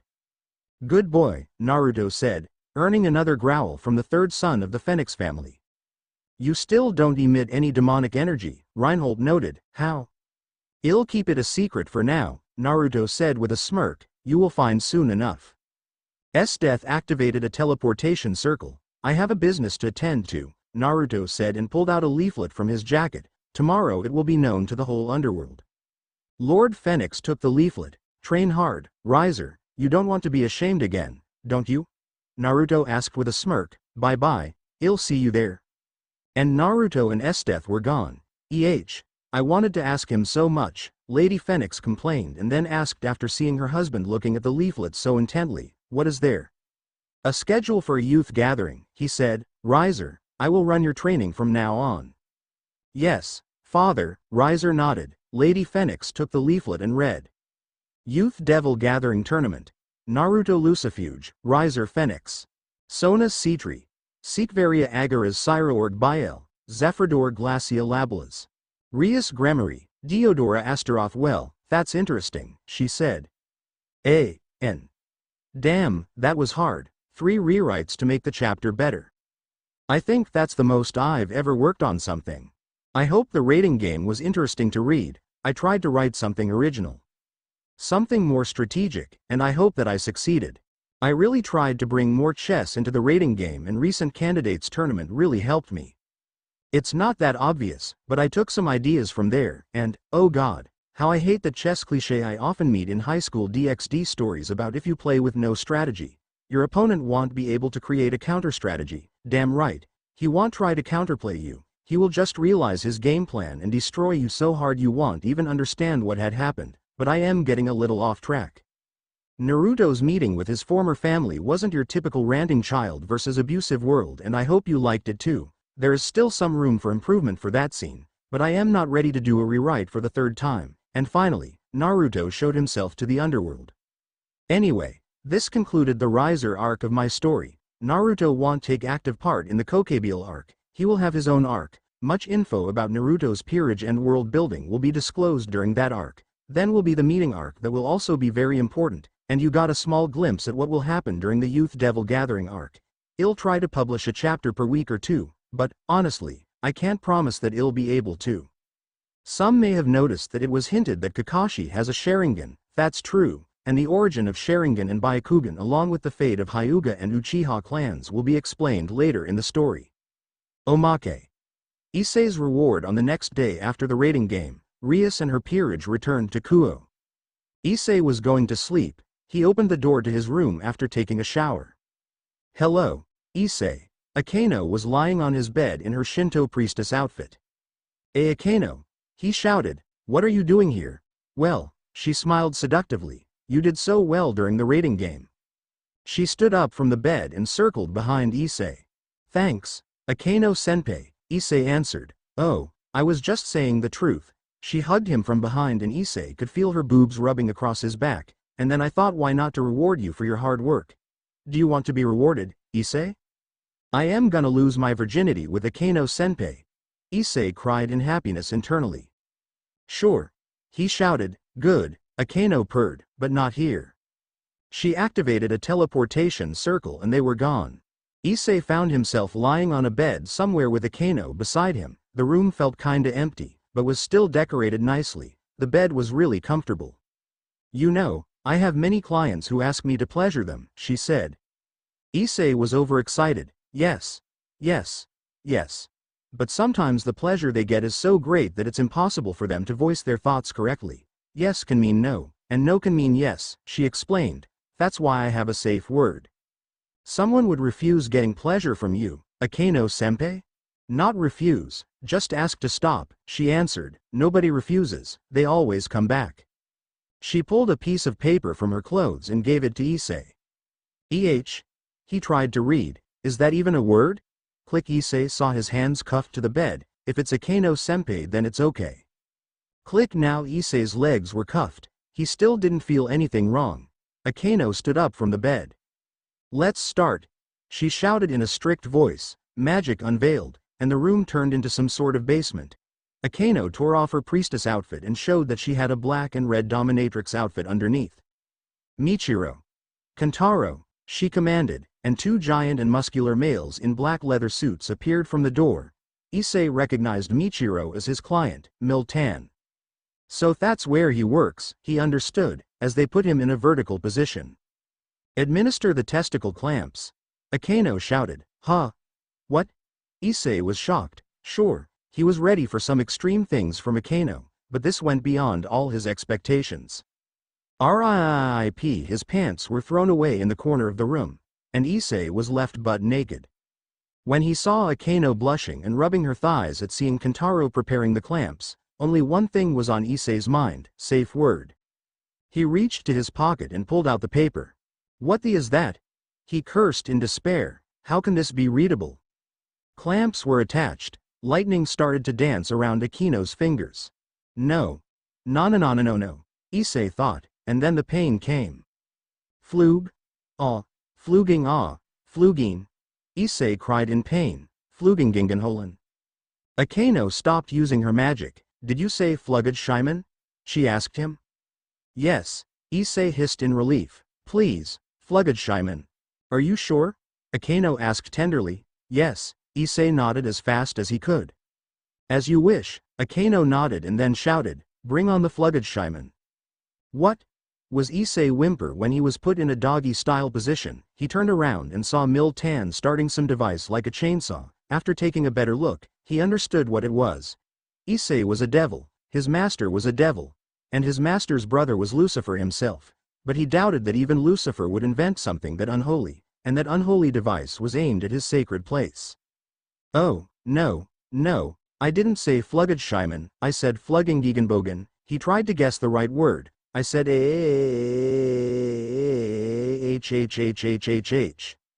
The next day Issei was walking to the school, limping and with a dead look in his eyes. Hey, Issei, he heard, that was his friends, Matsuda and Motohama. You weren't in school for a few days. Do you even imagine how many things you've missed? We took so many panty shots. We saw Kendo Club just in their underwear. Why yeah, great, he stuttered. Look, that's two great ladies of Kuo. Matsuda shouted and pointed in Rias and Akeno entering the school territory. Nobody can compete with them in beauty, Motohama nodded. Rias and Akeno approached Issei and Rias said, Issei, I need you today in the clubroom after lessons. Sure thing, bucko, he said and tried to go away, pulling his friends with himself. Don't be late, Issei, Akeno said in a tender voice, causing both Matsuda and Motohama to moan. Hi. Akeno-sama. Issei blurted and managed to escape dragging his friends with himself despite their desire to stay with two beauties. Rias turned to Akeno and asked with her eyebrow quirked, Akeno-sama. Huh? Akeno just covered her mouth with her hand, her eyes were closed, and giggled. Thanks for watching.